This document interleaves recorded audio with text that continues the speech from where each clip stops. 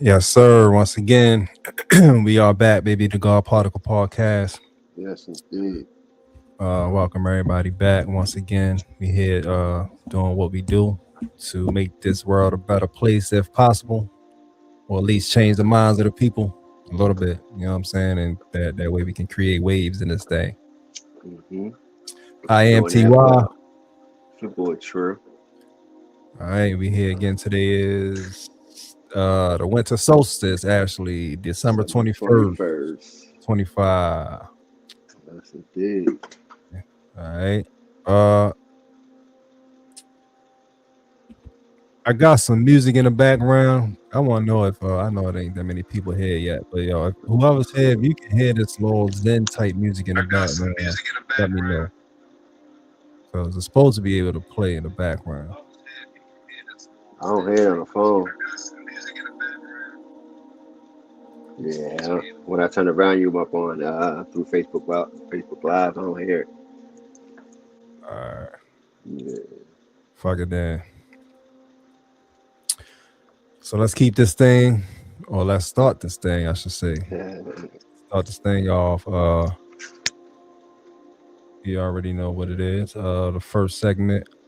It's in the chicken. Where's my in the chicken? Hold on now. Oh, there we go. All right. Yeah. Let's go. Send the chicken. The shit is in your food, it's in the motherfucking chicken. It's in the motherfucking chicken. The shit is in your food, it's in the motherfucking chicken. It's in the motherfucking chicken. All right. So for this week in the chicken, we have what do we have? Sodium nitrate. Okay, I heard of that. Yeah, sodium nitrate. So let me pull this thing up real quick. It's another interesting one, of course. Hold on.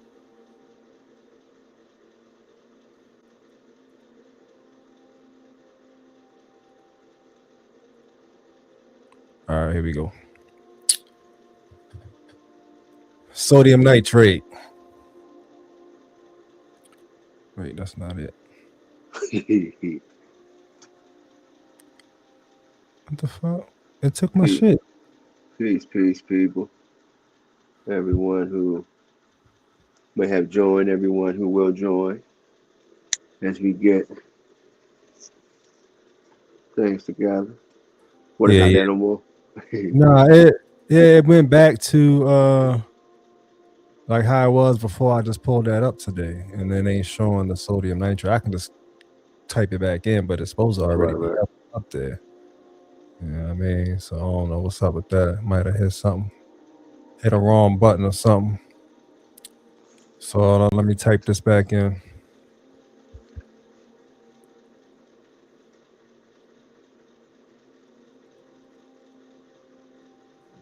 Right. See that joke popped up again. Japanese woman marries AI boyfriend as tech begins to Yeah, make lasting global impact.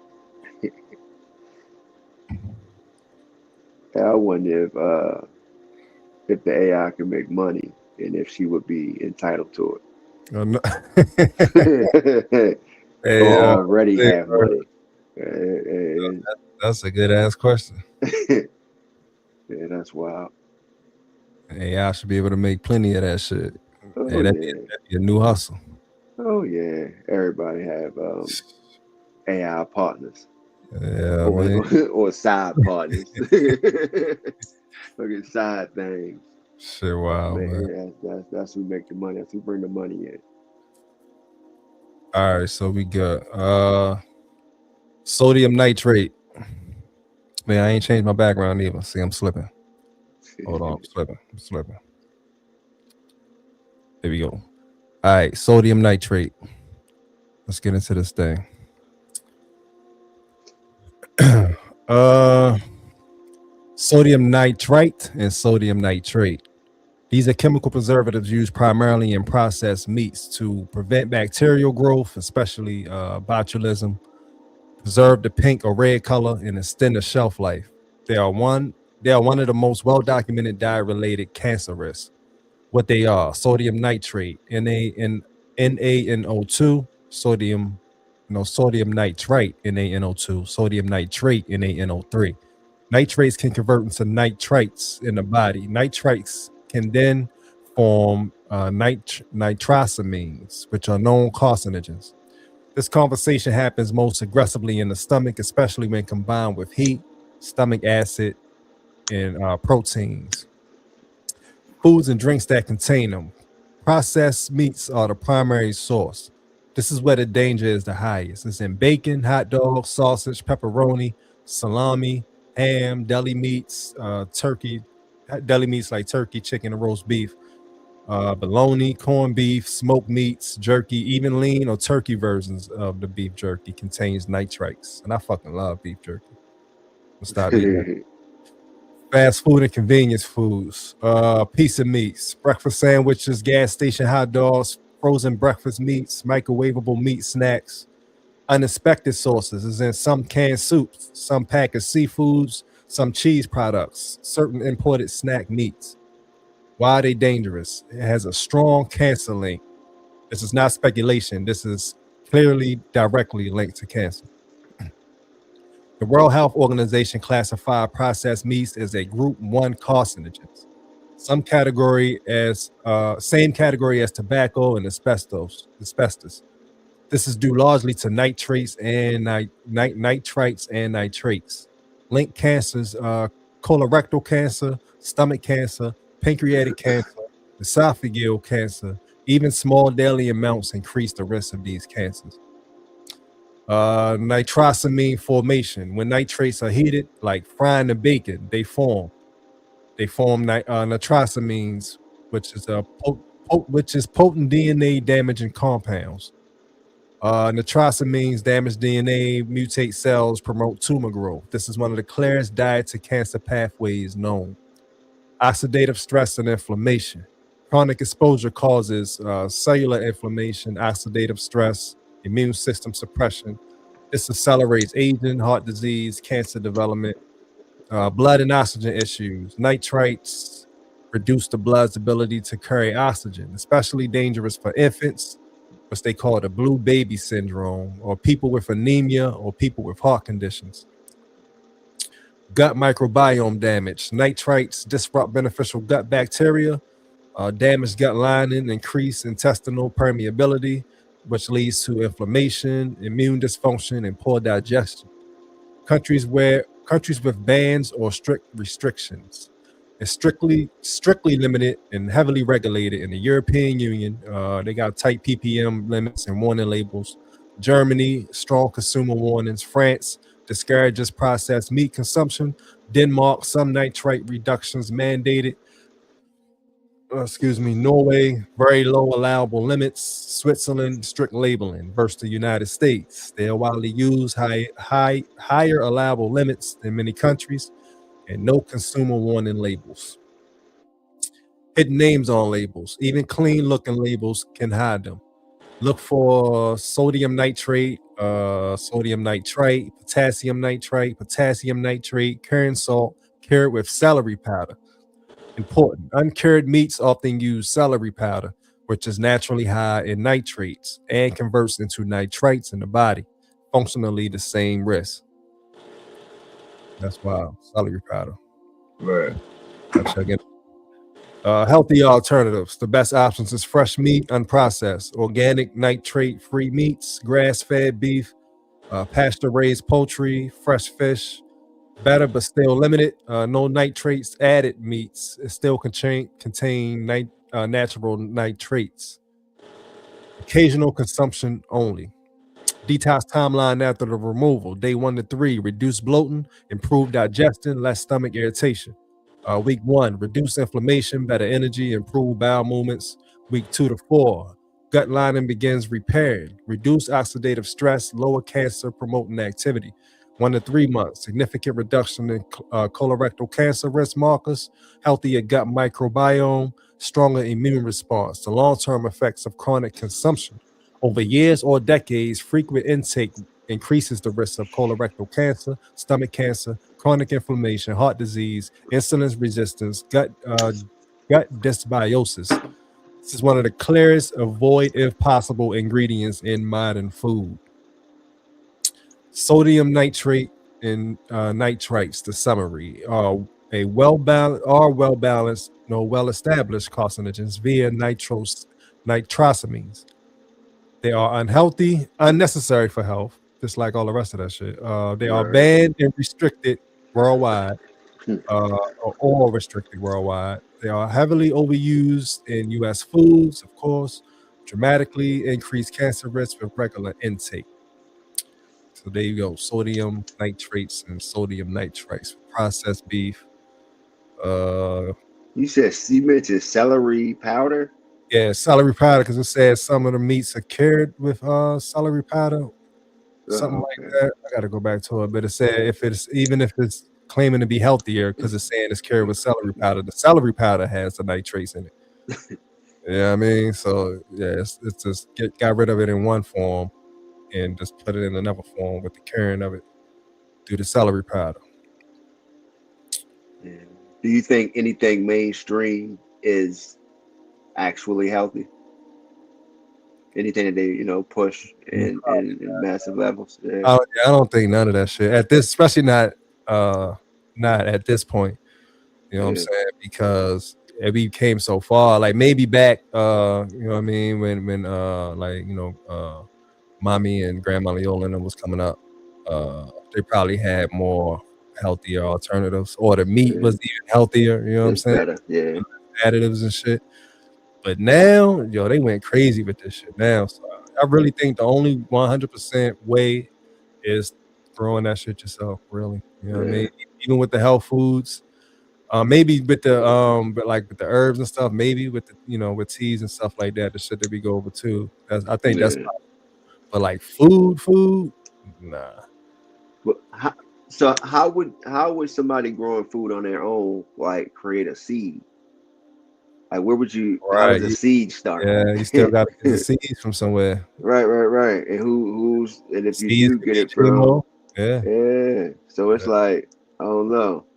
Damn near damn if you do, damn if you don't. You know what I mean? Unless you have that person yeah, that has the water machine, so they can pour the water from the air and filter it and all that type stuff. Unless you're the main person and not the middleman of it all, or know the main person that produces this shit, it's like, damn, we fucked up. And damn near, even if you do grow it yourself, if you don't have like the blockage, yeah.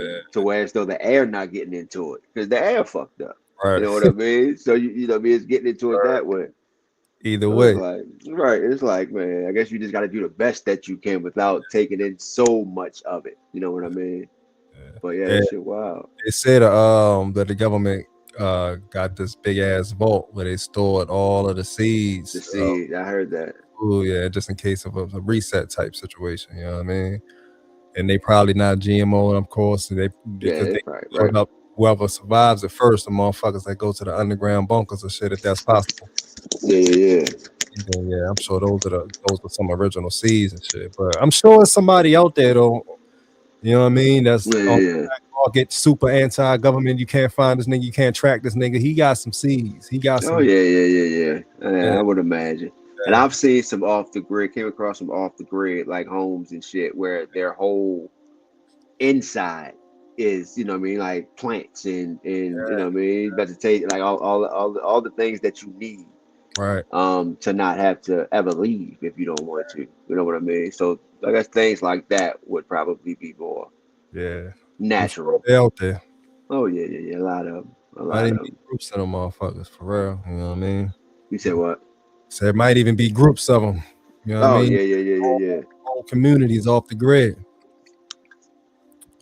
Yeah, Yeah, I just pray that they stay off the grid and not get that, right. get caught up in the internet stuff and, wanting to show somebody. Or You know thinking what I mean? it ain't yet. Right. Nah, not yet. Not yet. You know what I'm Keep saying? that shit hidden. Yeah, for Yeah, sure. keep it hidden. But All right, so let's keep it pushing to the harmful medications. Today he got ibuprofen. That shit that I couldn't live without after my surgery. I went in on the ibuprofen. Needed that shit every night. Couldn't sleep without it. All right, so here it is, the ibuprofen. What it is? It's a non-steroidal anti-inflammatory drug. Unlike unlike acetaminophen, it reduces inflammation, pain, and fever by blocking prostaglandins. It is one of the most widely used over-the-counter drugs in the world, and also one of the most overused. Common medical uses: headaches and migraines, muscle and joint pain, arthritis, menstrual cramps, dental pain, fever, sports injuries, and inflammation. Available over the counter at low doses and prescription strength at higher doses. How it works: ibuprofen inhibits COX-1 and COX-2 enzymes, which reduces prostaglandin production. Prostaglandins protect the stomach lining, maintain kidney blood flow, support platelet function. Blocking them helps pain, but also explains the organ damage risk. Short-term effects for normal use: desired effects. It reduces pain, reduces swelling, fever reduction. Common short-term side effects: stomach irritation, heartburn, nausea, dizziness. Danger signs, even short-term: stomach pain or bleeding, shortness of breath, swelling in legs or face, elevated blood pressure. Long-term and serious effects: it can cause gastrointestinal damage. Ibuprofen can erode the stomach lining, cause ulcers, cause internal bleeding, sometimes without warning. Risk increases with higher doses, long-term use, for ages over 60, with alcohol use and with steroid use. GI bleeding from NSAIDs sends hundreds of thousands to the ER annually. Crazy. Kidney damage. Ibuprofen reduces blood flow to the kidney, so long-term use can cause acute kidney injury, chronic kidney disease, electrolyte imbalance, fluid retention. The high-risk groups are people who are dehydrated, the elderly, heart failure patients, diabetics, those on diuretics or ACE inhibitors. Number 3, cardiovascular risk. Chronic ibuprofen is linked to increased risk of a heart attack, increased risk of stroke, elevated blood pressure. Risk increases with high doses, 2,400 milligrams a day, long-term use, or existing heart diseases. This is why some NSAIDs were removed from the market in the past. Number 4, liver effects. Less common than acetaminophen. But elevated liver enzymes, rare liver injury, risk increases with chronic use. Masking injury and overuse. Ibuprofen can mask pain signals, encouraging overtraining or further injury. Delay healing when overused. Maximum doses. Over-the-counter max should be 1,200 milligrams a day. Prescription max 3,200 milligrams a day. Many people unknowingly exceed the safe doses. Children. Strict weight-based dosing required. Overdosing in children can cause kidney failure. Use in America versus the world. The United States, it is extremely common, often taken daily without supervision, considered safe due to the over-the-counter status, high rate of chronic use. In the Europe or the UK, same drug, but it's often called Nurofen. Stronger warning labels, more pharmacist oversight. Peace, Pete. What's going on? Peace. Scandinavia, it's got tighter regulations, some restrictions on long-term over-the-counter use. In Japan, lower doses are commonly used, greater preference for non-drug therapies.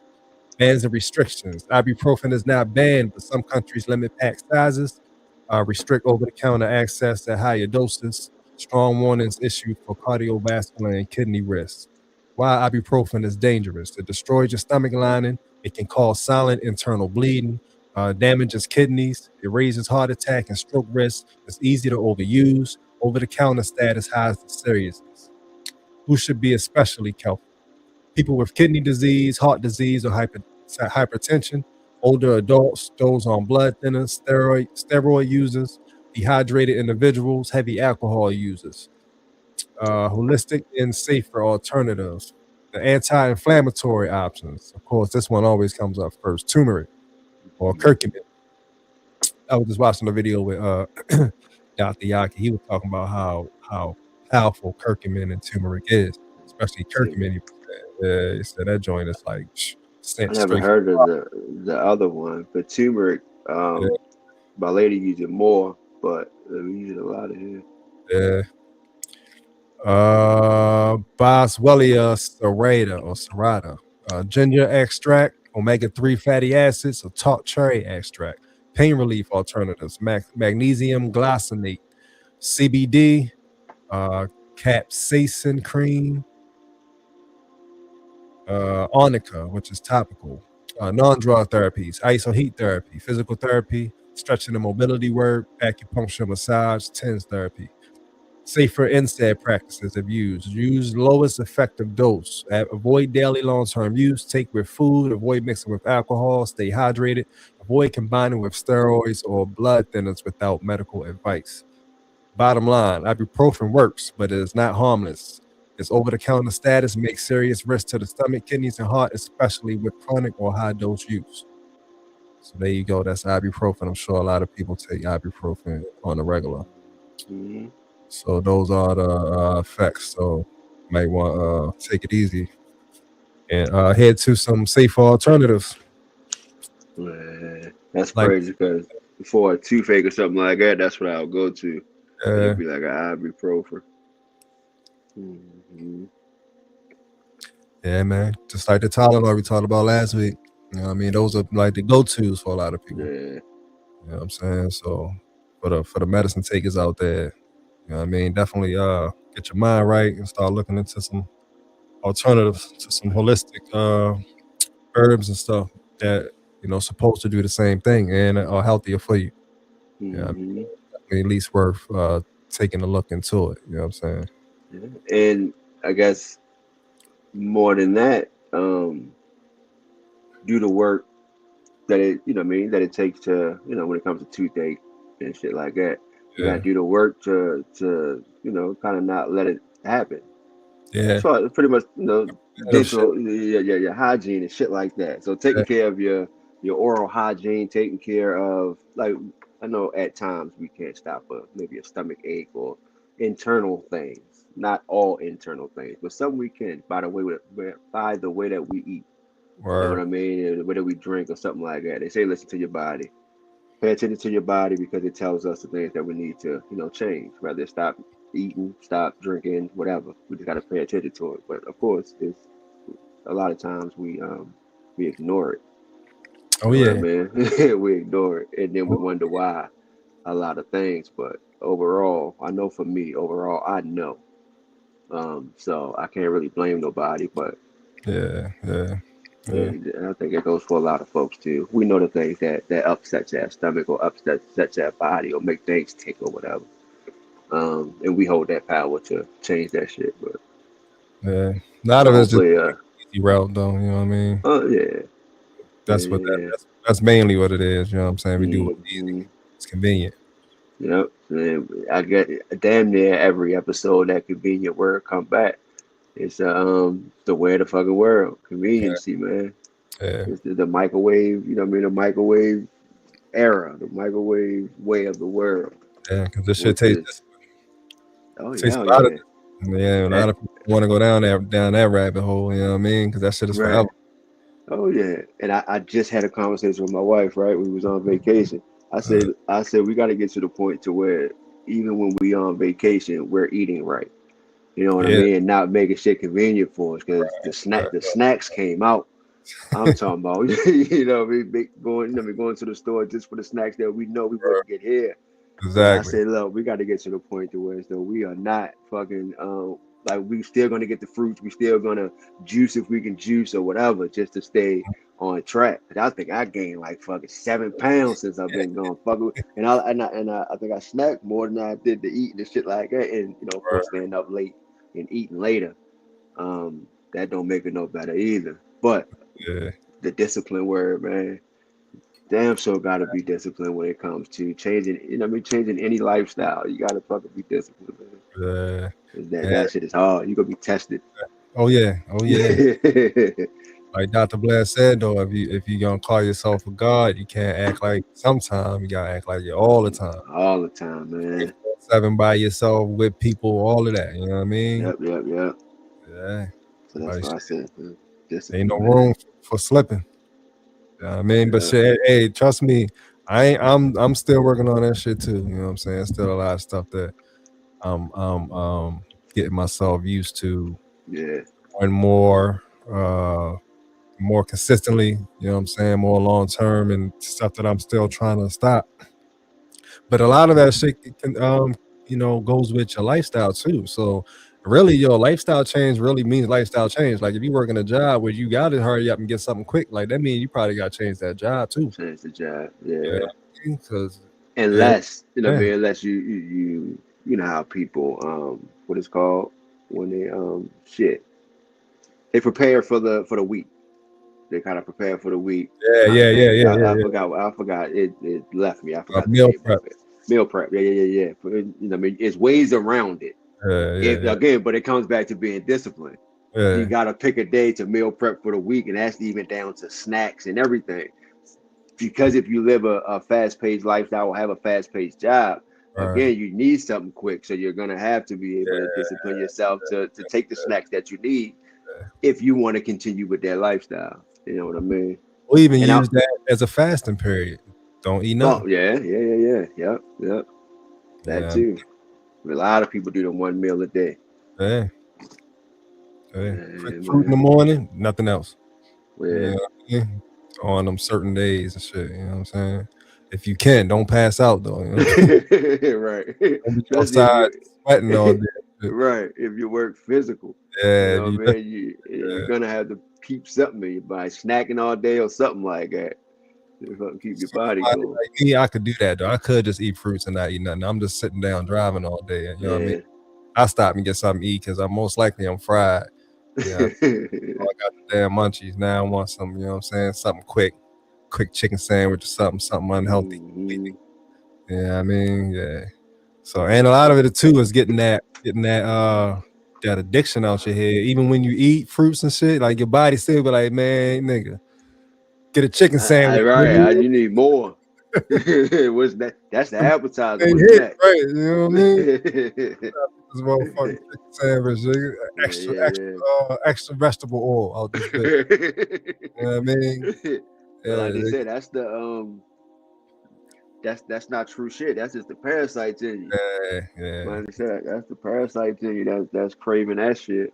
yeah, If we get all that shit about it, really detox and get all that shit about that body, yeah. and we fuck around and be surprised at the things we crave or won't crave Right. anymore. Want no more. Right. Man, I'm gonna get there.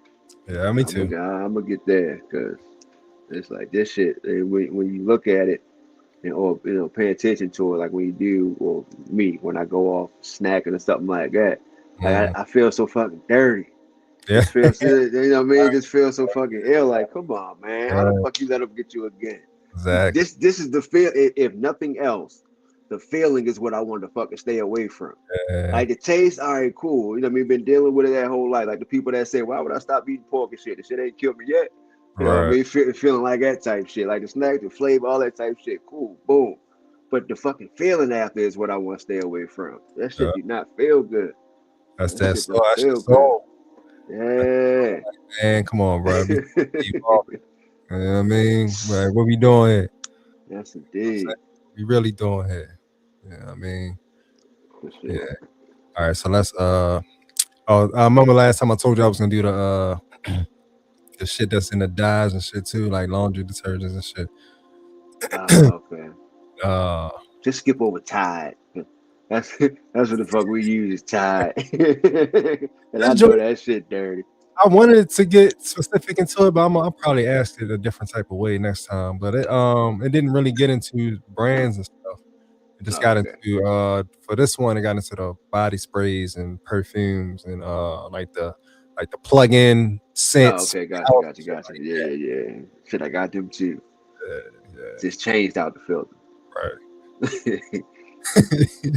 All right, so I'm gonna let Chat GBT read this one. I might gotta share my page for y'all to hear it. So I'm about to test this out though.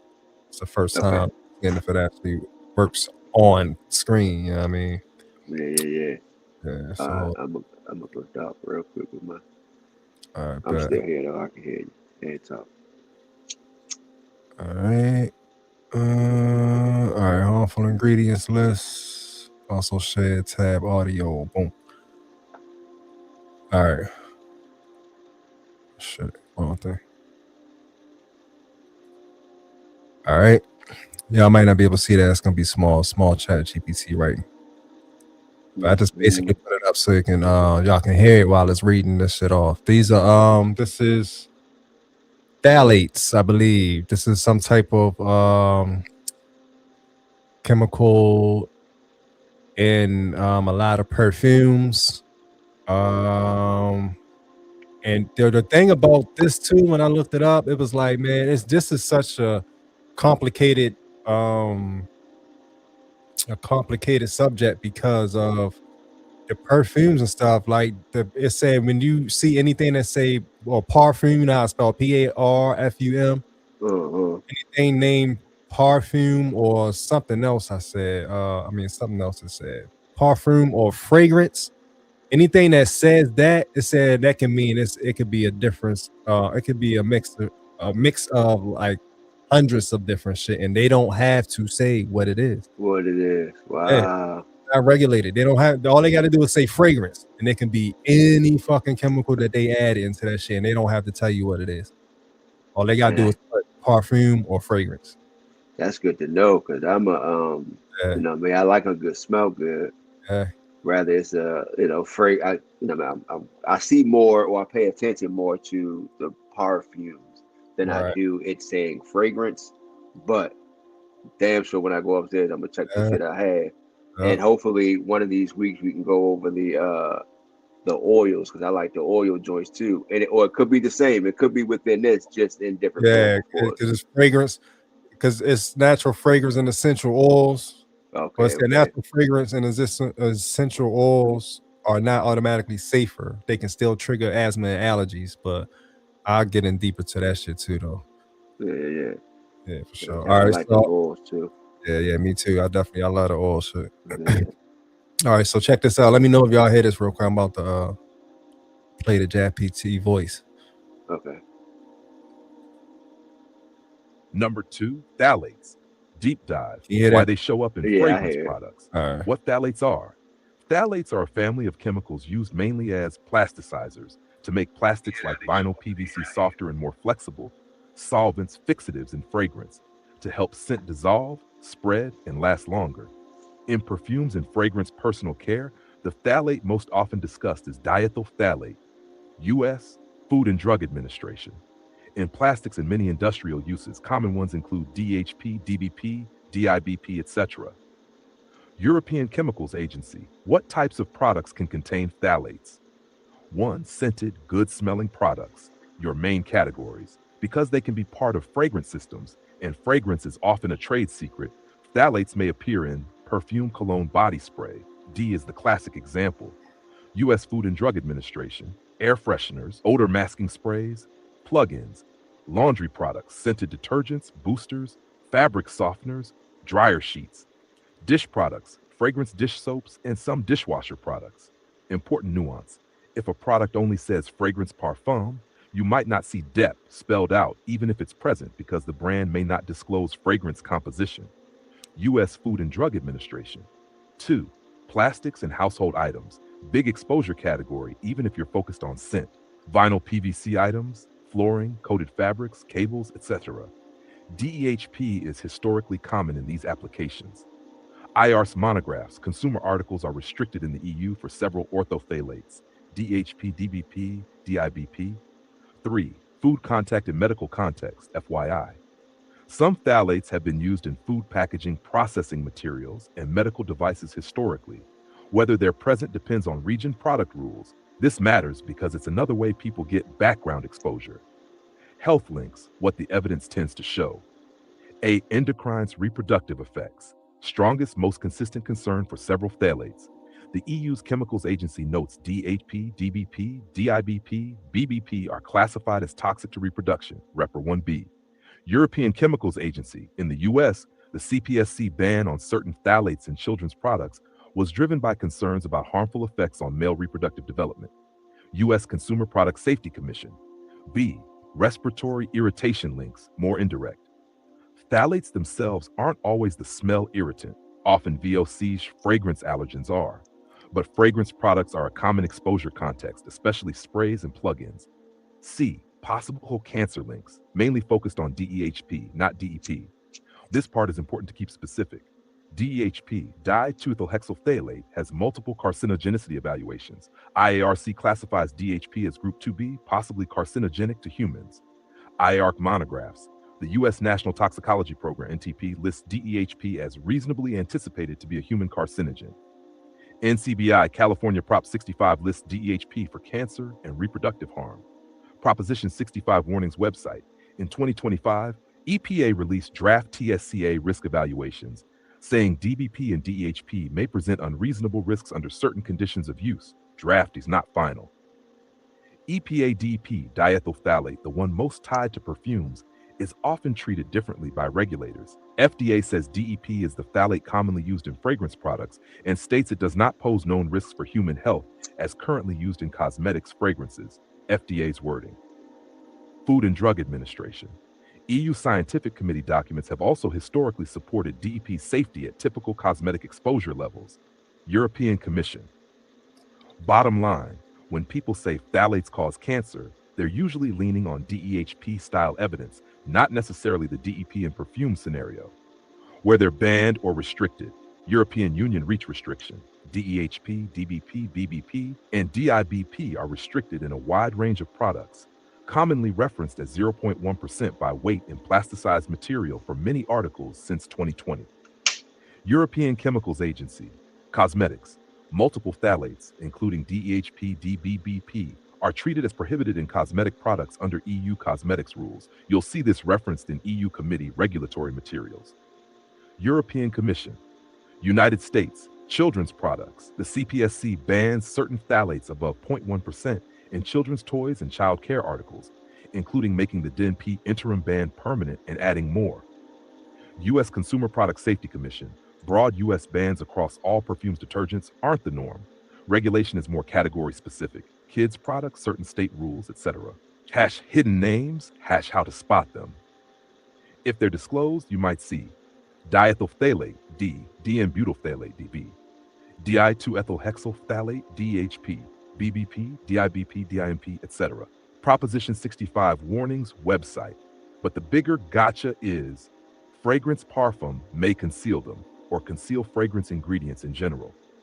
Safe cosmetics, hash healthier alternatives, practical swaps. If your goal is to avoid phthalates from scent products, pick fragrance-free, not unscented laundry plus dish products.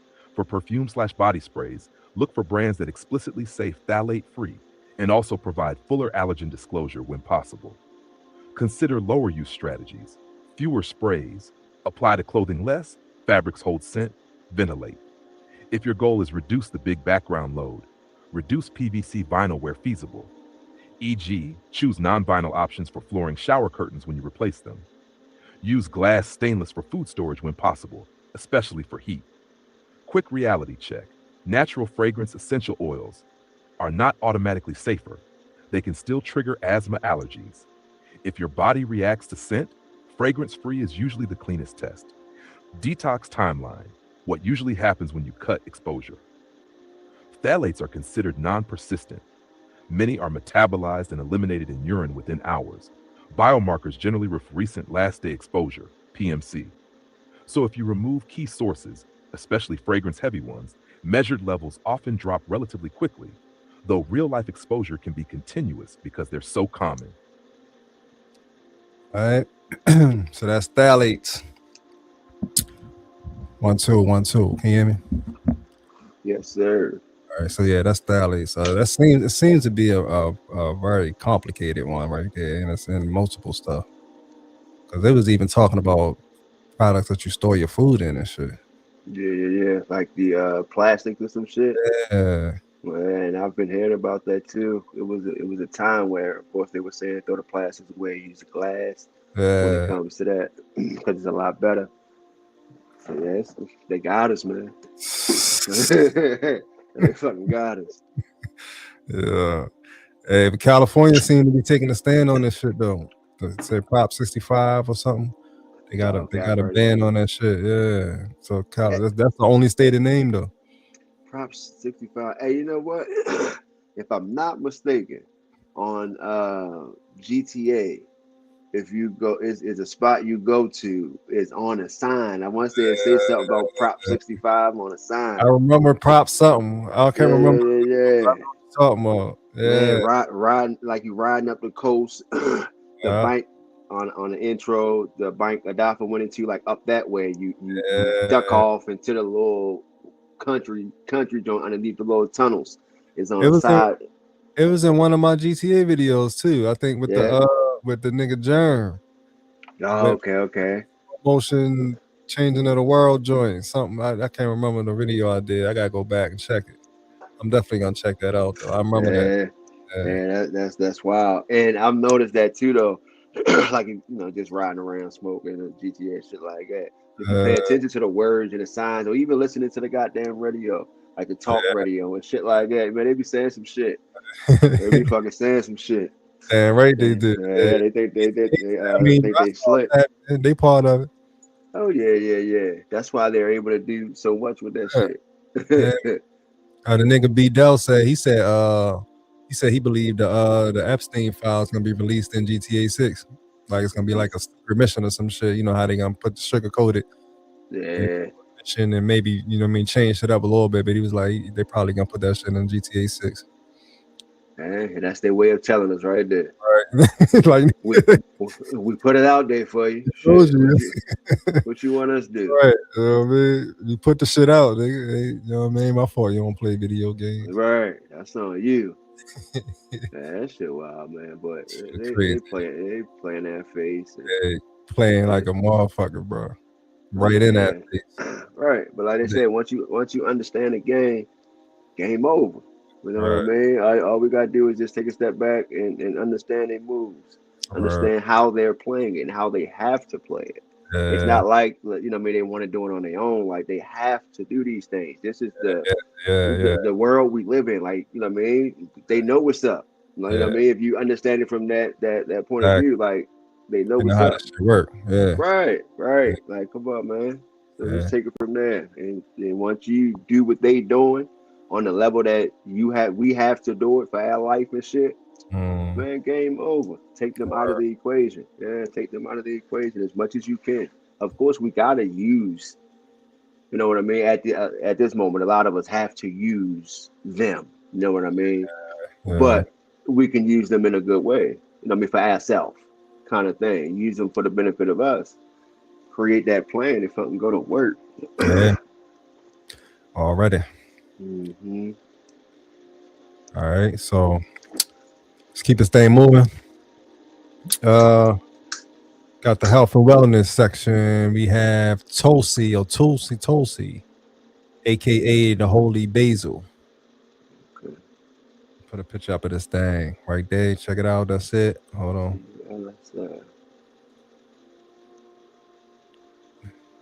Tulsi, Holy Basil.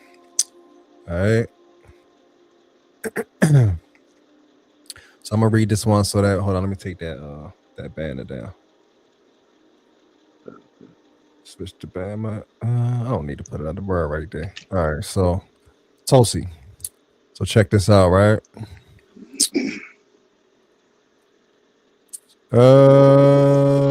Tulsi, aka the Holy Basil, scientific name Ocimum sanctum or Ocimum tenuiflorum.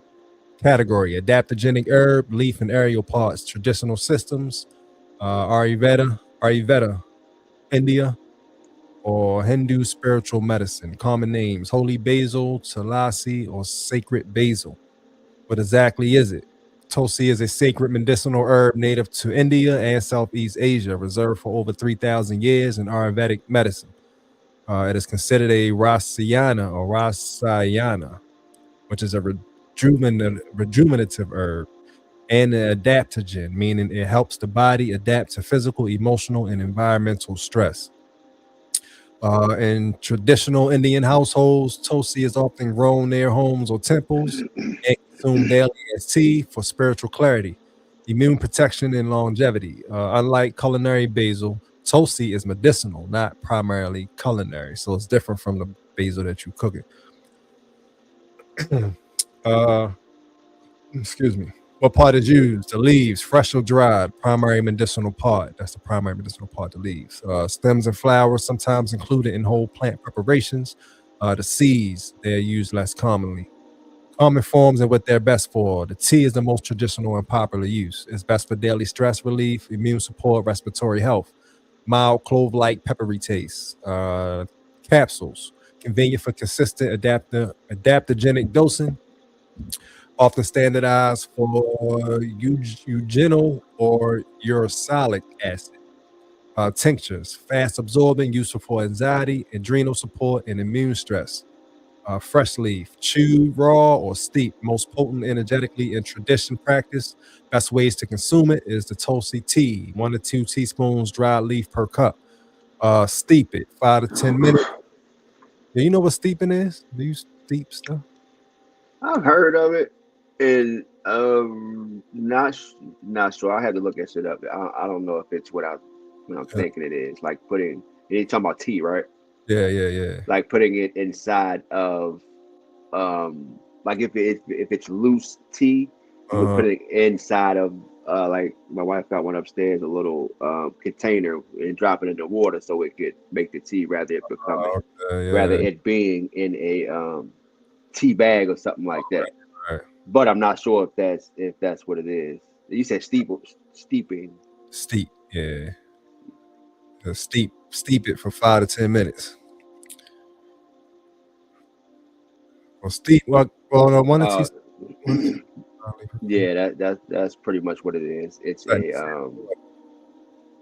what does that do? Yeah, the soaking of an organic solid. Yeah. Such as leaves in a liquid to extract flavors. Bag in the water. That's steeping it. Yes. Yeah. I said drink 1 to 3 cups of that daily. It's a great morning or evening herb, non-stimulating and calming. Capsules, 300 to 600 milligrams a day, 1 to 2 times daily, often used in stress or immune protocols. Tincture, 1 to 2 droppers, 1 to 2 milliliters, 1 to 2 times daily. Fresh leaves, 3 to 5 fresh leaves, chewed or brewed. Traditionally taken in the morning, so you can just chew this shit. That's crazy. I can take it easy. Right. Typical dosage range. Tea, 1 to 3 cups a day. Capsule, 600 to 1200 milligrams a day. Tincture, 2 to 4 milliliters a day. Tulsi works best when used daily over weeks, not as a one-time herb. What it is used for, traditional and modern uses. Tulsi helps calm the nervous system, balance cortisol levels, reduce anxiety without sedation, often called liquid meditation in tea form. That's fire right there. Immune system support. Tulsi is a antimicrobial, antiviral, and antibacterial. Traditionally used for colds and flu, respiratory infections, fever support, lung and respiratory health. Used for asthma, bronchitis, coughs, air pollution protection. Tulsi is considered protective against environmental toxins. Blood sugar and metabolic support. Studies suggest Tulsi may lower fasting blood sugar, improve insulin sensitivity, support metabolic balance, anti-inflammatory and antioxidant. It contains eugenol, uracilic acid, rosmarinic acid. Supports joint health, inflammation reduction, and cellular protection. Mental clarity and mood. Traditionally used for improved focus, reduce brain fog, support emotional balance. Often combined with Gotu Cola or Brahmi. Gotu Cola is spelled Gotukola or Brahmi, Brahmi. If anybody want to look that up, it's usually combined with one of those two things. Where to buy? Skip past that. Look it up. Do your own research. Look at all of these herbal sites. It's a whole bunch of them, and more popping up left and right. So do your own research on where you can find this stuff. Safety, side effects, and cautions. Generally very safe, but note the following: possible mild effects is lower blood sugar, mild blood thinning effect, rare stomach upset. Use caution if you are pregnant or trying to conceive. May affect fertility in high doses. Take diabetes medication. Take blood thinners if you have very low blood pressure. Tulsi is gentle, but daily long-term use should still be respected like any adaptogen. spiritual and energetic context, the traditional view. In Ayurvedic and Hindu tradition, Tulsi is believed to purify the mind and aura, promote clarity and devotion, balance heart and throat energy. It's often consumed before meditation or prayer. Quick practical summary: it's one of the best daily herbs for mind and stress. It's excellent as a tea ritual. It supports stress, immunity, lungs, and metabolic health. Safe for long-term use when taken in moderate doses. It's ideal for people under chronic stress, mental fatigue, and environmental exposure. So there you go, Tulsi. And of course, up on the screen is the plant. A couple different pictures that I pulled up of the Tulsi plant. Wake up, pick the plant, shoot that joint, go on about your day. Pick the leaf, go on, you know what I mean? Pick a couple of them joints, get healthy. Straight like that. It's that simple. Ain't nothing more natural than that, man. Right. All right. So that's Tulsi, aka the Holy Basil. All right. So I got a couple things for the health and wellness. Also, so let me just show this too. It's just something to go along with the healthy healing and eating right and the herbs and shit. It's another book that I got. Gotta get this shit right. I don't even know if y'all can see that. Hold up. Let me make my shit bigger. Can you see that? Yeah, the melanin diet. The Melanin Diet by Deanne Menigo, or I guess it's how you pronounce it. This is basically a healthy guide for Black people. Straight holistic fruit, vegetables, sun. I need to get rid of this damn screen when I'm showing books. But yeah, this is it. It's called the Melanin Diet. Where do you get the book from? I got it off Amazon. Right off Amazon. So just look, go into Amazon, type in the Melanin Diet, it'll pop right up. Deanne Menigo. And it definitely goes in on a diet that they claim we should have, which is what Yaki say, and addresses every single day the all fruit raw diet. Yeah. That's the diet for Black people, that we should not be eating fried fucking chicken and steaks and shit. You know what I mean? This is what people say. This is what more people are starting to say. More educated people who taking the time to really, you know what I mean, study these types of things. Shit makes sense though, you know what I mean? And why we always the most at risk, because we eating the shit that we supposed to be eating. And a lot of it. 4 times more likely to get every disease. You know what I mean? Because we're not sticking to our diet. Allegedly. You know, I'm not a fucking master teacher, healer, none of that. But this is the word. You know what I'm saying? This is what vibrates. This is what feels right. You know what I mean? Even if I ain't got the discipline down completely yet. But it sounds right. Sounds better than deep frying some chicken. You know what I mean? Like, I'm pretty sure that doesn't equate to longevity. Right. Yeah. Right. Right? So yeah, man, that should be tasting real good with the right seasonings and shit. Yeah, I get down. You know what I mean? But yeah, I'm definitely gonna, because I love cooking too. I'm definitely gonna get into the holistic cooking and shit, the raw cooking. Because like I was saying, I think we talked about this before. I want to get into having more than just apples and oranges, what you was talking about. You know what I mean? Right. Different colors and different, to mix it up to really keep me interested in eating raw. You know what I'm saying? Hey, it's so, man, so much. Yeah. Like so much, right? What I'll be looking when I do come across like different videos and other people's pages that's on the eating straight raw and shit like that. Even if it's like, you know what I mean, plant-based or something. But even like when I come across these videos and the options and shit that they have, like my scope that I see is like your apples and oranges and shit. Like I only see certain things, salads, different ways that you could make a salad and stuff like that. But when you come across the videos, the feeling of, okay, it's hope. I just gotta go out this motherfucker and we gotta find these goddamn places. Or a lot of times you can order. I mean, certain places that you can. Yeah. Question real quick. And then I see Pete ask the question too. You eat mushrooms? Like food mushrooms?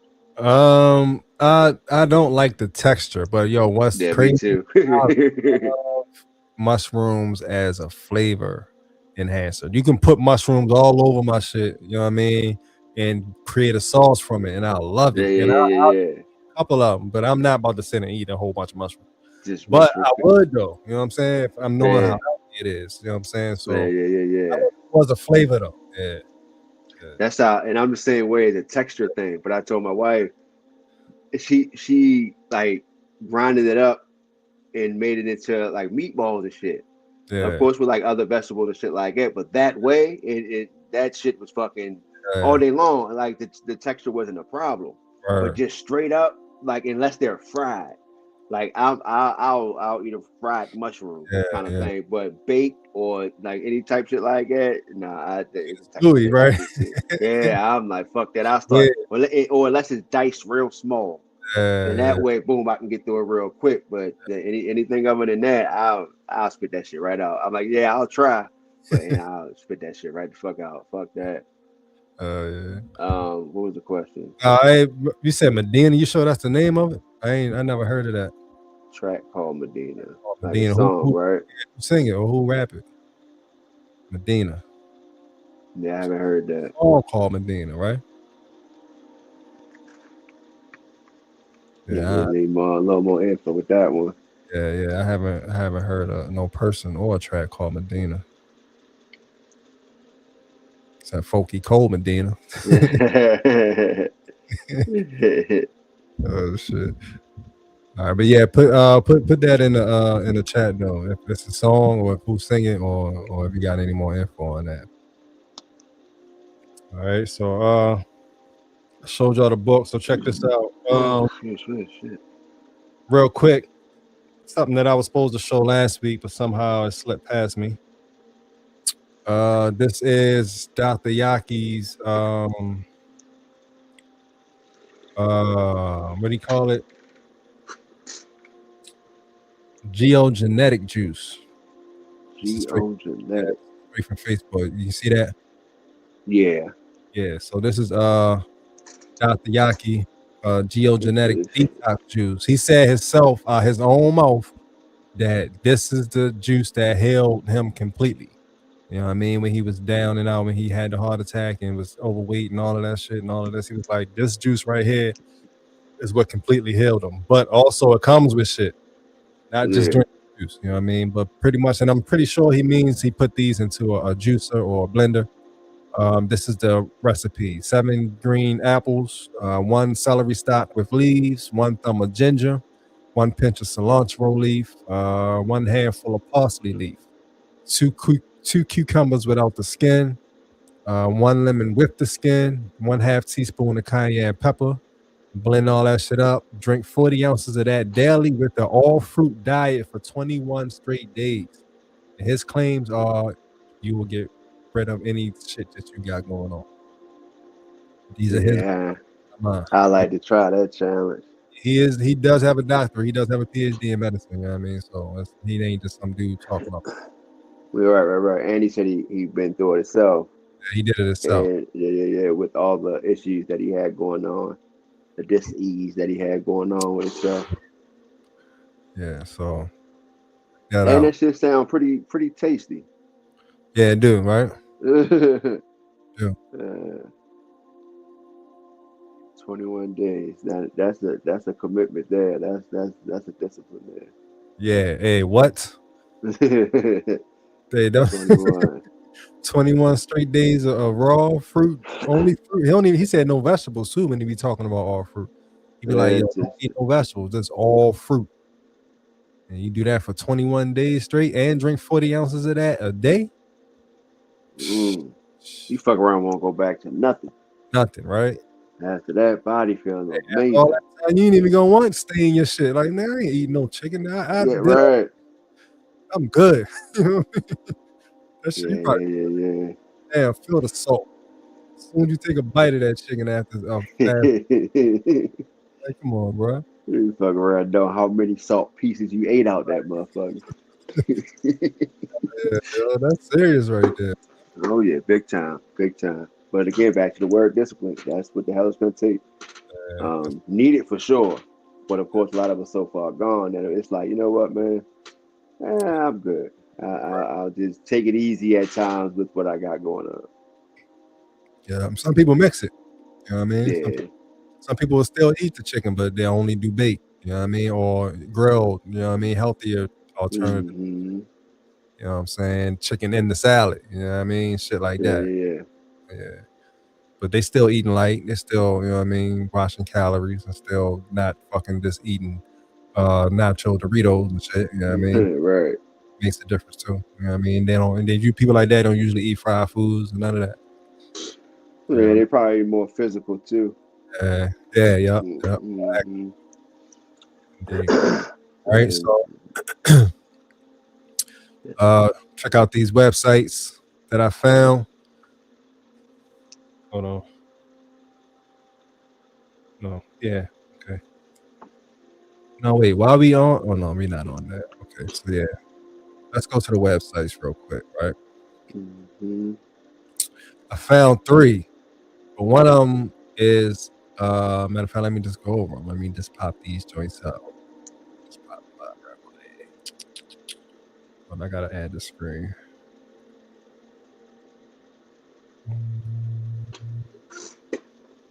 Share screen. All right, so the first one, boom, is the HPOC School of Herbalism. I'm about to add it up. Hold on.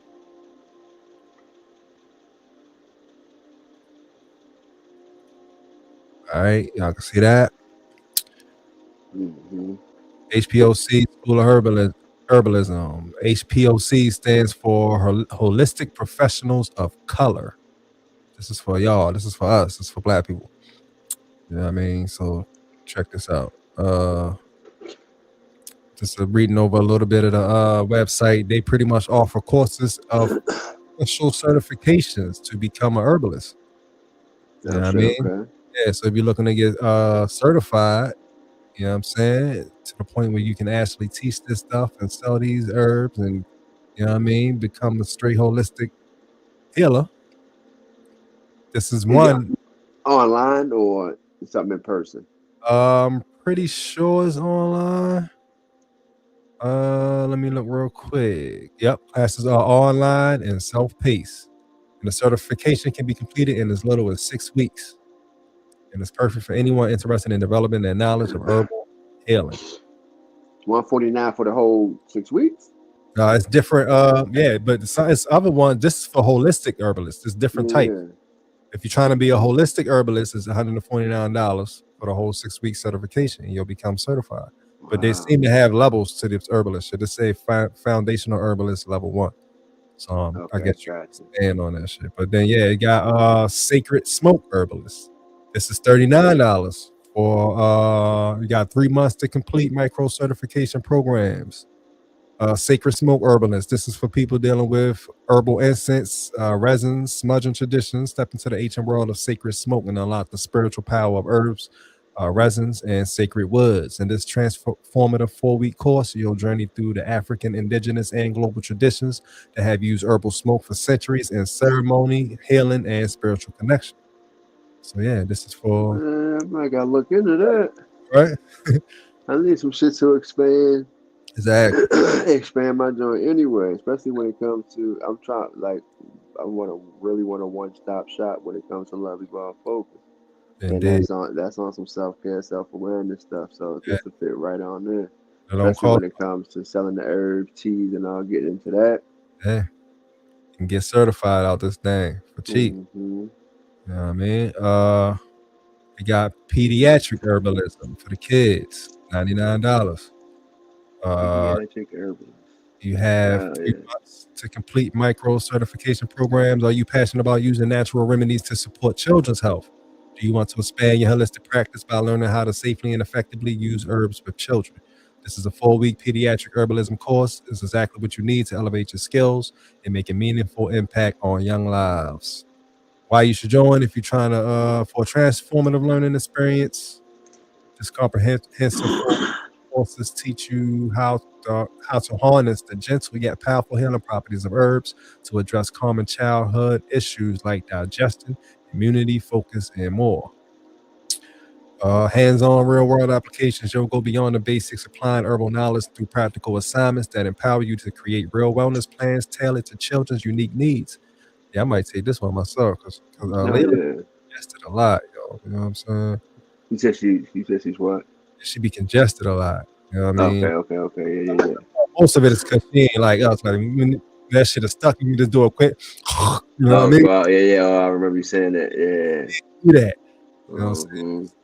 But I'm sure it's still some herbs and stuff that'll break it down, so she ain't got to do that. You know what I mean? Hey, well, I guess it'll still need assistance, but of course, sea moss and black seed oil. Yeah. 2 great joints, especially of course when it comes to me with smoking. I take the sea moss, and sea moss of course is fucking super excellent, but black seed oil is probably a little better. Yeah. But I don't know, that shit probably be way too strong for Layla. Yeah. That black seed oil is the best with. Yeah, I remember I gave it to when Jonathan was little. When they was all little, Jonathan ended up getting the flu, and I gave it to him on a spoonful, like a half a teaspoon, straight up, and knocked that fucking flu right out of his ass. Damn, for real? Yeah, that shit is fucking potent, especially if taking it in your tea at school. You know what I mean? That's probably the best way. But if you wanna, you know what I mean, I used to take it in my tea and just take a little spoonful, just, you know what I mean, straight up. But yeah, that shit potent, that shit powerful. Indeed. But yeah, so sea moss or something like that. And now they even have like flavored sea moss where you can just eat that shit like jelly. Yeah. So so she might like it, you know what I mean, a little better. I'm definitely gonna get deep into this shit. Yeah, but I was gonna wait till you was done, but since I already interrupted, what's the name of the website? Because I'm damn sure looking at that. This is, let me go to the home. This is www. Matter of fact, hold on one second. I'm about to put that thing up on the put it on the joint real quick. Everybody to see. This is the website. That's dope. Hell yeah, that's dope. And that's why, you know what I mean, information is like, it's so refreshing when you receive information for the first time. Like, oh shit, that exists. Right. Okay, hell yeah, let's get it. That takes a lot. Hey, I saw this joint. I clicked on it today. Like, oh wait, this ain't the joint that sells shit. They selling classes and certifications. Right. Hey, they teaching you how to fish. That's what the fuck they doing. They ain't just giving it to you. They teaching you how to fucking fish. Become your own herb store, your own herb, your own herbalist. Yeah. Why not? Yeah, I'm with that. And fuck of color. Yeah, and the classes ain't $900. Right. You know what I mean? Come on. Right. Yeah, I'm with that. I'm with that. And I'll probably start with the kid joint. Yeah, me too. My joint is young children. With a lot of our focus is young children and adolescents. So, all right, let's get one more.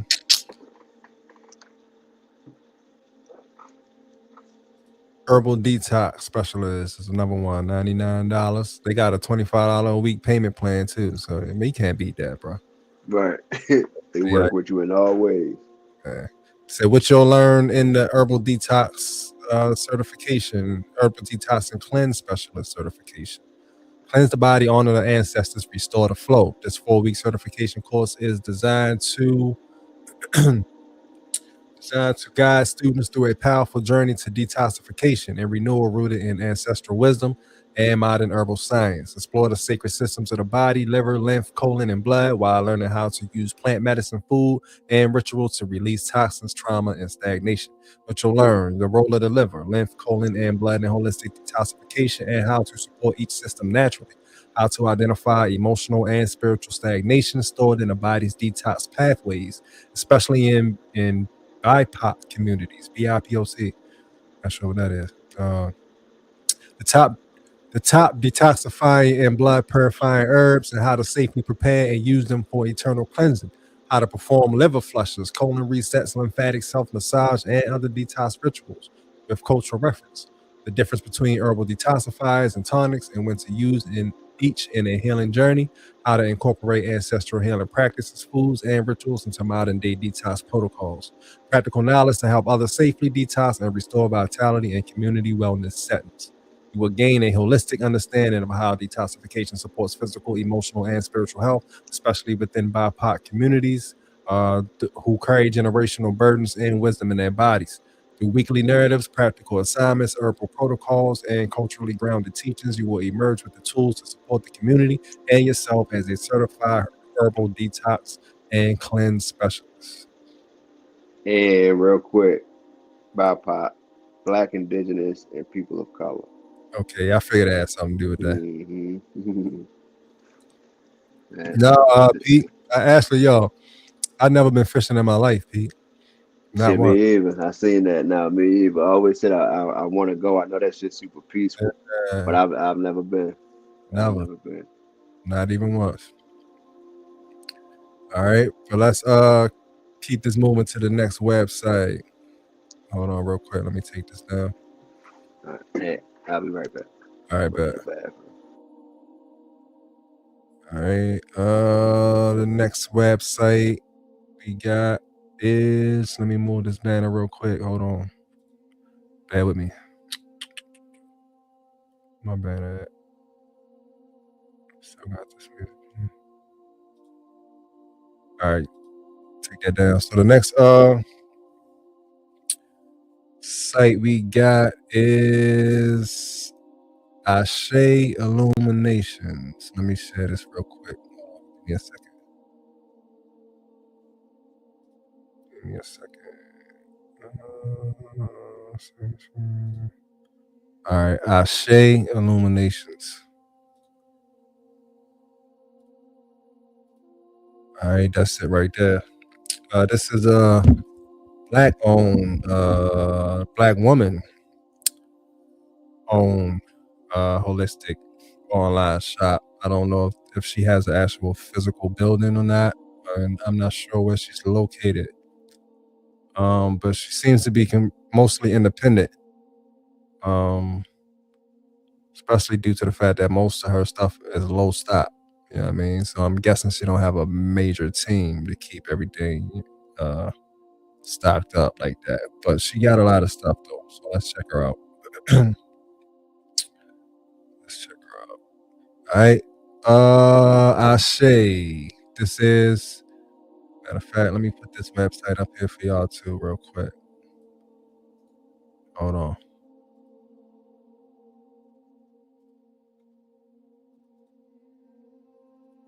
So y'all can check that thing out yourself. You know what I mean? Whenever y'all want. Right there. www.asheilluminations.com. All right. So let's check it out. Wrong one. Hold on. Oh, here we go. From soul to soul, the legacy of Black herbalism. Welcome to Ashe Illuminations, a Black-owned apothecary where wellness is generational and healing is sacred. Let's check out some of her products. A lot of them was scrolling by that name, but she got all types of different stuff. Right here in front of me is dried herbs. She got some dried herbs. The price is not bad. $9.50 an ounce. It's not specifying what kind of dry herbs though. Okay, you can select the option of what type of herbs you want. So a whole bunch of stuff.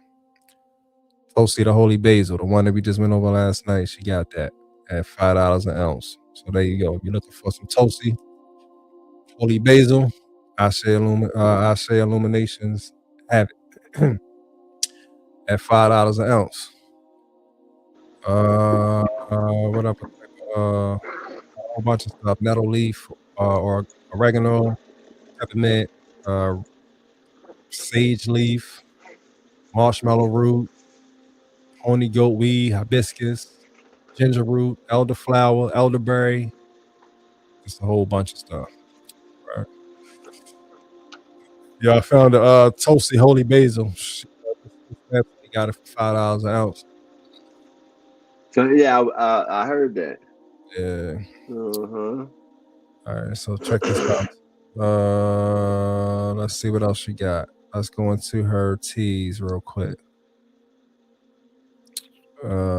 She seems to have a bunch of different teas. They look like some stuff that she created. I was telling them a lot. From a low ways back, it looked like a damn cigar. I know, right? Right.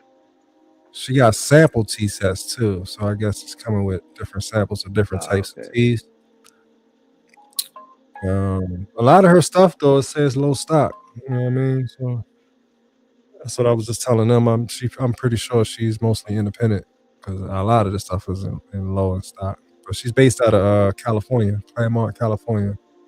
Okay. And this is a black woman who owns this joint. Sample tea set, $30.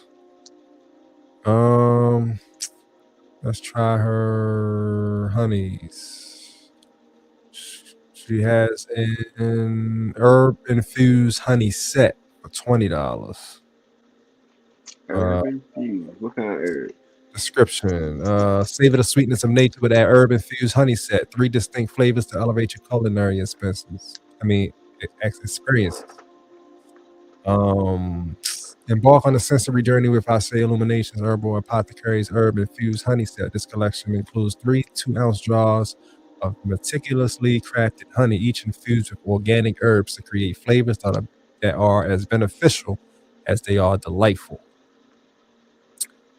Hibiscus honey, a vibrant blend of raw sage honey and organic hibiscus, offering a tart and floral flavor profile. Elderberry honey, combining raw sage honey with organic elderberries, enhances. I think she spelled enhances wrong. No, Echinacea. Okay, my bad. I guess that's enough. I said enhance. And cinnamon for immune boosting and antioxidant rich treat. Cayenne honey, infused with raw sage honey and organic cayenne, providing a spicy kick that can enhance metabolism and circulation. Why choose our herb infused honey? Our honey is more than just a sweetener. It's a fusion of natural flavors and health benefits. Each jar in the herb infused honey set is organically crafted, made with high quality organic herbs and raw sage honey for the purest taste.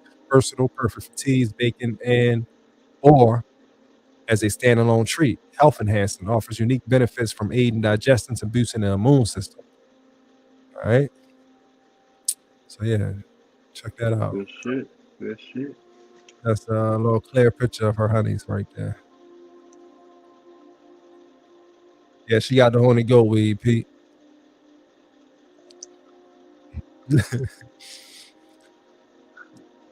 One more thing that she got. Let me see. Try the herbal and smoke blends. Herbal smoke blends. Loose leaf right here. $30. Experience natural goodness about herbal smoke blends. Loose leaf selection crafted from premium natural ingredients. These blends offer a relaxing aroma and a smooth smoking experience. Elevate your smoking ritual with that exquisite blend. So I guess these are ones you smoke. Roll them joints up in the raw. Oh, okay. The herbs, yeah. Yeah. I'm damn sure we'll try the joint. Yeah, I'm gonna try it once. No way. These ones. All right. So yeah, the website is up there on the right there. www.asheilluminations.com. Right. So let's go to the last one that I got. Last joint, I believe. Okay, yeah. Everything Health, but they got her name as the website. So this is a black woman too. I'm about to read her little testimony in a minute once I put this up. She pretty much talks about how she um got a son with what P had, what Prodigy had. Sickle cell. Yeah, she had a son with sickle cell, and you know what I mean. And she just didn't want to accept what the doctor was saying, basically about how her son's gonna always be in pain all his life and shit. So she took this path. Yeah. And here she is. So let's check this out real quick. Let me add it. Hold on.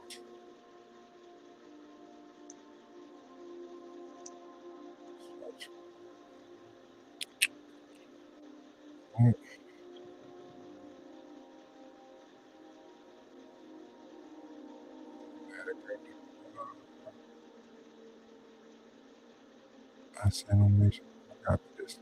Yeah, okay, here we go. All right. This is it right here. This is the website that's up. But when you get to the website, it's actually called Everything Health. Yeah, Everything Health. All right. You have the power to heal your body, reconnect with traditional plant medicine. This is her her testimony for herself. She has a doctorate. So Dr. Tamika Mosley, the visionary founder of Everything Health, esteemed herbalist, accomplished author, international speaker, advocate for sickle cell awareness, holistic consultant, and spiritual healer. She was honored with the prestige World Peace Medallion Award in recognition of her humanitarian efforts in Kenya, Africa. All right. It's crazy. My first time hearing this lady. My passion. Tamika Mosley, PhD, has a passion to heal the world. Everything Health is a holistic wellness company providing compassionate consultative services and natural supplements to empower people to take control of their health, no matter the chronic condition. I work one-on-one with clients to address their health conditions holistically. These tailored 1-hour consultations involve education on proper nutrition and designing customized natural healing regimens, specific to your needs. My son's journey to a new lease on life. I was faced with every parent's worst nightmare when my second child was diagnosed with sickle cell disease at birth. The debilitating blood disorder causes excruciating pain, organ damage, and shortened life expectancy. I was told that my son would suffer majority of his life with no hope for a normal childhood. I refused to accept this fate for my child.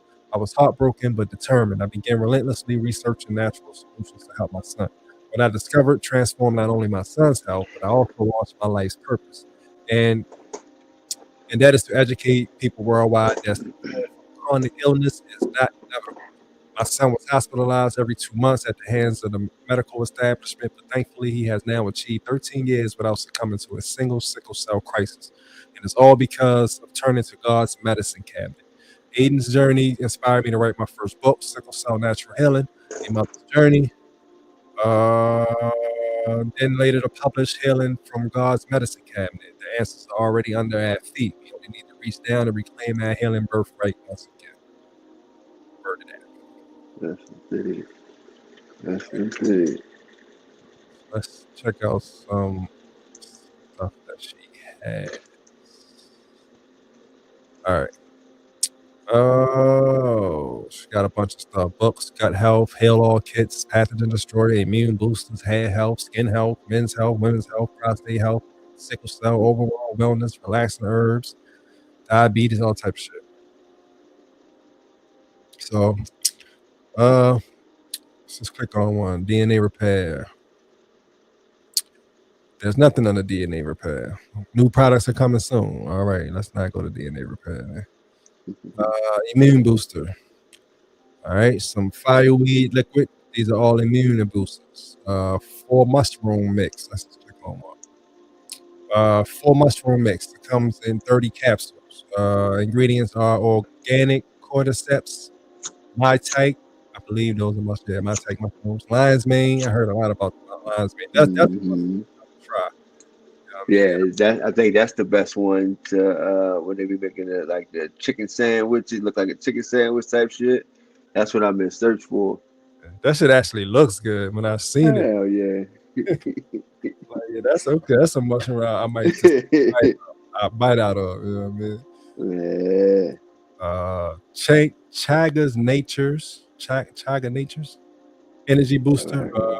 It protects against asthma, diabetes, high blood pressure, infections, respiratory issues. Stimulates immune system, liver function, anti-inflammatory, prevents cancer. Contain bioactive substances that have beneficial effects on the brain and protects the heart. So for maintenance, take 1 capsule a day. That's her 4 mushroom mix. And you get 30 pills or capsules for $22. Oh, that ain't bad. That ain't bad. Liquid chlorophyll, 2 ounces. Chlorophyll is the green substance in plants that makes it possible for them to make food from carbon dioxide and water. It's found in all leafy green vegetables with tons of benefits.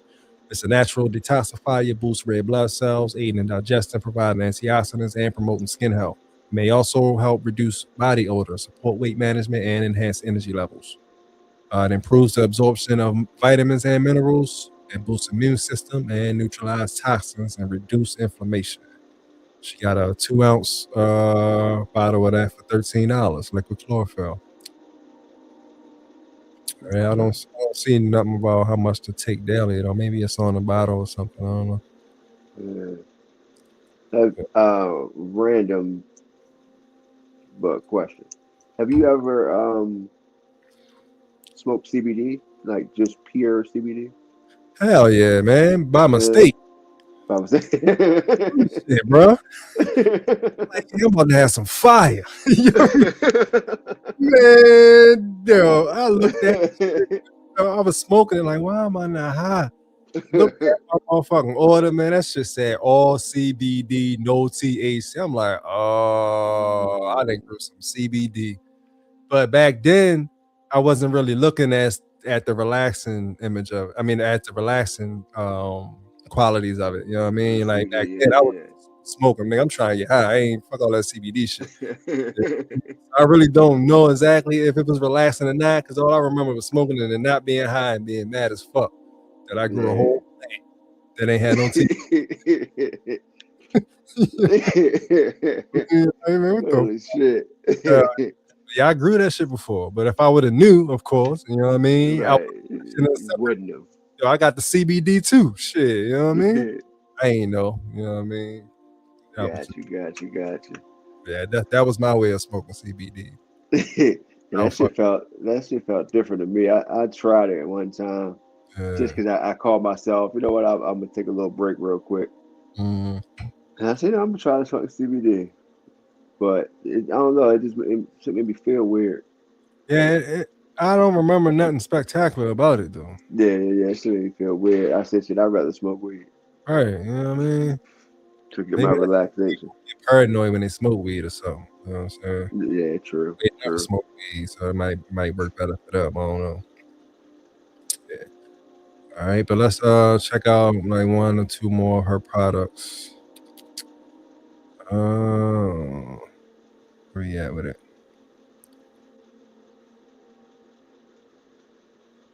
Her website is kind of tricky too. A little bit. All right. We got multiple things on one page, so. Yeah, it's like finding the products is weird. Oh, okay. Yeah, it don't sectioned off. Yeah, when you click on the 3 joints that should have the, you know what I mean, the categories, it's not there. Yeah, you got to do it a different way. Yeah, but hold on, here we go. Super independent shit. Yeah, basically. She definitely created this with Wix or some shit. Mm-hmm. All right, let's do heart health. She got the black seed oil infusion, organic black cumin. All right, let's check out the details of that. Organic black seed oil, 60 doses per bottle, is $17 or 2-ounce bottle. Use 1 to 3 times daily as needed. Ingredients: organic black cumin, black pepper, rosemary, spearmint, fractionated coconut oil. Benefits: potent antioxidant and anti-inflammatory for arthritis, psoriasis, and IBD. Heart health: lowers cholesterol, reduces pressure, improve cardiovascular health, blood sugar control, improves insulin and reduce blood sugar. Weight management: promotes weight loss by boosting metabolism. Skin health: known for its moisturizing and soothing effects on the skin. Neurological health: it protects brain cells from damage and help cognitive function. So there you go. Black seed oil infusion. All right. Like that. Boom. Got everything you need on the bottle. How much to take on the bottle. And what it's for. All right. So yeah, check it out, man. Website right there. TamikaMosley.com. She got the fire for you. Let me take that back. All right, so those are the websites that I have for y'all. Yes, sir. Let me scratch those off. The last thing on the health and wellness is 2 more things I got for that basically what I found on Facebook. Just off some sites on Facebook.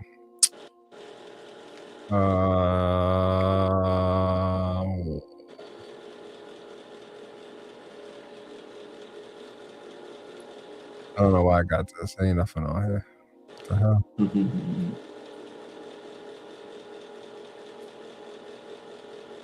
not sure why I got that. Okay. Concentrated hash. Yeah, I believe I have. Hash. I don't know if it's. I guess it's. I don't know if it's concentrated or not though. But the hash is definitely. Yeah, that's that thing. Mm-hmm. You talking about the liquid, pretty much the liquid shit, right? Concentrated. Would that be your concentrated? Might be. I don't know. Shit, I made some hash though. Small portion before. Yeah.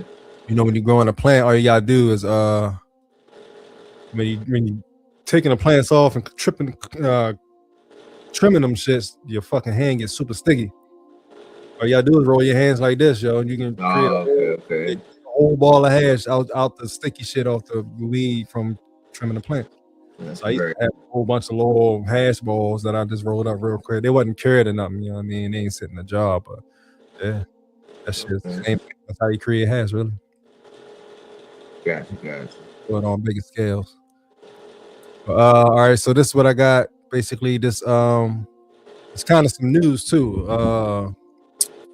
For people, for some Swedish researchers, right? Mm-hmm. This says Swedish researchers have unveiled microscopic nanobots capable of dissolving arterial plaque within minutes, offering a potential alternative to invasive heart surgeries. Early trials show the bots can target and break down cholesterol buildup without harming blood vessels, restoring blood flow quickly and without hospitalization. The breakthrough could revolutionize cardiac care, but it also threatens a major segment of the U.S. healthcare industry that relies on costly procedures and long-term treatments. As Europe expands clinical trials, the debate grows. Will life-saving innovation be embraced or slowed by economic interests? That's not even that's a trick question right there. You know what I'm saying? They're gonna do whatever the fuck they can to not let this type of technology into the US. You know what I mean? That's how they get their money. You know what I mean? They pretty much stopping clogged arteries, which causes heart attacks and all types of shit without you even having to go to the fucking hospital. Mm-hmm. Oh yeah, bring that shit over here. We need that. Right. No, you better go somewhere else with that bullshit. You better take your fuck out of here. What the fuck you think this is? Nigga? This is the USA, nigga. Right. You know, don't keep speaking on it. Right. Shut the fuck up. Don't say nothing else about it. What you talking about? Shit, yeah, it's wild. No niggas is stupid. You know what I mean, but yo, that's serious right there, bro. Yeah.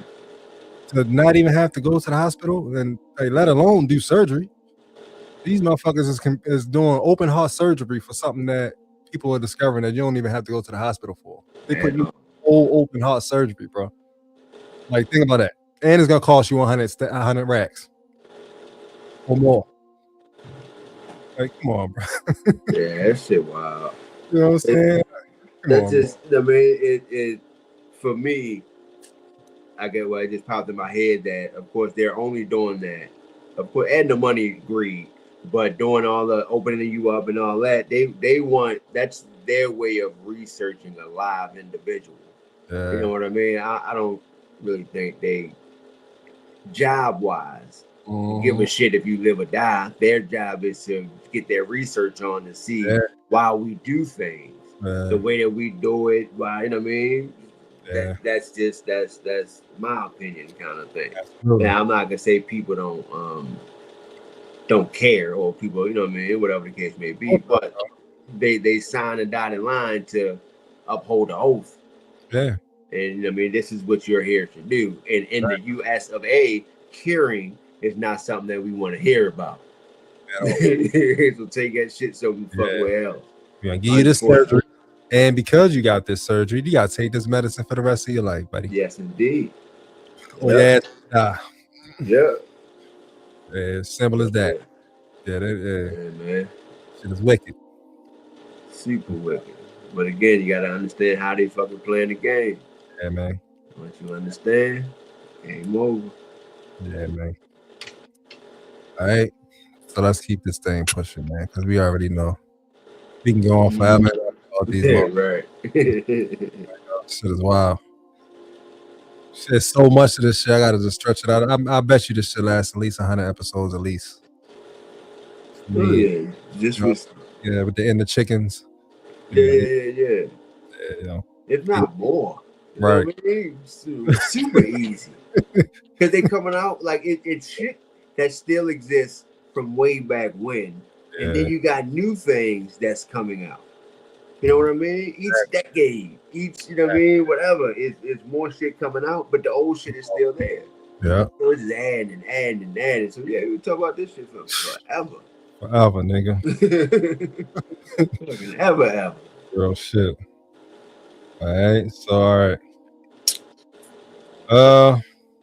Next time I got, what we at? Hour and a half? All right. Mm-hmm. So check this out, right? For this joint, you might want to go ahead and get comfortable a little bit, spark it out or something. You know what I mean? It's like a little quick 20-minute read, right? But I felt that, and what sparked this, and I was gonna let ChatGPT read it, but for some reason, it keep cutting off when they say global reset. It cut fucking ChatGPT off, y'all. Yeah. Motherfuckers think they slick. Right. Oh, wait. Oh. Yeah, nah. Because I seen another podcast that let ChatGPT read some of their stuff, or let it read all of their stuff. Sometimes it get sketchy and then fade out when they start getting too deep. I do not want to be a part of this. I go pull my plug. Even the AI know better. Oh, it told me plenty of times, like, oh no, we can't talk about that. We don't want to blame the wrong. I'm like, what? Yeah, you were programmed very well. Right. Yeah. That shit is real. It won't get into too deep into certain subjects, yo. Yeah. I mean, but you can find ways around it though. You know what I'm saying? If you really think, start using your brain a little bit, and then start asking it questions around the situation. Yeah. It loves stating the facts, the so-called facts. You know what I'm saying? So if that shit was put up in any type of declassified CIA document, it'll read that shit. If it was put up in any type of magazine or anything that was mainstream, it loves telling you about that type of shit. Everything else, it'd be skeptical. Like, I mean, those are just claims. Can't say that that's the truth. I can't tell people that this is fact. Like, all right, I get it. Check this out. This is about The possible global reset. And what I based this off, right? Recent news, right? And I was just talking to Shorty about this. I'm like, yo, even though I know like these cartoons and stuff last forever, like Tom and Jerry still on. They came out, right? But recently, Sony, I think Sony brought most of the rights to Charlie Brown, the Christmas joint, Charlie Brown. Right.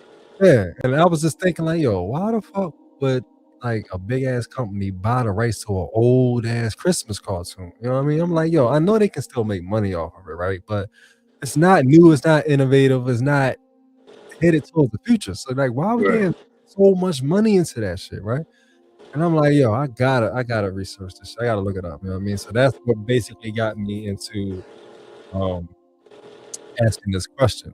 You know what I mean? I really wasn't even expecting this fucking breakdown from it. I try it to see if I'm tripping or not. You know what I mean? Let me just type this in the chat GPT real quick. Yo, that shit broke down a whole like, yo, I'm like, oh shit, okay. I'm gonna read that. Hey, that shit, yo, it broke it down like in way deeper than the question I was at. I was just wondering why the fuck would Sony acquire Charlie Brown? Like if I owned Sony, I wouldn't buy that shit. You know what I mean? But that's just me. I don't know, man. What do I know? You know what I'm saying? But Right. Something that we don't. So this is the breakdown, right? That chat GPT came up with, and the shit was fucking super deep, yo. It's crazy. So check this out. Oh. I'm here. All right, bet.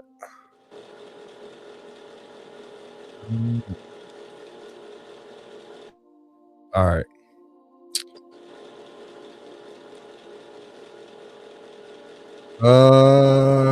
The Global Reset podcast spread. Check this out. Shit's so long, I really wanted GPT to read this. All right. Are we living through a global reset or a new beginning? Right. Check this out. What if I told you the reset doesn't start with banks? It starts with stories. Hold on. Yeah. It doesn't start with banks. It starts with stories. It starts with what we watch, what we repeat, what we remember, and what gets quietly brought, packaged, and resold back to us like it's brand new. So let me start with something that sounds small but might actually be huge. Charlie Brown, Snoopy, Peanuts. As of December 2025, Sony made a deal to take a majority control of the Peanuts franchise, basically acquiring an additional stake from Wild Brain and bringing Sony's ownership to 80%, with the Shaw's family, you know, who the ones who created it, still keeping that 20%. Now, I'm not saying that this proves a global reset. I'm saying it's a perfect symbol. Because the question is, why would the same question I asked, why would a giant modern entertainment corporation spend hundreds of millions to control a cartoon universe created in 1950? And the answer is simple. Because in a world being reset, the most valuable thing isn't oil. It's not gold. It's not even data. It's attention, memory, and emotional worship or ownership. Think about it. Peanuts isn't just a comic strip. It's a generational mood. It's childhood. It's comfort. It's tradition. It's the Great Pumpkin. It's that feeling of sitting in front of the TV when life was simpler. And when a company owns that, they don't just own a cartoon. They own an emotional doorway into millions of people. And that doorway leads to licensing, streaming, merchandise, games, experiences, and more. And more importantly, it leads to the power to shape what the next generation considers timeless. Even the reporting around this deal points to the expansion across modern channels, streaming, and broader global brand growth, because the old world stories still print money in the new world. And here's the part that is different. One report notes that Apple TV has extended exclusive Peanut streaming rights out to 2030. So we're watching the future being built, and it's being built on old symbols. That's not random. That's not a coincidence. That's a strategy. Now let's widen the lens. When people say global reset, they usually mean one of two things. One, a top-down reshuffling of systems, money, identity, governance, technology. Two, a spiritual shift like an awakening, where humanity upgrades emotionally, mentally, and energetically. And what I want to explore today is this. What if both are happening at the same time? But if the same pressure that breaks the old world also creates the conditions for a new consciousness, because that's how it usually works in every story. Destruction and rebirth, collapse and renewal, endings that become beginnings. Here's the twist. Sometimes the new beginning is real. And sometimes it's a controlled beginning, a rebranding, a reroute, a software update that looks like freedom but functions like a lock. So let's talk about reset as a concept. A reset is not just an event. A reset is a process.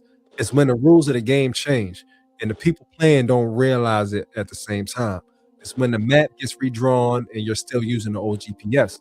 It's when the economy, culture, and identity structures get updated and you wake up one day like, hold on, when did this become normal? That feeling, that's reset energy. Now, if you've been in the spiritual and esoteric spaces online, you've heard every version of this. You've heard that they're resetting the timeline. We've jumped realities. This is the end of an age. This is the Kali Yuga. This is the age of Aquarius. This is the Great Reset. This is the final chapter before the awakening. And some of these are metaphors. Some of these are belief systems. Some of these are propaganda. Some of these are coping mechanisms. And some of these might be real patterns we don't fully understand. So let's break it down in layers. Layer one, the official reset, the one that they say out loud. There is a mainstream official use of the term reset that blew up globally after 2020. The World Economic Forum published and promoted the idea of a great reset, basically arguing that the pandemic moment showed how quickly society can change and that recovery could be used to reshape economic and social priorities. Now, depending on who you ask, great reset means totally different things. To support us, it's about rebuilding systems to be more resilient, more sustainable, maybe more equitable. To critics, it's an elite blueprint, a top-down remodel of society where ordinary people have less control. But here's the key point. Whether you love it or hate it, the language matters. Because when a powerful institution says reset, they're not talking about crystals and chakras. They're talking about systems, money systems, work systems, supply chains, digital infrastructure, governance coordination, and from there, the conspiracy side takes over. People hear reset and immediately imagine one world currency, digital IDs, cashless everything, centralized control, engineered scarcity, manufactured fear. And I'm not here to declare which version is the truth. I'm here to say the word reset became socially normalized for a reason. And once that word is normalized at the top, it echoes through the culture.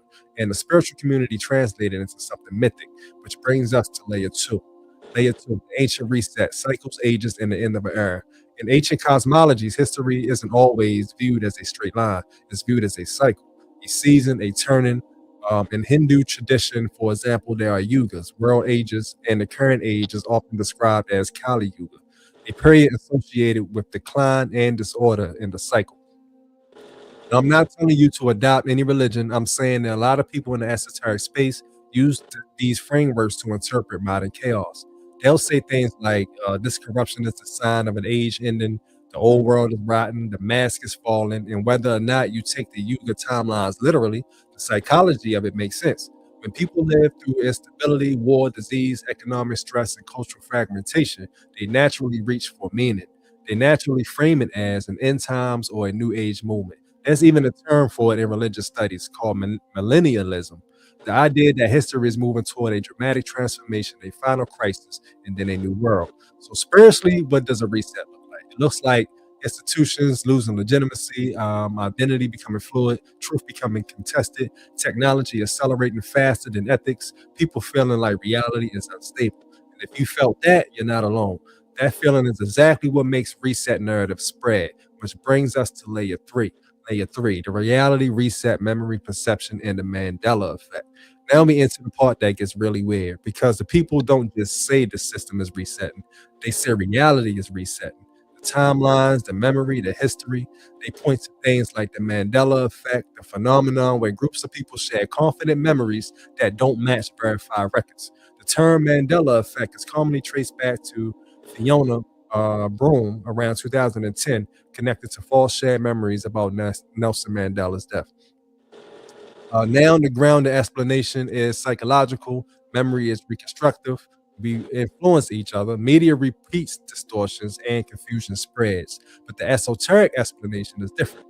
They'll tell you that history actually did get edited. We did shift timelines and the simulation updated. And that leads us into the simulation talk. Nick Bostrom's famous simulation argument isn't spiritual content, it's philosophy. But it became rocket fuel for the modern reality reset imagination. Because once you let yourself consider that reality could be information like, then reset becomes imaginable on a cosmic level. A server reboot, a patch, a rollback, a script rewrite. Now, let me be careful here.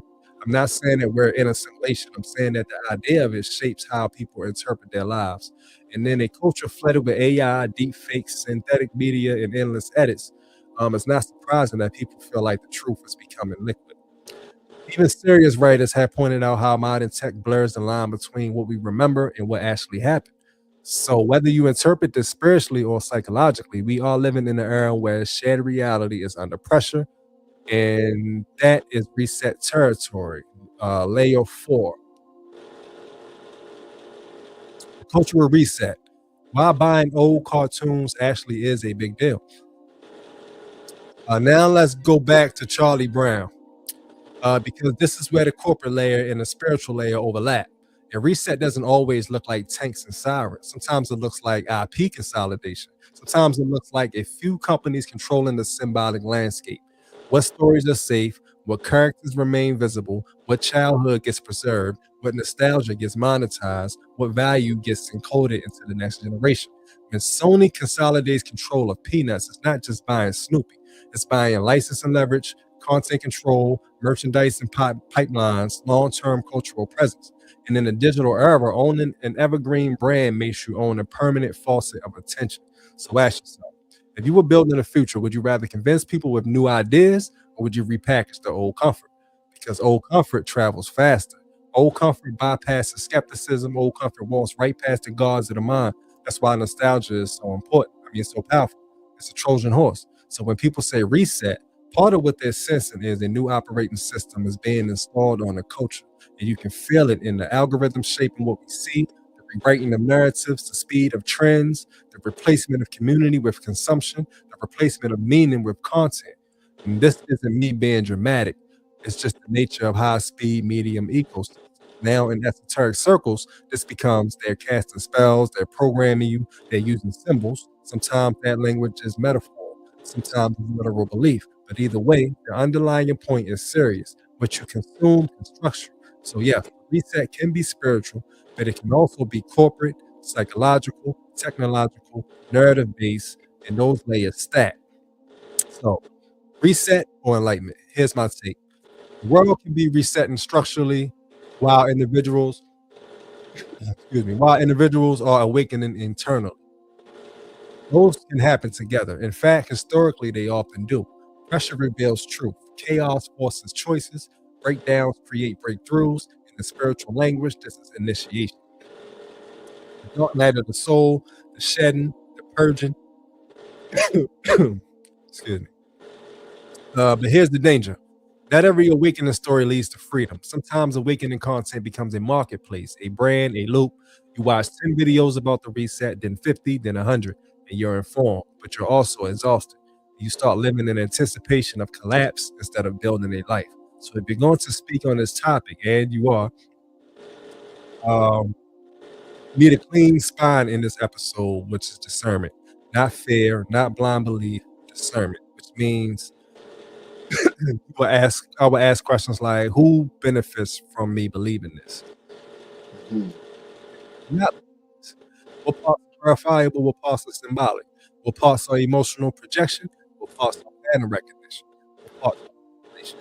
Because in a reset, propaganda multiplies, and propaganda is only political, spiritual.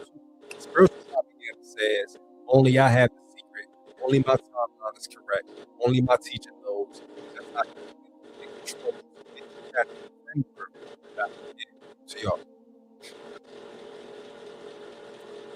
Reset discernment toolkit. Separate facts from interpretations.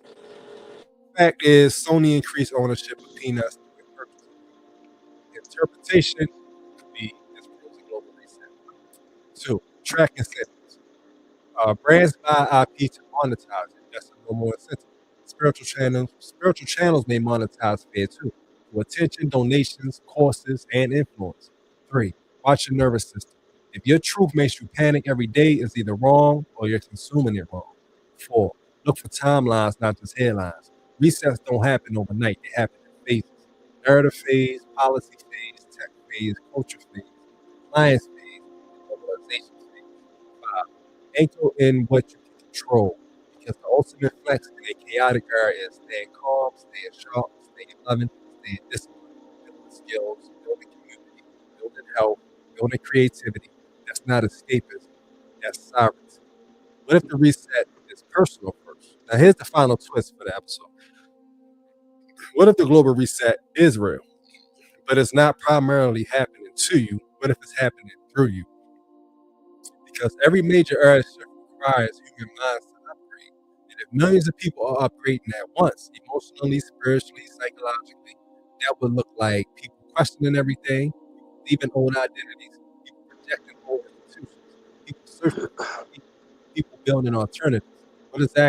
Which is exactly what we're seeing. So maybe the question isn't it, maybe the question isn't, is the reset real? Maybe the question is, what kind of person do I become in a reset? Do I become paranoid? Do I become passive? Do I become angry? Or do I become clear, grounded, wise, creative, strategic, loving, not naive, loving without being naive, alert without being afraid?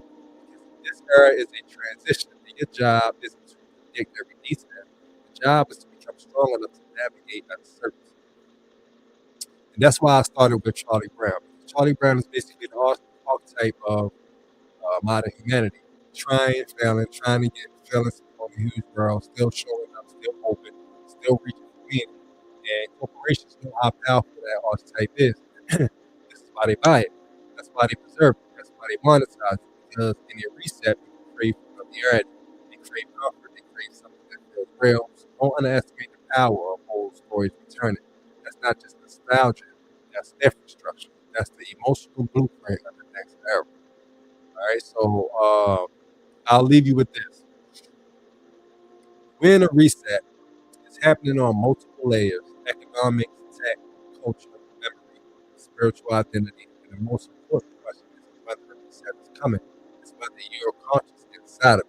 Because a reset can be a cage or it can be a door. A reset can be control or it can be clarity. A reset can be collapse or it can be initiation. And the difference between those outcomes isn't just what they do, it's who you become. So don't just watch the world, study it. Don't just fear the future, build yourself. And don't just chase enlightenment as an idea, live it as a discipline. Because if this is the end of something, then let it be the end of confusion. Let it be the end of weak boundaries. Let it be the end of mindless consumption.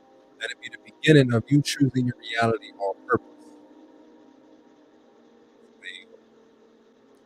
Any idea to that? Yeah. Hey, that's wild though. That's wild. That I don't even know. That's fucking very strategic. Right? Like, you know what? I am going to use the comfort of this show, and for the fact that this show brings this, and I know so because of that, it's going to bring this. Yep. Yo, that is fucking. We gotta keep that thing going. You know what I mean? That is fucking wild. $1 million. Fuck it, let's drop it because it's worth it. You know what I mean? It's worth it. It's worth it. And just imagine how many people are going to go back into those same old feelings, old ways. Yeah. How many people gonna grab on that shit and go right back there with no reason? I mean, no new reset of their own. They're not gonna. They don't look at it this way, or they're not that they don't know that motherfuckers is being super used. You know what I mean? They don't know that to do better or to get better, you gotta fucking break away or at least understand what's going on to the point where you can intentionally make the choice of being in it or not being in it. Because, you know what I mean, my wife loves Christmas. I love the idea of coming together and doing all that good stuff. So it's going to be there. You know what I mean? But I understand to the point of I get to make the choice. Like I'm gonna come together with family regardless because I like coming together even if it's the only time I see certain people. Like I just love it. I love the idea of family, right? And coming together. So I'm gonna utilize it for that regardless. But my mind is clear where I know I'm not falling into the fucking their shenanigans. You know what I mean? I understand. I know that they're playing games. You know what I mean? And that's what takes me away from their shit. You know what I mean? Like 1 foot in, 1 foot out, but I'm controlling what the fuck. I mean, when to put my foot in, when to put my foot out, or whatever the case may be. Because, like we always speak of, there is no way around it unless you completely go off the grid. Like you're going to be in it in some kind of way, regardless of what the fuck you speak. We're in it. You know what I mean? Because they have it. You know what I mean? And they're not gonna lose control of it no time soon. The only thing we can do is find a little piece of the world and control what we can control. That's it. Outside of that, man, it's all just about having that understanding of what the fuck is going on and then making the decision to do something about it in your own way. Or I'm gonna use this for this. You know what I mean? Use this 9 to 5 to create my hustle until it gets me somewhere. You know what I mean? In some way you gotta use it. But to understand the strategic shit they got going on, this is beyond chess. You know what I mean? Whatever the fuck is beyond chess, this is that. And this the next game that they ain't tell us. This is another game after chess that they ain't tell us about or something. Man, that shit is crazy. Way than chess, bro. Way more. And this, for real, this is most likely how they keep us in the infinity loop. You know what I mean? Yeah. Old cartoons. We're gonna keep doing Christmas every single year. You know what I'm saying? Some people gonna move on to new things. Most people gonna keep regurgitating the old world. Right. Hey. Bell bottoms gonna come back. Starter jackets gonna come back. You know what I mean? All that super big clothes and tight clothes for some people or whatever. That shit is wild. And now I seen the to this point it was the kids doing the 90s challenge. And it was a lot in school. So they was wearing the baggy joints, the jerseys, the clothes on backwards.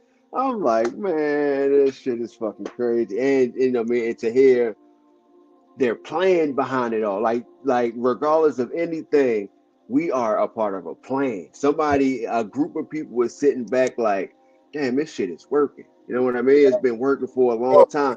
Watch this. Let me watch this and watch how I have them do this real quick. Watch this. Man, on a super bigger scale, man, this shit is fucking crazy. That shit is crazy. These motherfuckers is playing the PS5. Watch what happen when I do this though. Right. And the Sim City out this joint, the Sim universe out this bitch. Hit repeat on this shit. Watch they do the same thing over again. Watch over and over. Funny, yo, check this shit out. This shit is fucking wild, man. Man, that shit is wild, B. Man. Shit go too deep, bro. Too deep. Yeah. So what you feel about that though? You feel like the time that we in is a reset, or do you just feel like it's just I don't know, I guess some more manufactured bullshit to stop us from the realization of them actually continuing to take over?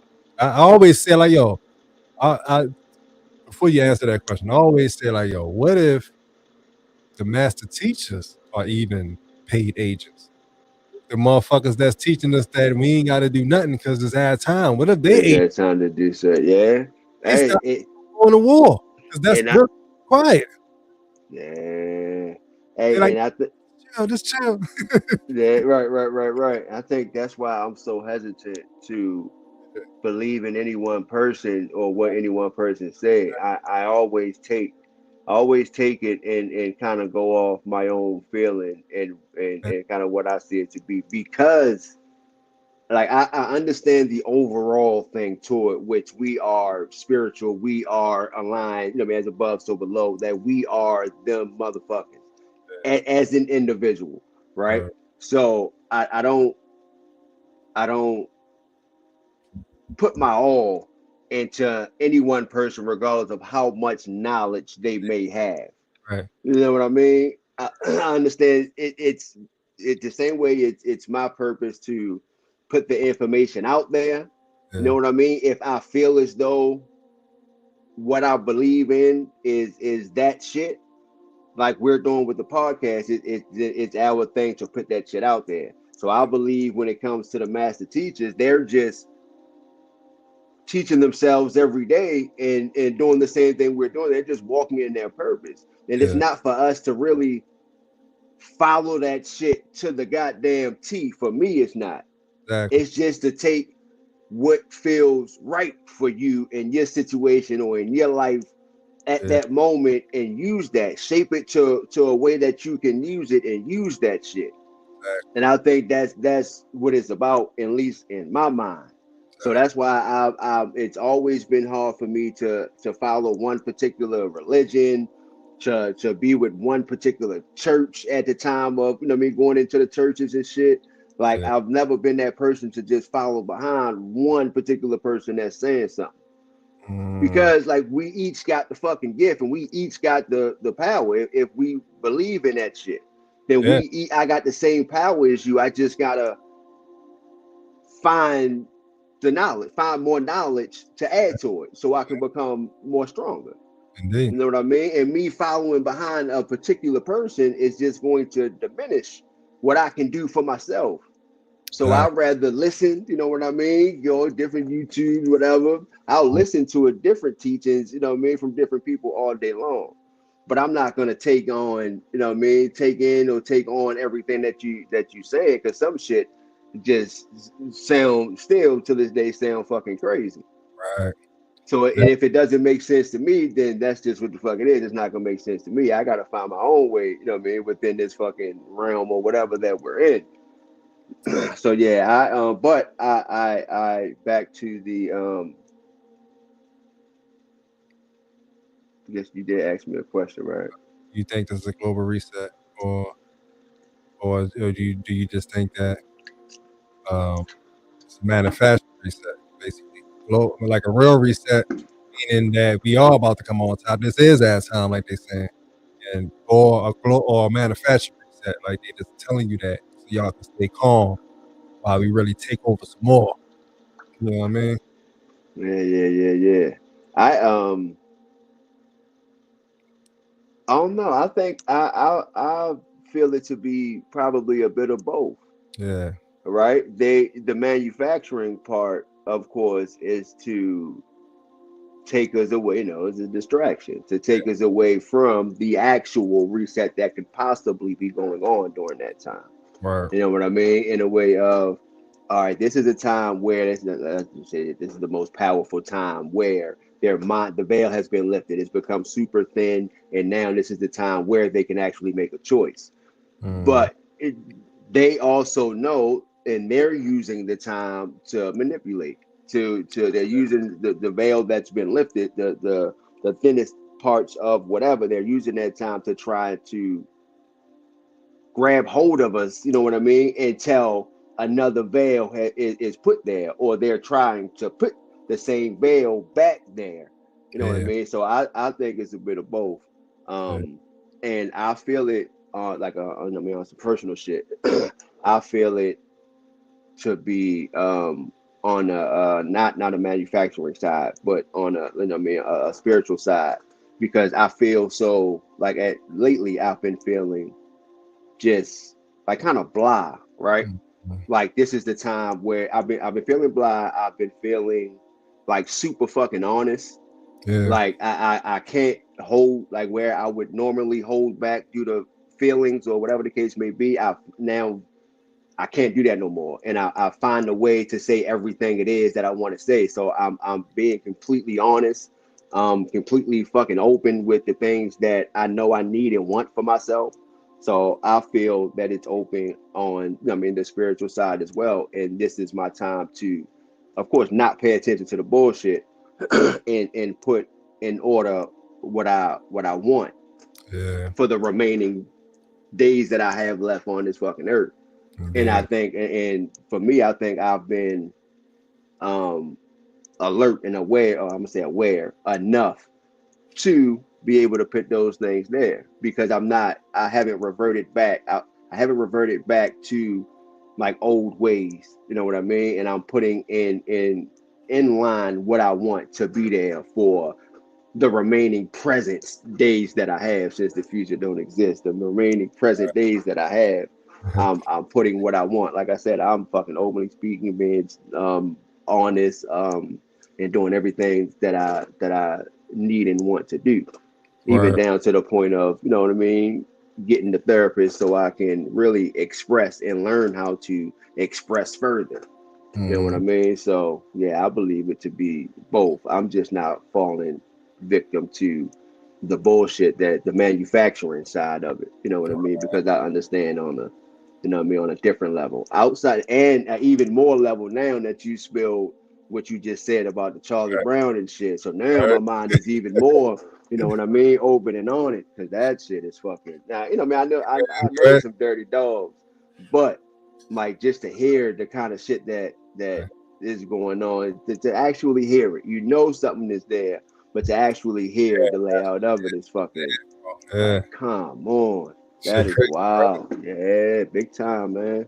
Your mind all the way out, like, yo, they really playing strategic war games out this joint, bro. Psychological warfare, like real shit.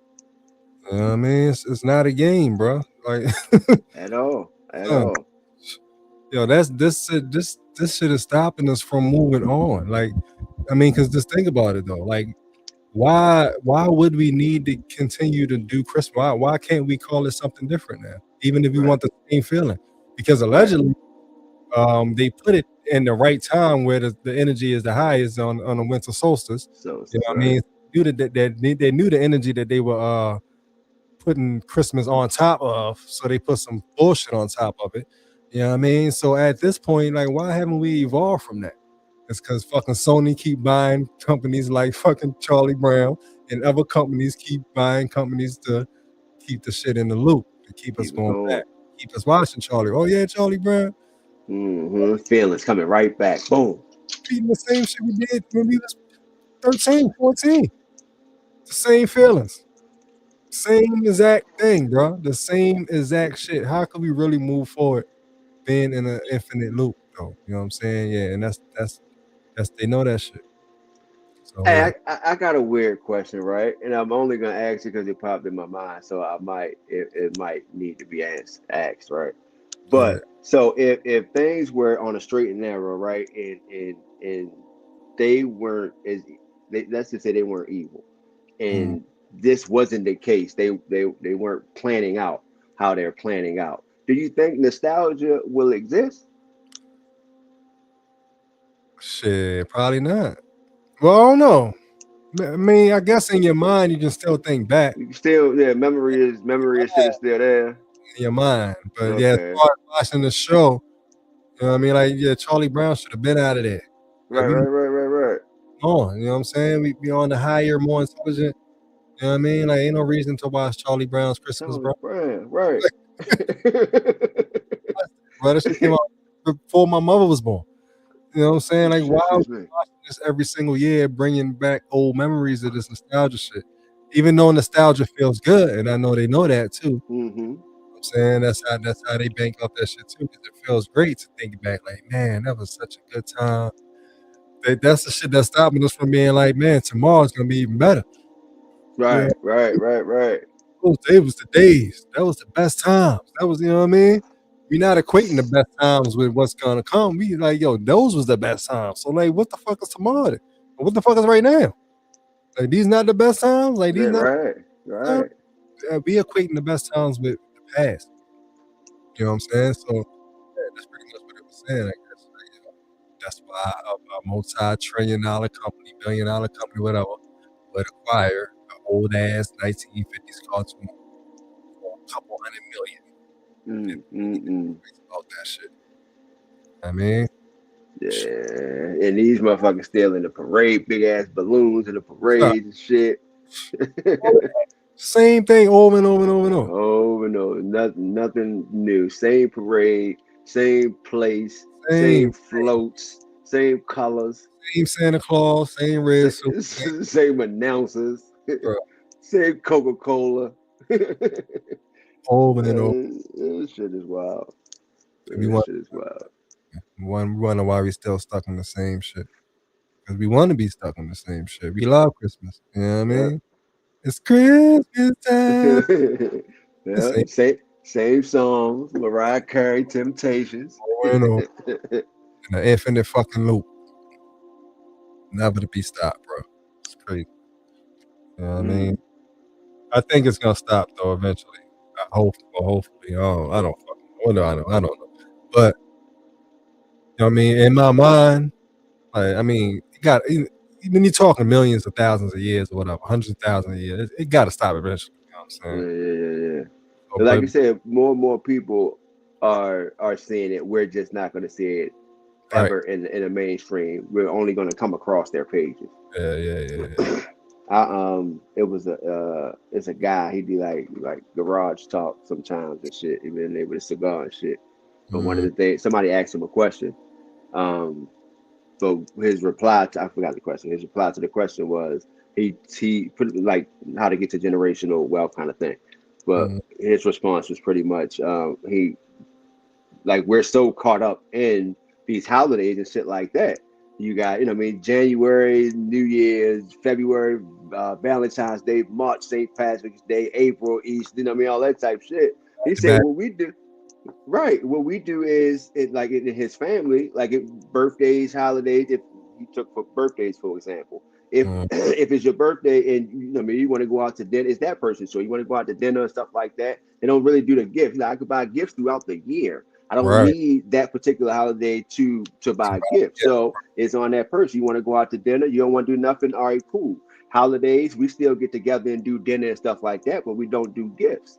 You know what I mean? We just get together, use that time to get together and spend that time, and that's it. Like he said, it's not that they don't do gifts or whatever the case is, or they don't celebrate it. They just do it on their own time. If I want to buy a gift, I'll buy a gift. If we want to celebrate and this person want to go to dinner or go on a trip for his birthday, okay, cool, then we'll do that. But it's in our fucking hands. You know what I mean? We're not playing into their shit, because literally every day, every month, there's something to celebrate on side also with your birthdays. You know what I mean? And marriages and engagements and like that's on top of the monthly stuff that we fell into. It's wild, man. And we wonder, a lot of people wonder why they're so behind, or we live it check to check and all that. We keeping up with the Joneses and we don't even know it. Right. You know what I mean? Even if we penny pinch or shop at the cheaper stores and stuff like that, we still So it's like it don't even matter. You can get all your gifts from the dollar store. That shit still adds up, and you're still participating to try to please, you know what I mean, people. So it's like, back out that shit, man. We be great. Yeah, man. Yeah, but it's the world we live in. Yeah, it is. And it's we are consumers. That's how they. That's yeah. That's how they live in the fucking the glamorous life. That's how they live in lives that we can't even imagine, because we out there spending money all the time. That's how they can take a private plane to go and have lunch and then come back. You know what I mean? Like, come on, bro. That's next level shit. Let's go have lunch in Italy. Oh, and come back. You know what I mean? We coming back. You know what I'm saying? We're going in there just to eat. Yeah, that's a whole different level of existence, and it's based off the backs of us fucking spending every single chance that we get, because they declared it as a holiday. Yep. And but they tax everything. Oh yeah, tax is big time. You know what I mean? That's why I enjoy so much when I see, like I've been seeing lately, like a lot of young black folks getting their pilot license and shit. Yeah. And there was one joint I watched where it was a young black guy who got his pilot's license, and he flew his girlfriend and his mom to a different city or state or something. You know what I mean? Just to have lunch, and then they flew back. I fucking love watching videos like that. Yeah, because I'm seeing a lot more of it, whether it's that or people, young black folks with farms or something like that. Yo, it's so many of them out there, and I love when I run across that shit. Yeah. Because of course that's not that they're not going to show us that, you know what I mean, at all. They're not going to show us that shit, man. That ties into what you were saying, how it's a little bit of both. You know what I mean? Yeah. Because what's on the mainstream is on the mainstream. Like that's what's being showed to majority of the people. And that's what's gonna repeat, regardless of people is waking up. You know what I'm saying? So like we gotta find a way to put this shit on the mainstream to get rid of the mainstream. If you know what I mean, at least get rid of the mainstream and have everybody fend for themselves. If you see my shit, right. See it. If not, ain't no mainstream that you can go to find one specific fucking programming, you know what I mean, that they want to happen. You know what I mean? It's every man for self. Go to the library, find what you find. That would be that would be at least better on a little bit, but of course, you know, for us, the best scenario would be to put this shit on the mainstream, the straight flip. Yeah. You know what I'm saying? But you know how that goes. They need to stop gatekeeping and let people. Yeah. I mean, it's still going to be a balance. Yeah, it's going to be a lot of us who outwork, outsmart, outthink. You know what I mean? A lot of people that's in the lead. You know what I mean? Kind of thing. But still, so fucking what? You are motherfuckers. They're so far ahead. Yeah. Like their grandkids will still be ahead, even if they just let shit be. Yeah. You know what I mean? It's like, come on, man. Y'all did what y'all had to do. Your dirty dog did whatever the fuck it is. Okay, cool. Now just like there's no more. Y'all are super fucking ahead. Right. Let me catch up a little bit, bro. Yeah, right. We're not even worried about y'all, not bothered with y'all. We can create our own shit and be about our own business. You can control who the fuck you want to control. Y'all can control that. Let the sleep people stay asleep if that's what they want. But let people choose that shit. Yeah. But it's so much more people that's like fuck that shit. It's so much more of us that's, you know what I mean, letting it be known where they moved out the country and showing that lifestyle and how different it is, and the food costs, and they paying tax. They paying one time for their house, right? Like the house bill and shit. They're not paying. They're not stuck into a 30-year mortgage or 15-year, whatever they're getting, a fixed rate kind of thing. Paying your taxes on it. I mean, you buy your house, you pay your taxes on it. It's yours forever. They can't take it away from you. You know so it's a lot more of us who's moving out the country and fucking really living their life, and it's a lot of us who's within the states who's doing the same. You know what I mean? But that's a part of it, and that's the part of the being fair and letting us at least come up to make a decision. But at the same time, you know, like we said, that's how they become trainers. So why the fuck would they want to do that? Even if we don't get on train, they don't want us to gain knowledge and move out of the country. Like they need us in the country. You know what I'm saying? They need us on the medications. They need us eating poorly. You know what I'm saying? They need shit so they can continue their lifestyle. So us even gaining a pinky into the fucking door is too much for them, because then that decreases their wealth by $1 trillion.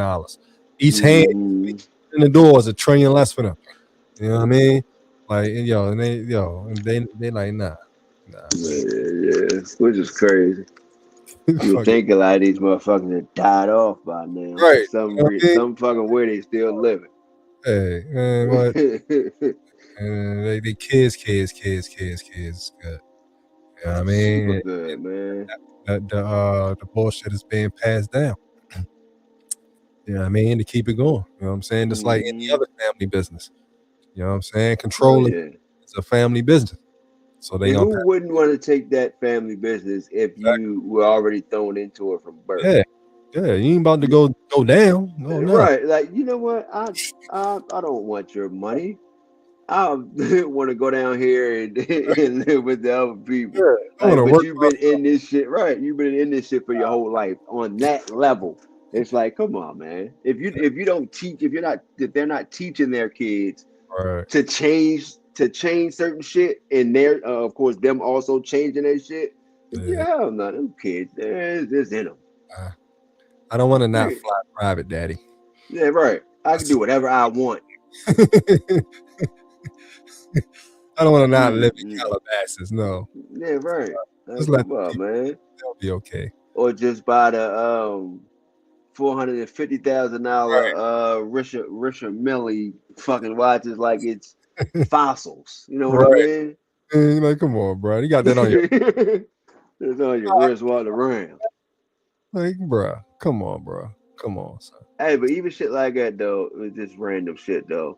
Like the underlining, I think somebody said Fossil makes a lot of the high end watches. Yeah.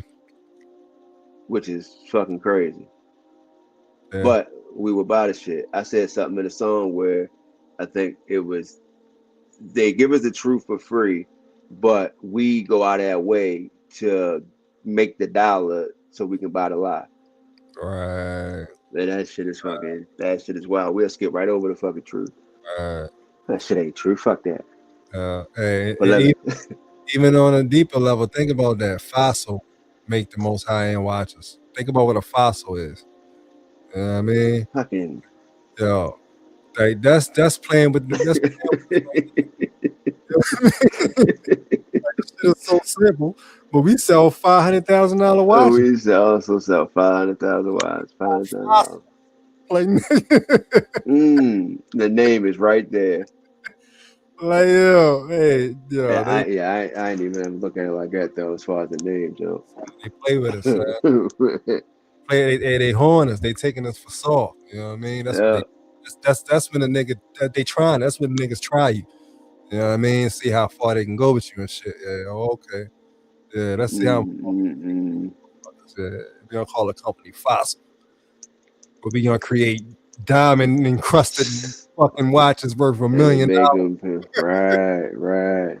Wow. All these niggas, yo. Watch me take they shit, yo. Watch this shit, yo. Make that watch $500K. They gonna pay. I mean, hey, come on, bro. Yeah, that's wild. Yeah, that's wild shit, man. Yeah. They holding us straight up and down. Be they bitch in jail. You know what I mean? That's it. Yeah. That's it. Yeah, that's it. That's it. That's all. It ain't no other way to explain it, bro. You know what I'm saying? But it is what it is. I feel violated. I feel so motherfucking violated. Right? Shit, wow. The crazy thing is I got on a fucking Fossil. Right. I got on a fucking Fossil watch. Crazy. Oh man. All right, so check this out, right? Being a knowledge segment, by the way, I just read up for whoever just joined. I just read a whole 30-minute segment almost. I got some other stuff too, right? The other joint I got, I think I can let Chat GPT read this. I read this the whole way through the first time, so I think I'm good on this one. But it's about the you ever heard of the Blue Star Kachina and the Red Star Kachina? I have not.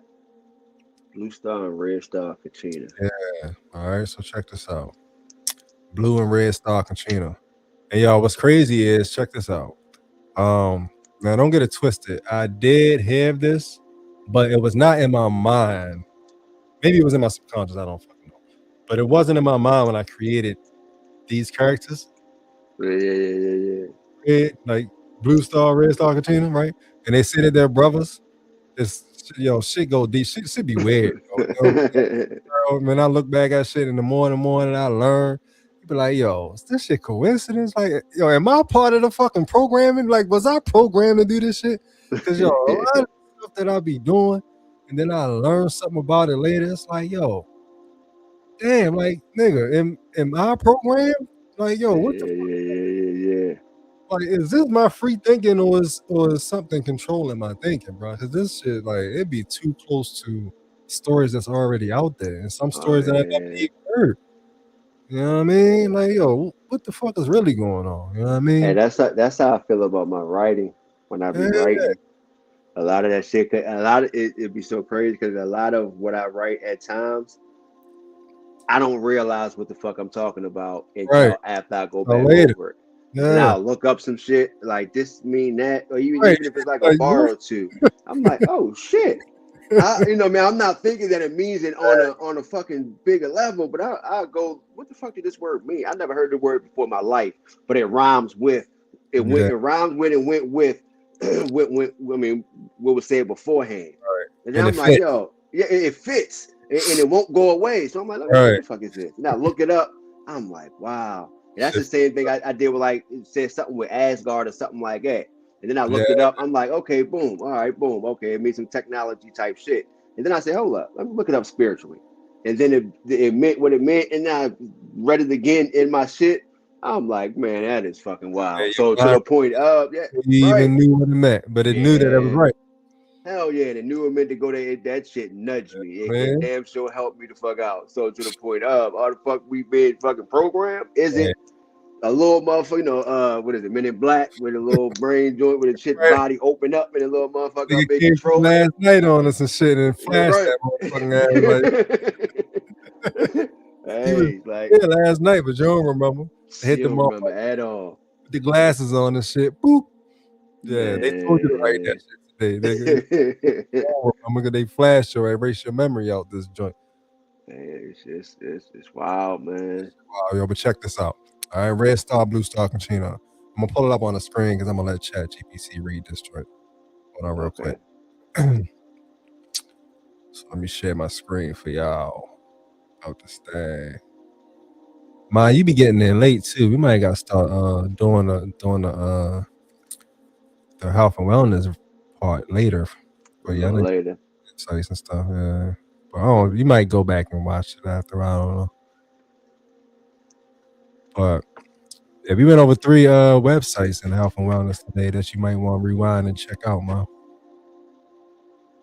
Yeah, good stuff too. Good stuff. Some leaves you can just pick off the plant and just eat it. Just eat it.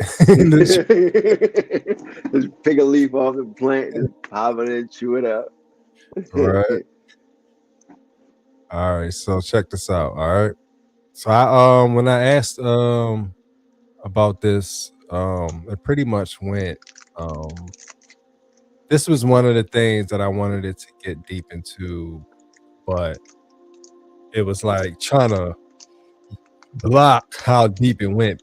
Well, no, this ain't my bad. This ain't the one. My bad. It's the next one. This ain't the one. My bad.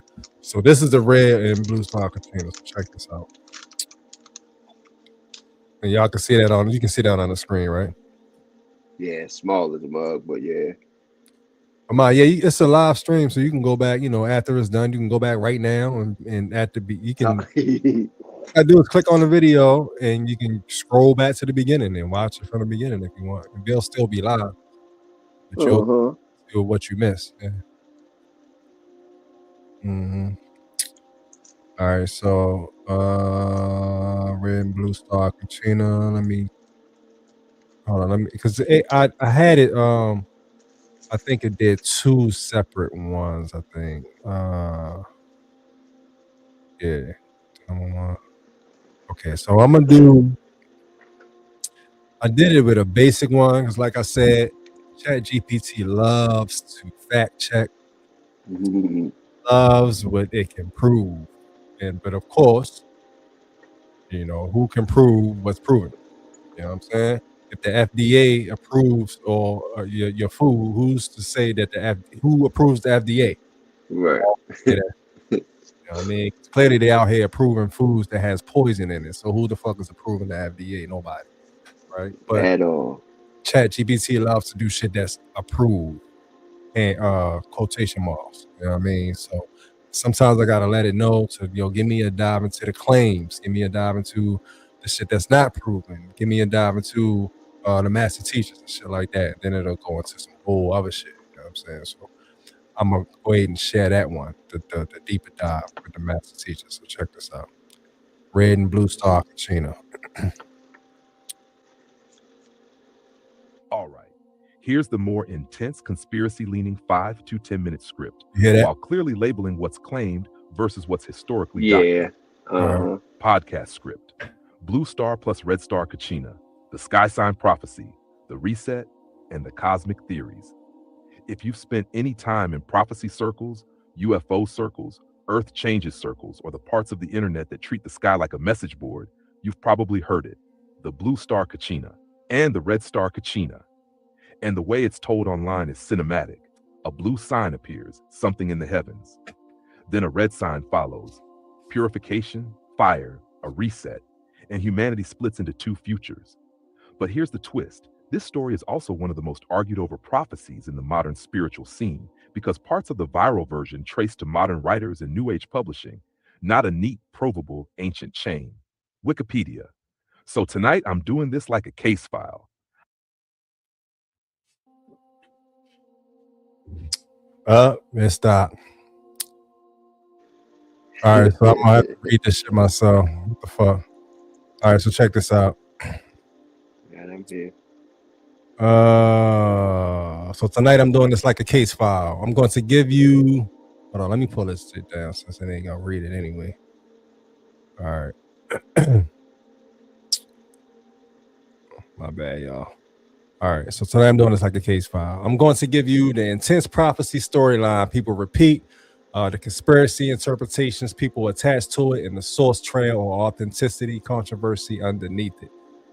Number one, quick grounding. What is Kachina? Before we go cosmic, we've got to define the word people throw around. Kachina is often used online like it means alien or sky god, but museums and cultural educators describe cats and as spiritual beings. I guess that's another word for it.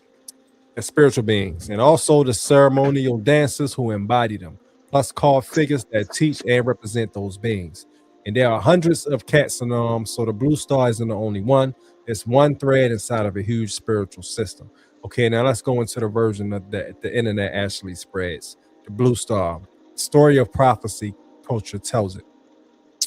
In the popular retelling, humanity is living in a world age often described as the fourth world, and the current age is headed toward a turning point. Then comes the line everyone quotes: a dwelling place in the heavens falls to earth, and it appears as a blue star. And soon after, ceremonies cease. The exact framing is most widely known through the writings of Frank Waters, especially the Book of the Hopi, or the Hopi, H-O-P-I, and related works where the blue star sign is tied to an end-of-age purification narrative. And this is where the conspiracy mind wakes up, because dwelling place in the heavens could be read 1,000 ways. It can mean a meteor, a comet fragment, a satellite, a space station, a craft. This is why the blue star Kachina gets treated like a celestial trigger event. Number 3, the red star Kachina, the purifier that follows. Now, in a lot of modern retellings, the blue star doesn't come alone. They say that there are two brothers or two sky signs.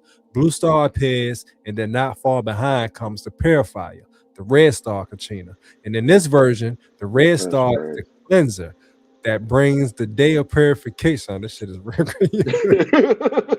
Yo, all of this shit is crazy, bro. The more you learn, the crazier this shit gets, bro. All right, so check this out. In this version, the red star is the cleanser that brings the day of purification, a world-altering event. Here's the important thing. When you go looking for the red star Kachina online, you find it most often in modern spiritual blog ecosystems and repost chains, not in the same kind of museum-style descriptions you see for Katsina traditions. That doesn't automatically mean it's fake, but it does mean that the loudest versions are modernized. Source trail, why people argue about authenticity. Now, if you're listening for gotchas, here's the big one. A major chunk of the internet calls the Hopi Blue Star prophecy, especially the popular signs format, appears to spread through the late 20th century publishing and New Age distribution. Researchers Jason Calavito argues he couldn't find references to the Blue Star Kachina prophecy in circulation before the modern period, and points to the 9 signs being printed in the 1980 occult prophecy book called Rolling Thunder, Coming Earth Changes. That's the book, I guess, if you want to learn more about that. The red and blue star Kachina. It's first mentioned in a book called Rolling Thunder, The Coming Earth Changes from the 1980s. And there's a scholarly lens on this too. Armin Gert's work on Hopi prophecy is often summarized as showing prophecy traditions can be reframed and reused in response to political and historical pressures, and also used by non-indigenous movements. So we're looking at something that may be a hybrid, spiritual concepts plus modern messaging outside retellings, which doesn't kill the story. It actually makes it more interesting, but it explains why it travels. Number 5. The harmonic convergence movement, when prophecy went mainstream. If you want a when did this become a mass phenomenon moment, look at 1987. During the harmonic convergence era, lots of people gathered at sacred sites expecting a global shift. And mainstream reporting at the time noted that the Hopi tribe was officially distancing itself from the event, with then Chairman Ivan Sidney saying they could not change rituals for it. To conspiracy minds, that distancing gets interpreted in two totally different ways. Skeptical view, outsiders are projecting onto Hopi tradition. Conspiracy view, they know something and don't want to be used, or they're under pressure not to speak. That tension is part of what charges this topic with electricity. Number 6, the conspiracy interpretations. What people claim the blue star and red star really mean. Now we enter into the wild zone. Again, I'm labeling these as claims or interpretations that circulate online, not proven facts. This is ChatGPT talk. Claim A, Sirius is the blue star. One of the most common modern claims is that the blue star is Sirius. The bright star, people associate the blue star symbolism. So watchers start tracking Sirius, related sky lore, and timing cycles. You see this claim repeated across modern prophecy write-ups. And of course, off of this script, a lot of master teachers say that we come from Sirius. You know what I mean? Sirius in that those stars, Sirius A, Sirius B, Sirius C. Yeah. All right. Claim B. Comets are the blue star. Another popular theory: the blue star is a comet or a meteor phenomenon because comets can look like sky omens, and historically humans track them as turning points. So in this reading, blue star means watch the sky for a major object, a crash, or a visible sign. That's why every time there's a bright comet or a dramatic re-entry, prophecy forms light up. Claim C. Dwelling place in the heavens equals satellite stations or a craft. This one is huge in UFO circles. Dwelling place in the heavens sounds like technology. So the blue star becomes a space station falling, a major satellite chain coming down, a weapon in orbit, or a non-human object revealing itself through impact or atmospheric entry. The interpretation is fueled by the fact that the popular prophecy phrasing explicitly centers a dwelling place, falling and appearing as a blue star, language that people easily map onto modern space infrastructure. Claim D. The red star is Planet X or Nibiru. This is the spiciest place. In modern Planet X lore, a red object, planet, dwarf star, brown dwarf returns and triggers Earth changes, quakes, floods, sky color shifts, pole disruption. So the red star Conchina becomes the mythic label for the cosmic reset mechanism. Again, this is modern synthesis. You'll see red star described as the purifier in modern spiritual retellings, but these sources are mostly contemporary New Age prophecy repost ecosystems. Number 7, prophecy rock, two timelines vibe. Now here's the part that makes the story stick emotionally. Two paths, a split, and a choice. A widely repeated interpretation of prophecy rock imagery is basically one path runs jagged, which is technology without spiritual law, and then in chaos, which sounds like the timeline that we in. Or the other path stays grounded, harmony with natural law, continuing forward. A museum blog from Smith College Museum of Art describes the two paths framing a path aligned with technology but separated from natural spiritual law leading to chaos versus a lower path aligned with natural law. And in conspiracy culture, the two paths become a timeline split concept. One timeline controls systems, deception, techno worship, and spiritual numbness, while another timeline represents earth alignment, community, ritual, ethics, and restraint. Even if someone doesn't buy the literal blue star crash, this symbolic two paths thing hits. So in closing, how to hold on to this without losing your mind. So here's how I summarize the blue star, red star, Conchina phenomenon.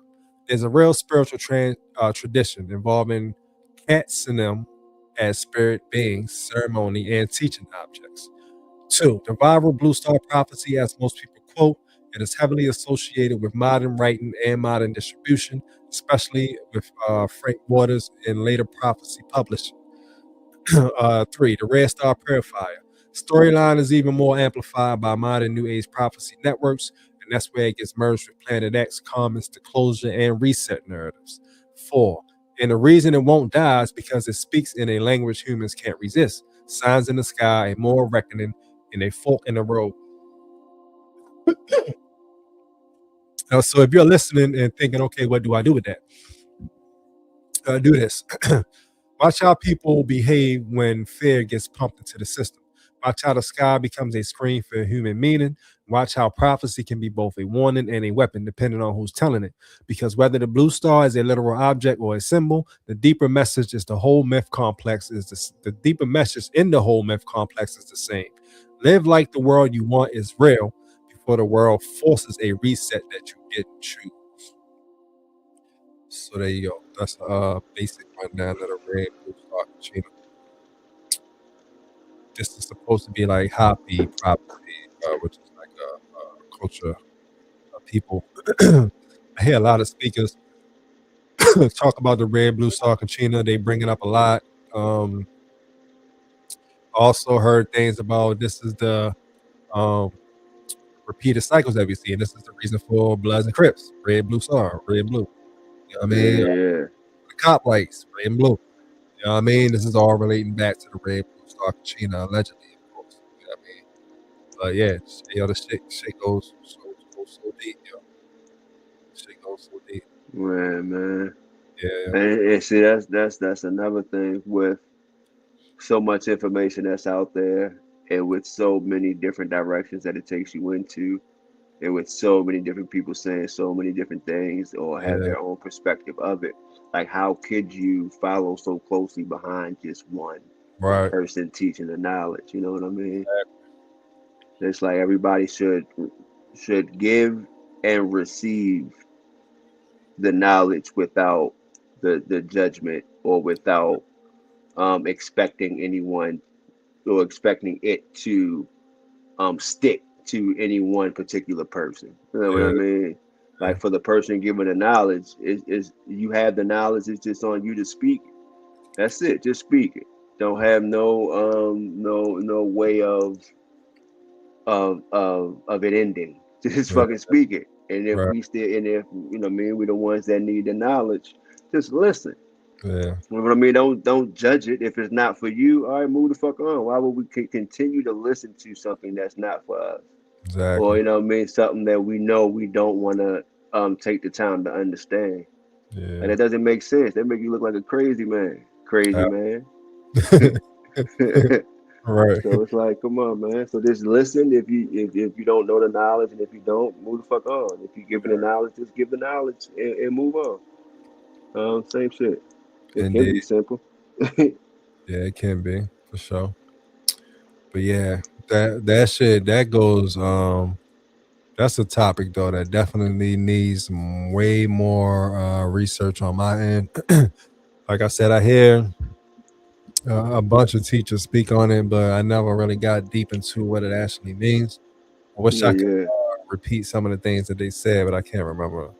Like, you know, these are podcasts that's 2-3 hours long, and I watch them once. I don't watch them twice. So a lot of they say, you know what I mean, I can't really just regurgitate by memory. So, but they a lot of them, the person I had talk the most about the red and blue star Conchina is the dude I was talking about, the youngin' B Dell.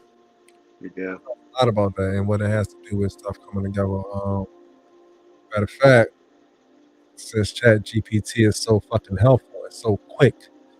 Let me get in this joint real quick and see the shit that B Dell be talking. How do you spell the Conchina? Conchina spelled Kachina. Okay. I feel.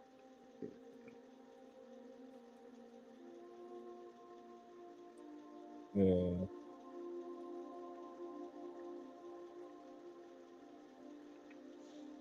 Where's the street?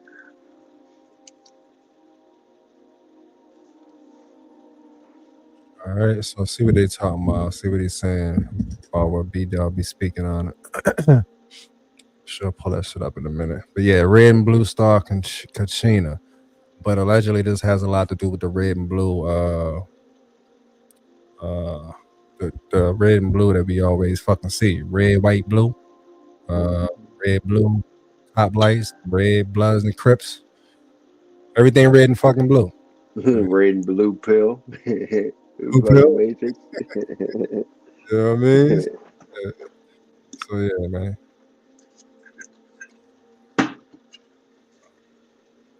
Yeah, so she goes deep, man. Yeah, hey, you check out the shorty on my page, or I don't know what. Hey, the shorty who be comparing all it. Yeah, if you ain't seen one of her videos, I'm about to play that. I don't give a fuck about a copyright. I'm gonna play one of them shits. Hey, it's a shorty on my page that I follow now. She be breaking like. I don't know where the fuck she got this information from or how the fuck she even sat that long to think about all of this shit, but she compares like how everything connects. Yeah. Everything. Like, yo. Yeah, you probably has you see this black chick talking about yeah, I'm gonna play one of her videos in a minute real quick. Let me read what they say about B-Dell first. I'm gonna play shorty shit because yo, this chick right here, I don't know who she working with or who she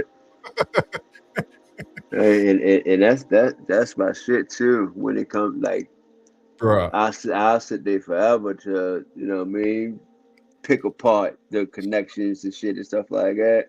She connects the fucking dots, bruh. Like yo, Yeah. I looked at her, I followed immediately. Like I'm get the fuck out of here. Like, how did you come up with all of this shit, shorty? And she goes in. Matter of fact, let me pull this up real quick so that way when I finish reading this, I already got it ready. Hey, but shit, yeah, it's a couple videos on my Facebook page. If you scroll down that joint, you'll see it. It's a black chick. Look, I think she be wearing a scarf sometimes. Oh, okay. And she got her own page, but she be going deep on this. Like, yo, shit is weird, yo. That shit like blow your fucking mind, like for real. She I checked her page out. I can't really remember everything on her page. Matter of fact, it's not even on my page. Did they erase the shit? The fuck? Oh shit! See, that's that shit. Oh no, that shit is. That shit is. Juju the Guru. Juju Yeah, the Guru. you love one of the joints. I'm looking at that joint now. I'm pretty sure I remember when I see it. Yeah. Oh, okay, yeah. This shit go crazy. This shit go crazy, yo. This shit go crazy. Hold on, let me see what ChatGPT.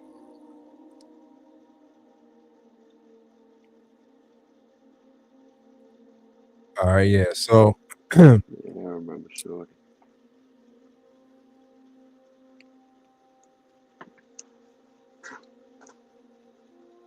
Okay, so yeah. This is what B-Dell be talking about, right? I'm still typing up the rest of it. I'm gonna let ChatGPT read this shit. I'm tired of fucking reading, goddamn. All right, check this out. Oh wait, hold on, I gotta share my page.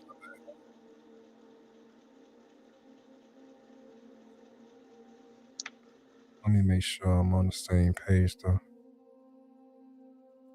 All right, yeah, I am. All right, so here we go. Check this out. Here's a 5-minute read for word podcast summary of B-Dell, BDL14, talking about the Blue Star plus Red Star Kachina theme, as he frames it in his own post titles and the publicly visible caption snippets available.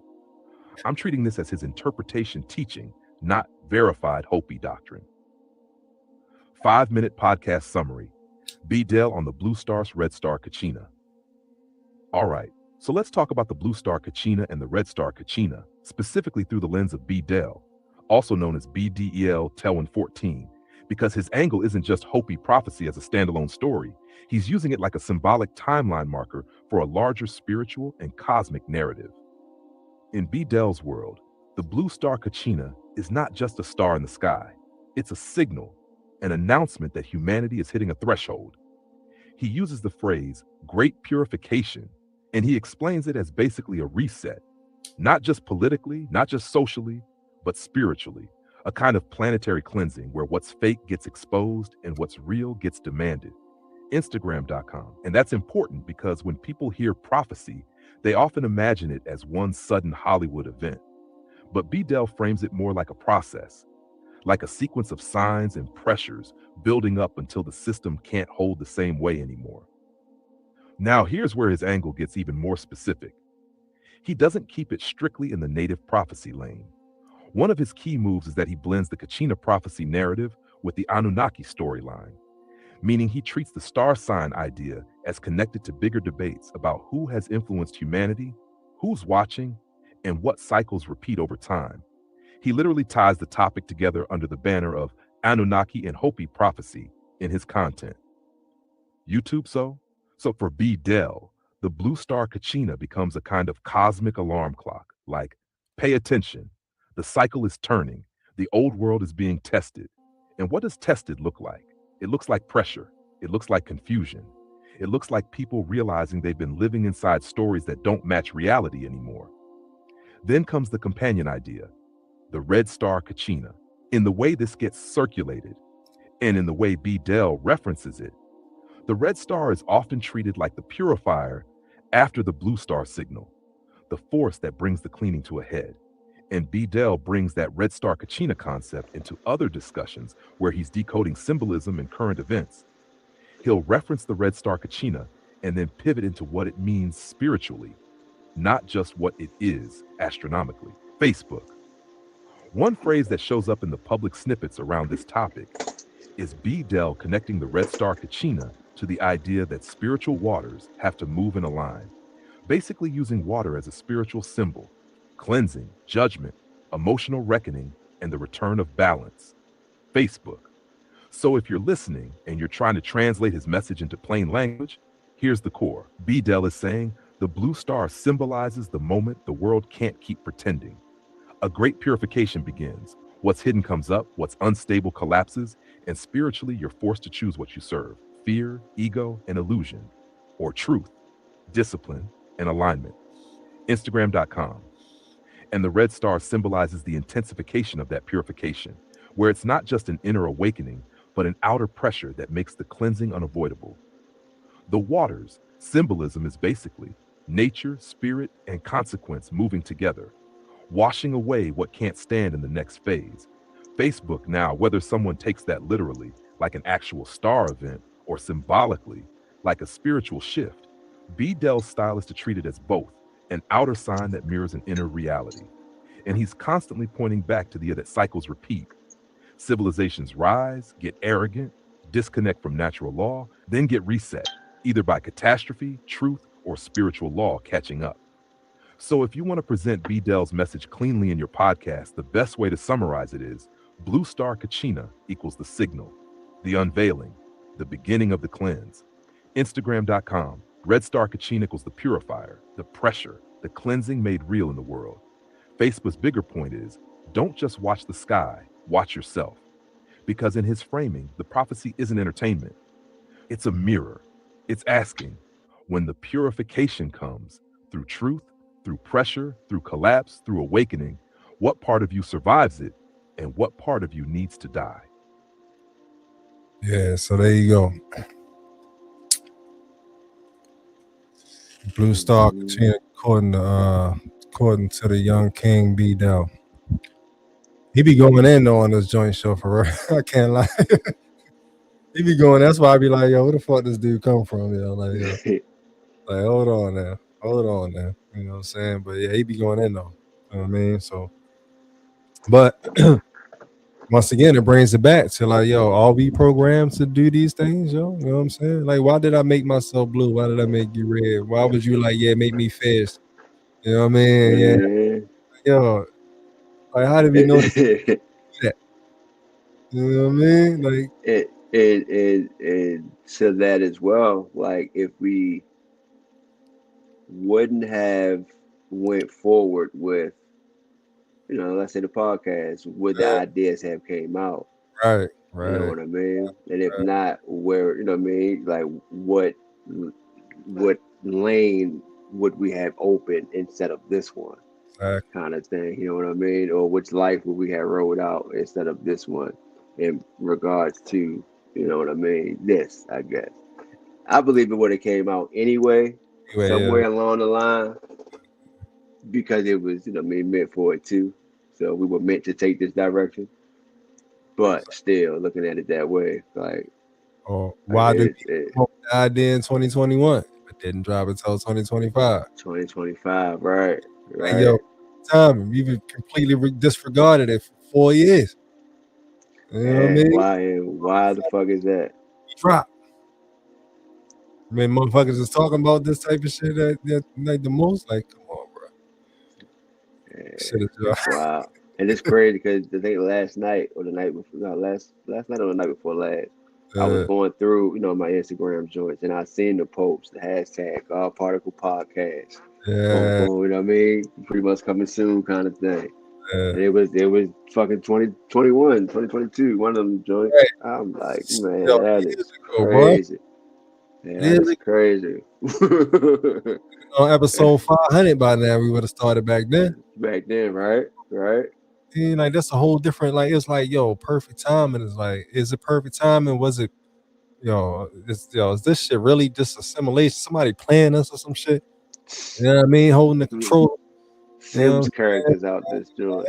Come on, man. Like, yo, shit is weird, yo. Life is weird, yo. Yeah. Or like they said, we're inside of the snow globe on somebody's shelf and shit. Yeah. You know what I mean? Whenever they feel like shaking that bitch up, bro. Be shaking it up a little bit. Yeah. It rains, it snows, it does whatever. Confusion happens. You know what I mean? Yeah, man. But hey, I guess that makes it all better to just try to unleash or unlock rather the powers that could be, and fucking live life, man. Because it can even be draining and fucking overwhelming when you look too far into it. Oh yeah, yeah. Because it's like I had a conversation with, because like I said, Amir is in it as well, right? So, and I had a conversation with him one time where he was like, in his mind, it's to the point of, why does anything fucking matters? Right. You know what I mean? Like, because in the grand scheme of things, and the deeper that you looking into stuff, it's like, damn, that's valid. Like, why the fuck does it matter? Really fucking matter? I mean, yeah. So it's like, and it can, like I said, it can be overwhelming. It could be draining. It could be fucking. It can get to the point of fucking depression. Like, you know what I mean? None of this shit fucking matters. Fuck it. Yeah. But like I try to tell him still, like we here, and you have the gift. You have a gift, and you have a chance to be creative and make something out of it. Fuck it. Yeah, it is a simulation. Okay, cool. Right. So while we in this motherfucker, let's get it in. You know what I mean? Let's see all the fun shit that we can do. You know what I mean? Let's see what we can make happen and shit like that. Indeed. Try to, you know what I mean, make it, give them a different perspective. You know what I mean? Kind of shit. Because of that's the easy way. You know what I mean? Don't do that, or don't put yourself in hell by not using your gifts that you know you have. You know what I mean? Like we came up, and right now, yes, you got to make your money, but don't just do the 9 to 5 when you know you have a super gift. You know what I mean? Exactly. So yeah. So don't live in hell. You still got to step yourself out there and walk through heaven, which I believe is just you walking your purpose and shit. You know what I mean? So Bobby said we should live like it matters just in case. Yeah, right. Yeah, Just I mean, in case. it does matter because we have to stay here if we want to stay here. That's true. I think that's where it matters. You know what I'm saying? So you definitely gotta not get shot at every day if you still want to create tomorrow. You know what I'm saying? Yeah, right. Yeah, it matters for sure. You know what I mean? I get it. I agree with that. You know what I mean? It's levels to this though. You know what I'm saying? Oh But yeah. I get what he's saying on the grand scheme of things. You know what I'm saying? But at the same time, yeah, you know, on his level, it's like shit. What the fuck? Fuck it. And we might be going out. Fuck it. Now it ain't like that. You know what I'm saying? Right. I mean, it just shit matters. Absolutely. Yeah, I want to be here tomorrow if possible. Right. You know what I'm saying, Yeah. yeah, I get it though. At the same time, it still brings up the question, yo, like, does it really matter though? But I guess it does if you make it matter. You know what I'm saying? It goes back to it's what you make it. You know what I mean? Yeah. What I say, I also said in the rhyme, life happens. You know what I mean? True statement. Yeah, but life is also what the fuck we make it. Right. You know what I mean? That's the bottom line as well. Is what we make it. If we choose to fall down a rabbit hole only in the way of becoming depressed and not wanting to make something out of life, then I mean, you chose to make it that way. You know what I mean? If you choose to want to try to become a fucking millionaire, billionaire, whatever the case is, then okay, you choosing to do that. And to have, and it'd be crazy too, right? Because to have the understanding, if you have the understanding, you know, with like why does it matter, but you also understand that we're spiritual beings, and you understand that, I mean, we live on kind of thing. Like why not jump off the fucking bridge and do everything that we really can if we get a chance to come the fuck back, even if it's in a different body, different whatever the case may be, and do the shit over with. Indeed. Why not try to learn some lessons and make the best out of it? Yeah. You know what I mean? If we gotta repeat it, you know what I mean? You know, it's just like, come on, man. Why not? And they said that that's the reason that we even here. You know what I mean? That's another argument. Like, yo, this shit don't matter because we are higher than this shit. Than this. You know what I mean? We come from realms higher than this. So it really don't matter. But if you want it to matter, then it can and it will. You know what I'm saying? If you ain't come down here for nothing, basically. Right. Came here to be corrected. Yeah. According to some teachers, some teachings that I listen to and that I partially believe in, like we come from higher realms that's not physical. And we came to Earth for the specific reason of creating whatever we want. Right. You know what I'm saying? You know what I'm saying? You can't create if you don't give a fuck. You're not creating shit except chaos. You know what I mean? Right. I'm gonna create this poem that's gonna change this one kid life and stop him from killing himself. You know what I'm saying? I'm gonna create this cartoon that's gonna get this hip hop head to be like, yo, I'm gonna keep pursuing my music, yo, because this keep going. I gotta keep going. You know what I mean? Like, yo, it's all debatable. You know what I'm saying? It just really depends on what you believe. You know what I mean? In the grand scheme of things, I do think it doesn't matter, but I also think it doesn't matter because we are higher than this. But at the same time, it does matter because we are higher and chose to fall back into a realm where we can express ourselves on a physical level. You know what I'm saying? Yeah. Like if you come back to create, and it matters if you create or not. Otherwise, you waste. It's like if you got to work tomorrow, if you don't go to work, that shit matters because you was planning to go to work, you're supposed to go to work tomorrow. But if you don't, that shit do matter. But it doesn't to you if you like, man, fuck that job. But to the boss, it matter, nigga. You supposed to go get this money today to be here at a certain time. You know what I mean? So it mattered that you didn't show up, even though in your world you like, man, fuck that job. You know what I'm saying? So yeah, it's all perspective, yo. You know what I mean? Yeah, because I've also heard, and like it was a good feeling that came to me when I heard it. Right? It's regarding we're down here to learn, and once we learn, then we can move on.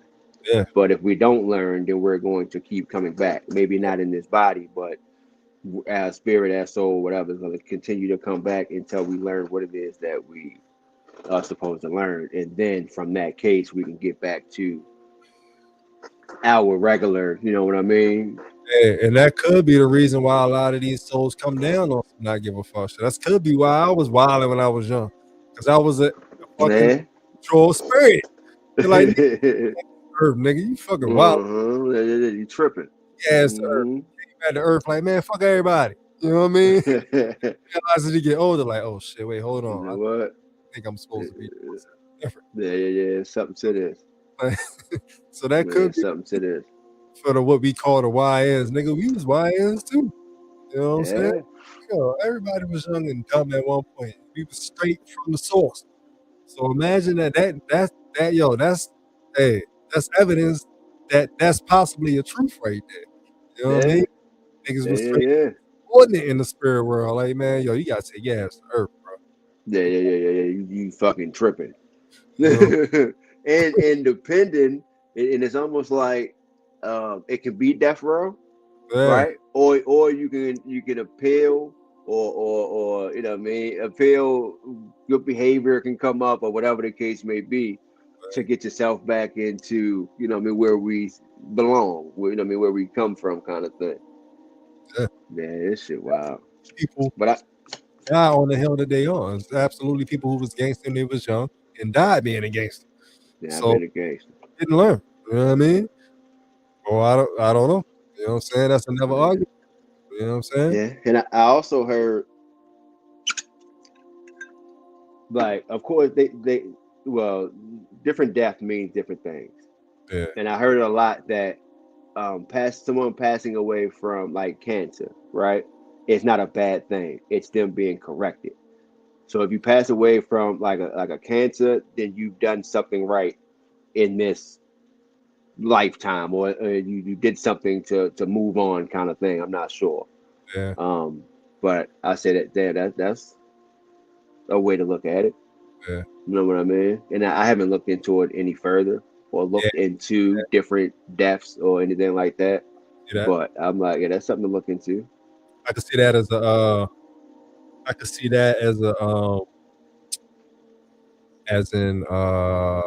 he figured it out early. You know what I mean? Okay, he got it. He get it. Yeah. Give him this cancer real quick. Come on back, yo. You know what I mean? Yeah, you know what I'm saying? Something like I can see that. Like, he figured it out, you know what I'm saying? In the all of the other aspects of what's supposed to be, or maybe what he was wrong or she was wrong. You know what I mean? So now they don't have to continue to suffer for another 50 years. Let's wait and give him this aggressive cancer and get him back where he's supposed to be. Man. Yeah, that's a good bit away. Bro, you know what I'm saying? You know, shit is weird, bro. You never know. That's for that damn sure. Life is strange, bro. Hey, something random real quick. Only because it popped in my thoughts. You watch Avatar? You into Avatar? I saw the movie. Yeah. I saw the first one, but I only saw it once. You know what though? Even though I didn't watch it repeatedly, I am into it though. But I saw it. Okay, yeah. But yo, like I said before, in these days, bro, my mind is like watch movies like can't keep still and watch these fucking movies, even though it's at least 20 movies that I want to see that people was talking about as far as the spiritual realm and the eye opening and all of this. But yo, my mind won't allow me to be still anymore.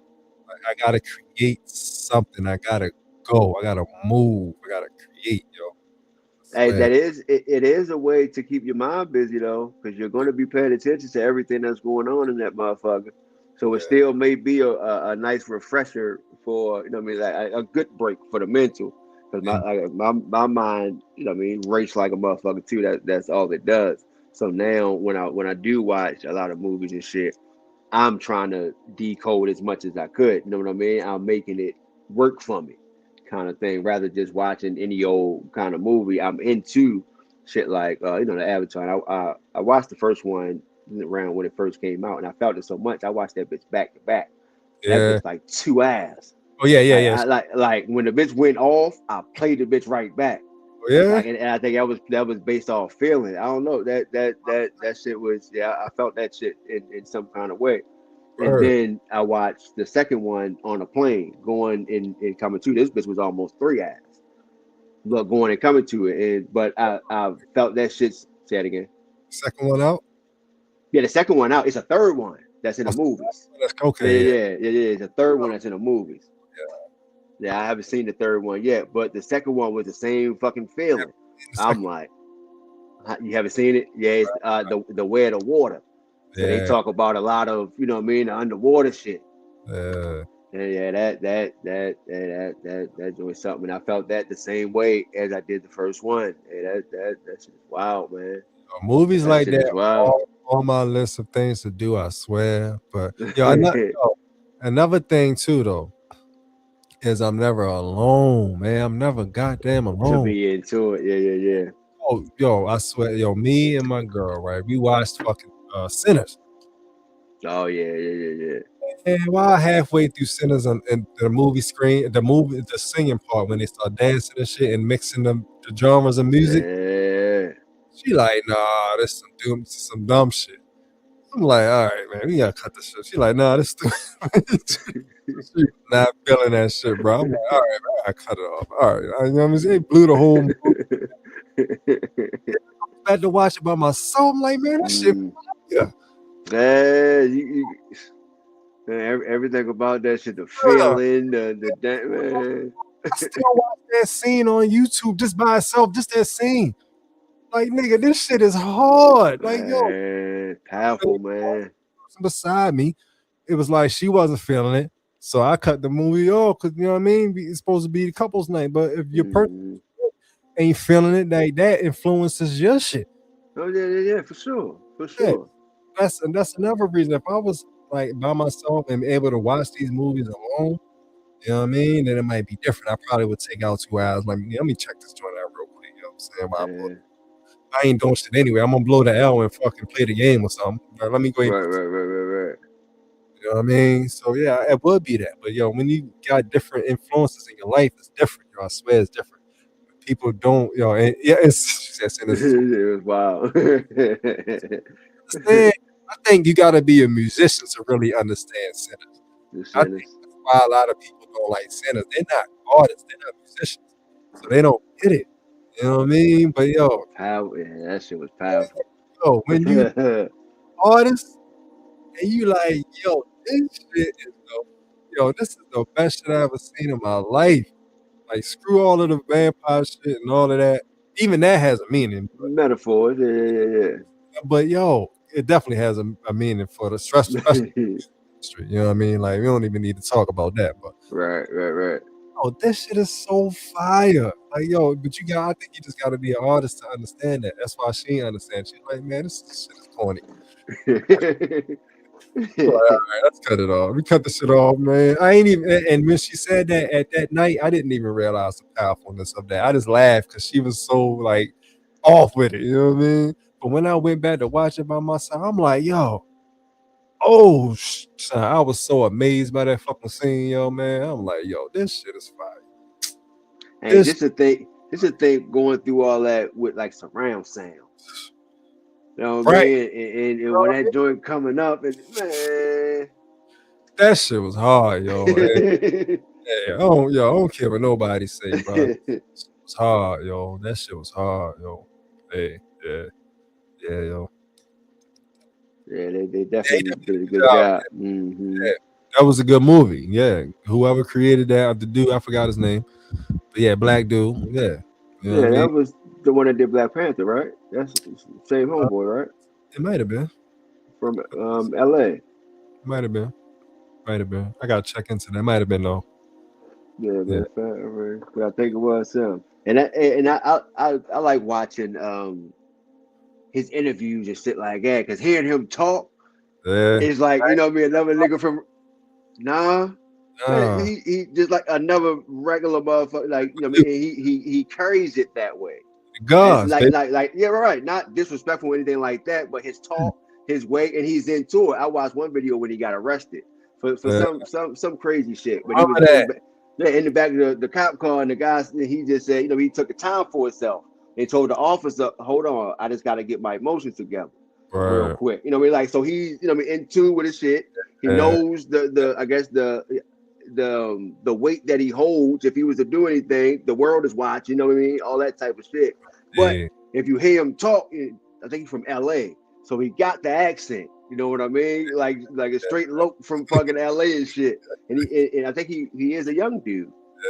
And so watch one of his watch one of his interviews. He just seemed like he just like so peaceful. You know what I mean? Like his aura, like everything about him is just so, you know what I mean? Just laid back and like, you're not gonna kill my vibe. And that's dope because we see how creative he is. You know what I mean? From wherever he came from, and then we see how creative he is. To be able to put together shit like the Black Panther and this, and that's just two of them. You know what I mean? He's done a lot of major shit. But that's dope. Hell yeah. Yeah, man. Hey, that's the shit that gives me the inspiration to create these movies, these shows, these adopting packs. It's like, yo, real shit. Yo, these movies got even no, it's crazy because it's like a mirror flip. It's people listen to music all day, every day, but the movies got more of an influence, bro. Yeah, the visuals, man. You know what I mean? They get to see the shit. Music, right. Come on, that's what I said. Hey, man, and so we're just gonna continue talking. Right, his name Ryan Coogler, though. Okay, his name Ryan Coogler. But we're gonna talk, and I put it out there. One of the last things I wanted to do, and I'm putting it out just because we're in rotation. You have the creativity. I have the creativity. You have the editing skills. I have the camera and the camera work. I have the mics. I have the lights. I have everything that we need to put a movie together, put a short film together. So again, I'm putting it out there, and I'm saying it because we got people watching this. We got people that can go back, and I ain't no take backsies once I do that. So I'm just gonna go ahead and roll that motherfucker out. But like with the creative gifts that we've been given, right, to mix and match and pair it, I think that shit would be super explosive. You know what I mean? And I think that's the next step for what we have to do. This is just a baby step to get us to talk and to get us to empty our mind and to get people to come to us even more. Because again, if you pay attention to the visual videos maybe you put out or I put out, and how people gravitate towards just that. Just imagine that we come together and put our creative ideas towards a actual movie, and then the behind the scenes, and then also the music that comes along with it. We got all that. Right. It's like, come on, man. I think, and it's beyond time to go. And like I said, what if, you know what I mean? It matters, right? Right. How about we just put the shit together and just put the shit out there and see what the fuck comes from it? Right. I think that's the next step for us. You know what I mean? Beyond the podcast, boom, we got the podcast started. Next episode is Divine 9. You know what I mean? The 9th fucking episode. Straight, boom, boom, boom, boom, boom. We said we wanted to do it. We jumped into it, and we got that shit done. You know what I mean? I think that's going to have to be our approach to everything we do. That's the only way that shit gonna keep going. And my bad, that was a rant, but I felt like I had to say that shit. Trust me. Hey, you ain't said nothing but a word, bro. Cause like I said, my mind is gone.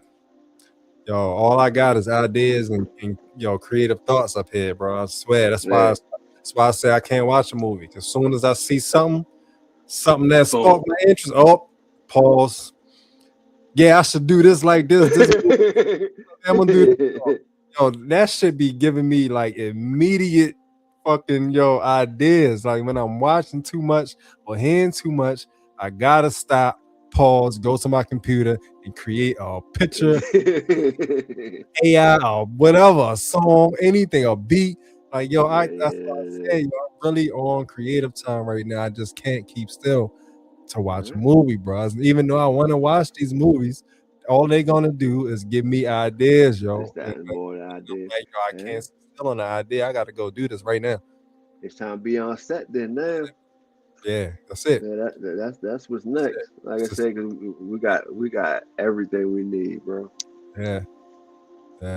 Good shit too. I ain't talking just, you know what I mean, just to do some shit. You know what I mean, some regular shit. You got some good shit, and your editing skills is top 10. So it's like, yeah. I told you they ain't seen what's in the Yo, man, listen, man. I don't even want to keep saying the same thing over and over, bro. But yo, this thing is a full-time thing, man. Yo, we beyond the Grammy winners, the Oscar winners, yo. We past that. You know what I'm saying? Like we on the same level. You know what I mean? Like I'm saying, like even being realistic, at least on the same level. Like I can create a sentence, bro. We can create a sentence with if we had we can. Extras. You know what I'm saying? Like it's nothing to create a sentence, man. Come on, man. You know what I'm saying? We had the technology that we needed. Like, yo, that shit is nothing. You know what I'm saying? Like, come on, man. Come on, man. You know I'm with it. Let's do this, yo. That's why I said the cartoons, the real, AI, anything. The real, you know what I'm saying? All of that. 2026, I'm gonna get that space. And my hopes is that we at least do a short film out of anything. Because like I said, I'm going to do it all day. Maybe 12 to 10, 12 to 12, some shit like that. So let's make it a problem. Get it. Yeah, hell yeah. Yes, indeed. And no take backsies. You know what I mean? Look for that shit. Put the money down on that shit and set the date. Yeah, man. And that's the thing, too. Like, a lot of people don't realize, yo, we don't really have to spend a whole bunch of money. You know what I'm saying? Like, there's so many levels of filmmaking that some of the best films made was shot in one place. You know what I mean? With one scene straight through the whole joint and based off dialogue. You know what I mean? Yo, I watched the 2.5? I watched an almost 3-hour movie that never changed shots. Like the camera just followed them walking through some country. And it was based on them walking through like a couple museums in their path. They never switched scenes. They never went from daytime to nighttime. They never was on some, you know what I'm saying, real dramatic action scenes, you know what I mean? Scene change, none of that. Wardrobe change, they wore the same thing. It was literally a 3-hour straight through shot of them walking and talking on some they was talking. I think I told you about this movie. It's called Mind Walk. If y'all want to check it out, if y'all into those, check it out. It's on YouTube. It's called Mind Walk. MINWALK. It's 3 actors.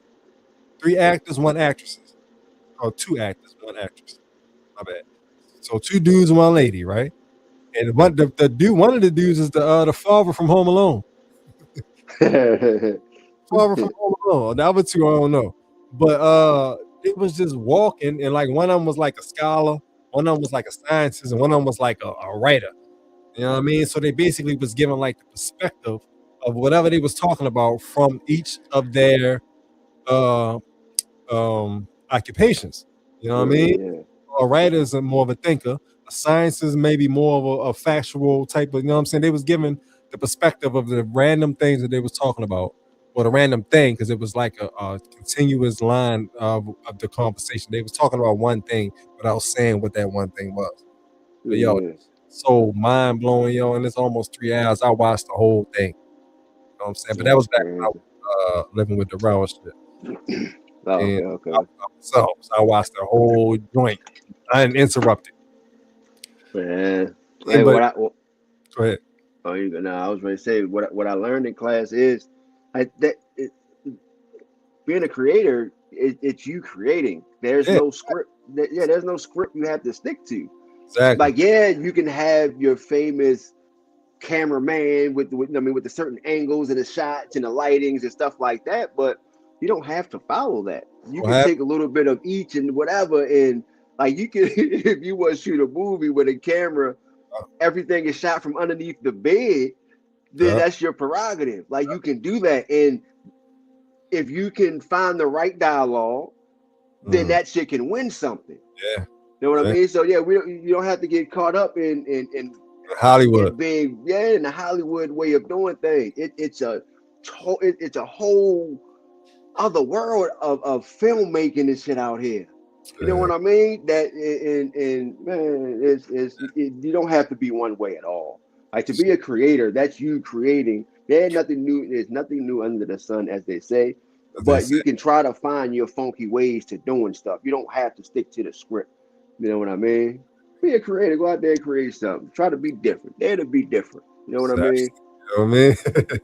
It's dare to be different. And if it's been done before, hey, if you know in your heart that you tried and thought that you were doing your own spin or whatever to it, then you did your best. Like, come on, man. Somebody hell yeah. There's gonna be a lot of people that's gonna like that shit. Especially if you got the right dialogue. Yeah. Say it again. I said somebody be like, man, that shit hard as a motherfucker. Oh, yeah. And whatever they think, whatever other people compares it to, the person that likes it ain't even gonna think of that. Like shit, right. This shit hard right here. You know what I mean? This and, and they probably thinking like, oh, it probably took them a. Right. They probably put a lot into it. You know what I mean? I wonder how much money this cost. I wonder how much, you know what I mean? Yeah. Little do they know it took 5 hours, 4 people, and a lunch break. We got this shit done. A joint. Right. These words. That's it. Crazy. It's crazy. But yo, hey, we can definitely do that, man. You know what I mean? Yeah. Talking about it just the same way with the podcast, though. The same way we've been talking about doing the, you know what I mean? The movie is gonna come at the right time. Oh yeah, right time. We just gotta keep bringing it back in. Pushing it. Oh look, Blair Witch Project broke the mold on the barriers, K-Dash. Yeah. But that was it. Yeah. And that always come up, and that came up in class. Actually, teacher brought it up. Like a handheld camera or some shit, something like that. Then I think they were in one place too. Like everything was dark. Like it's some college kids, I think. That much shit out there, joint. Yeah. My teacher brought that shit up. Yeah. And that would always be used. So there's no one way to do it, man. But that's the point. And you'd be surprised how many people is waiting to be on camera, right? Oh yeah. Whether there's a fee attached to it or not. You know, I mean, extras don't. Well, for some movies, I guess extras get paid, but there's so many different actors and actresses out there that's waiting to just be on camera. You know what I mean? If it's something good, they think that they can get that break or just be seen kind of thing. Then they're gonna do it just to add to their catalog or work on their skill or something. Everybody helping everybody. You know what I mean? Yep. Yeah, be building their career. They don't know that they building their career. You know what I mean? Why they think we got it all together? You know what I'm saying? We need them just as much as they need us. Oh yeah. Yeah. And everybody treat each other right. Something good comes, something great coming out of it. The people at the award show that watch that short independent film and nominate us, they helping us. You know what I mean? Like, and the shit just goes on and on and on. You know what I'm saying? Right. Yeah, the filmmaking, we definitely, trust me, everything is just a matter of time, bro. You know what I'm saying? We the K-Dash, we've been talking about a lot of shit. We definitely got a lot of things in the work, but the same way, like I just said, the same way we've been talking a lot about filmmaking, we was talking a lot about the podcast. Podcast too. A certain amount of time, you know what I mean? Years might be a lot of time to some people, but it be here now. You know what I'm saying? So at the right time. Right time. So it's only gonna be a matter of time before we like, we shooting this week. All right, next month we got something else, and then next thing you know, we got 20 films, short films, shit that we can turn in for award ceremonies. You know what I mean? Like, we start off with film festivals. Yeah, man. Yeah, like small stuff, and it can be that way. You know what I mean? It don't have to be a whole movie starting out. I mean, nice short film. We can kill them with 20 minutes. Oh yeah, kill them with short films, yo. I'm telling you, that's what the YouTube game is. All of these filmmakers and shit on YouTube, they doing 5-10 minute skits, 15 minutes. You know what I mean? They ain't even doing a movie type shit. They doing skits, and them shits is getting them in the doors. It's getting them fucking ad revenue, getting them sponsorships. You know what I'm saying? The dialogue. A lot of these motherfuckers don't give a shit how you act. It's really just about the dialogue. Give them something to look into and kind of relate to or feel. Yeah. That's what it's more so about. But we're so much of not perfectionists or anything like that, but quality over quantity, right? That we're going to go beyond the to be look. I mean, we're going to try to go for the perfection kind of thing. Indeed. Which is going to make us stand out even more. And plus, again, the way our mind works is just different. Shit is just different. Indeed. Mm-hmm. Yeah, man. Yeah, I'm with that. You know what I'm saying? But I definitely got a couple of AI movies already in the works. Even the picture that you see in this background is a AI film actually on our superhero shit right there. You know what I'm saying? For those who don't know, that's supposed to be me. True, right there. Yeah, I got a superhero joint with the fam in it. You know what I mean? Hey, K-Dash, you want a spot in that joint? I can put you in. You know what I mean? You can be the ninja out this joint. You know what I mean? We all superheroes in some way. You know what I'm saying? I got me, True. Who else? Shit, man, Tone. Man, I even got guns on that joint. Guns. K-Nels, Grizz. Yeah, we the superheroes in the alternate universe. You know what I'm saying? But I got a couple scenes so far, but it still got a lot to go because I want to finish this Ggod joint.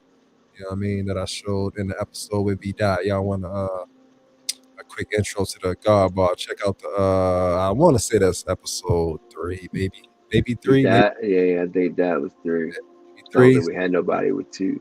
Check out the episode with Ggod and the Ggod preview is on there.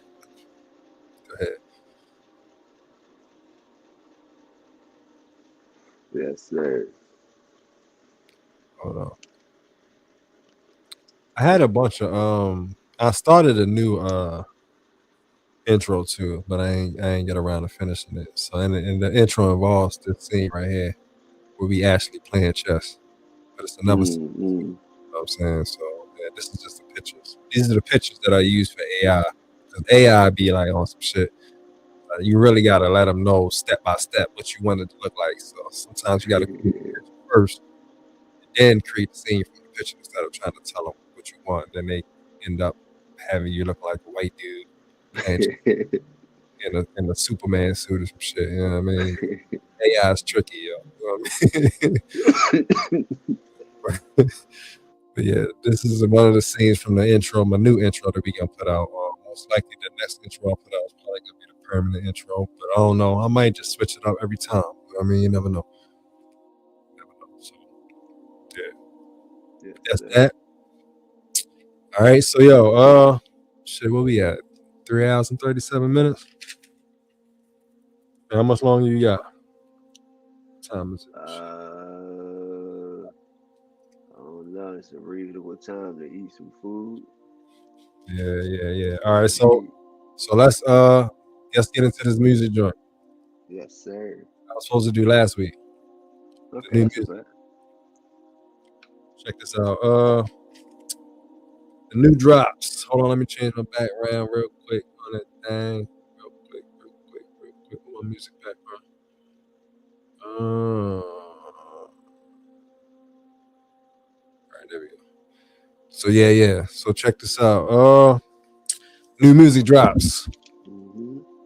And these at this point, I think I was supposed to do a couple of these like 2 weeks ago, and one of them like last week. So these joints been out for a couple weeks now. But since we never got to it, let's just get to it. New music. Let's start with the most. Yo, man, listen, the most anticipated album for myself, right? I can only speak for myself. Of the whole damn year, the Nas and Premier Light Years. Yo. So that joint drop, right? Man, the internet is going crazy with mixed reviews. I'm talking about crazy, right? A lot of the internet is getting on Primo because of his the beats. They didn't like the production. I mean, I don't know why they would get on Primo because Nas had to pick the beats. You know what I'm saying? Right. Speaking as a producer, you can't, you're never gonna have every beat be fire. But I don't give a fuck with you. If you make a million beats, 500,000 of them joints can be whack. You know what I'm saying? Like, trust me, as a beat making myself, I can say that. Like, there's so many beats that I do not like that I'm never gonna use. I'm gonna try to sell them, but I listen to them joints. I'm like, yeah, nah, they ain't it. You know what I'm saying? Like, so as a producer, like, you're never gonna get it right. But when this joint dropped, me personally, I was expecting more of a boom bap, hard, pretty, Nas, Illmatic. Illmatic. He had a bunch of different producers on Illmatic, but I was still looking for that grimy Primo sound. You know what I'm saying? Honestly, from my honest opinion, I gotta say, this is the only album from Nas that I was disappointed in. This is the only album that I was disappointed in. Literally, out of every single album that he ever dropped ever. You know what I mean? But I do like a couple joints. I like I want to say like 3 joints. I like the Nasir Esco joint. Yeah, that That's one of my favorite joints. Oh yeah, I like that. A couple other joints. I like the joints he did for the women. Bouquet. Yeah, I like that joint. And it's another one. I can't remember what the other one was. I do like it, but I keep telling myself, I'm gonna listen to it again and again and again. I listened to it the second time, and it was still the same feeling. Like, you know what I'm saying? But don't get it twisted though. The wordplay was right. I just feel like Nas picked the wrong beats. He felt like he picked the right beats. You know what I mean, he got the feeling and the nostalgia that he wanted. You know what I'm saying? So it is what it is. You know what I'm saying? As artists, that's the beauty of it. You know what I mean? Like, you ain't gotta like the shit. I like the shit. Yeah. And that's the create. Yeah. I did it for me and the people that, that's gonna gravitate towards are gonna do it. Exactly. That's it. So what you think? See, I went into it with no expectation, right? So I'm coming out different with, I mean, I rocked with it. Now I picked out the song that I listen to the most is the Nas Nasir Esco joint. That's the Esco Nasir joint. Because like we was talking beforehand, it's like I rock with the concepts of and I'm finding that about myself lately. Like some people may not, deliver that shit right.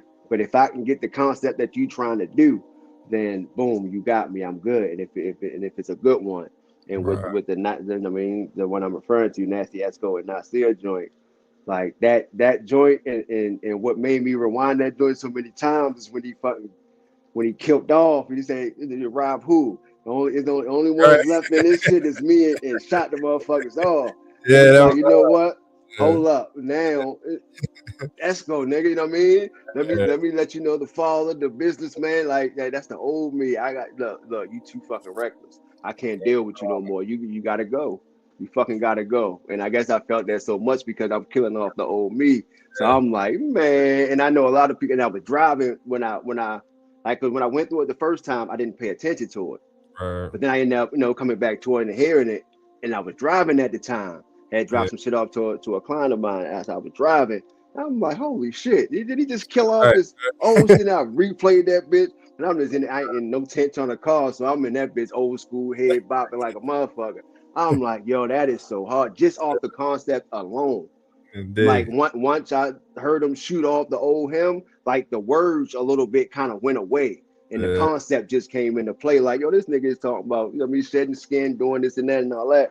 I'm like, man, that shit is fucking hard. So the concepts for me was dope, and I rock with the album overall. The beats is nostalgic. It put me back in, that old school kind of vibe, but it is more, I guess, on the bouncy kind of side more than the gritty kind of joint. One of the gritty joints for me is the joint with him and AZ joint though. I do rock with that. That beat there. Yeah. I do rock with that joint. My story, your story. That joint, that's more your bop. But yeah, I went into it different though. You know what I mean? Yeah. With no expectations. I just, you know what I mean? Play me some good music. That's all. Probably my issue, man. I just much. You know what I'm saying? And it wasn't what I was expecting. Then that kind of fucks everything up. You know what I mean? But yeah, I'm learning big about that expectation shit. Yeah, don't expect. You gotta take that shit out of it with everything you do.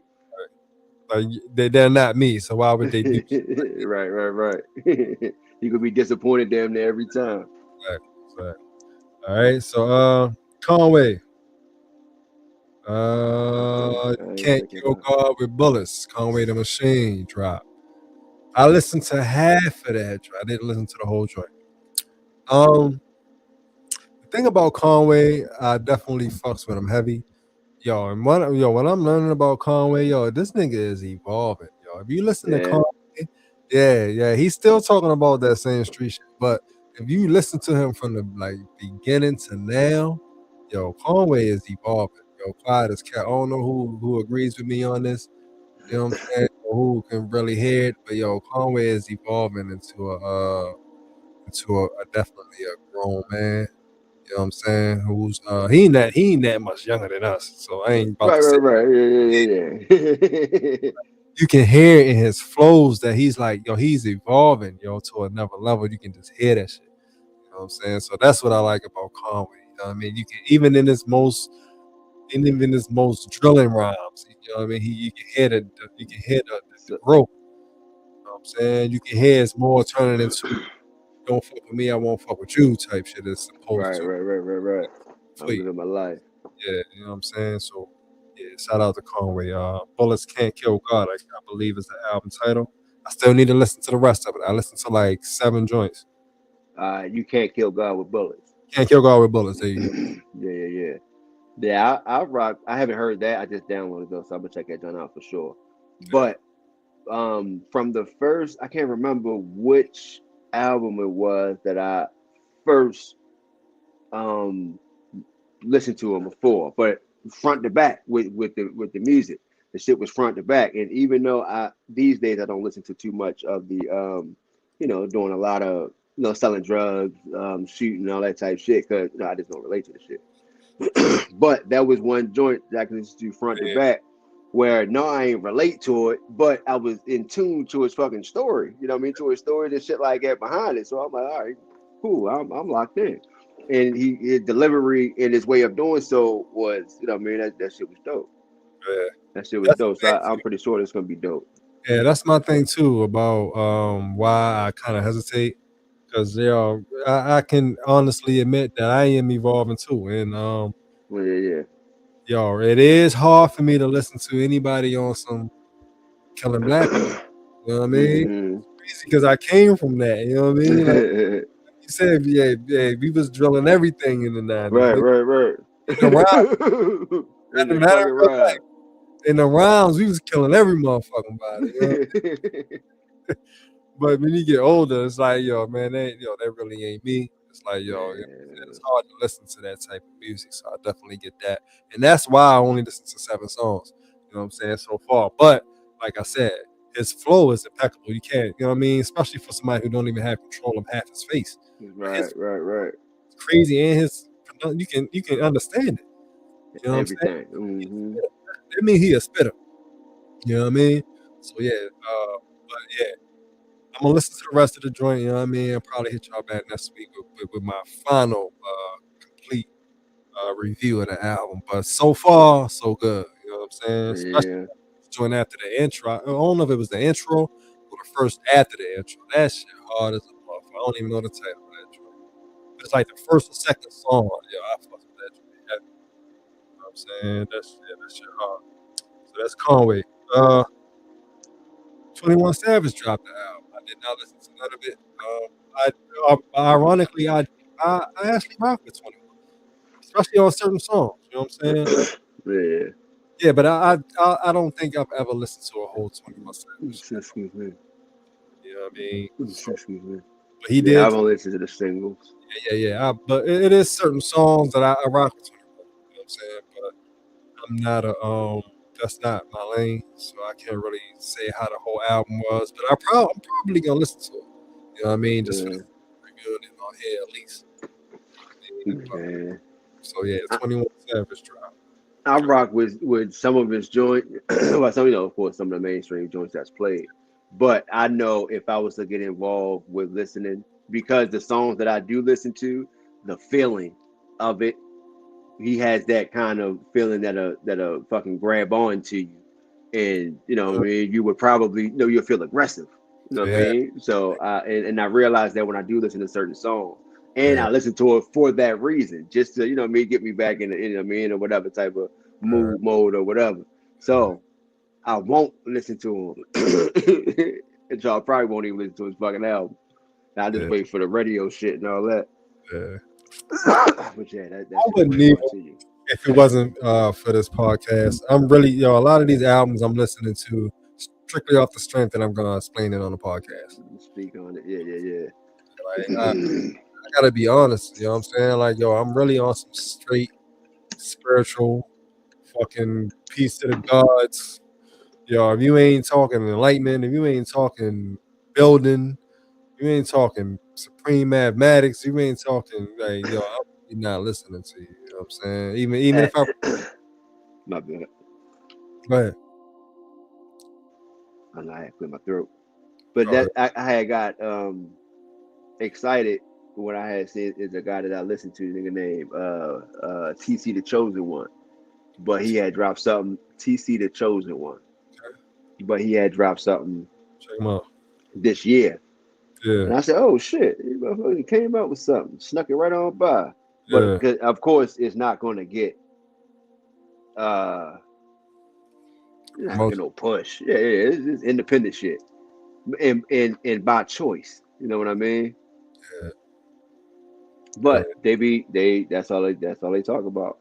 And I listen to shit like that. This nigga, like, it was the other nigga name Kenny the Hippie or some shit.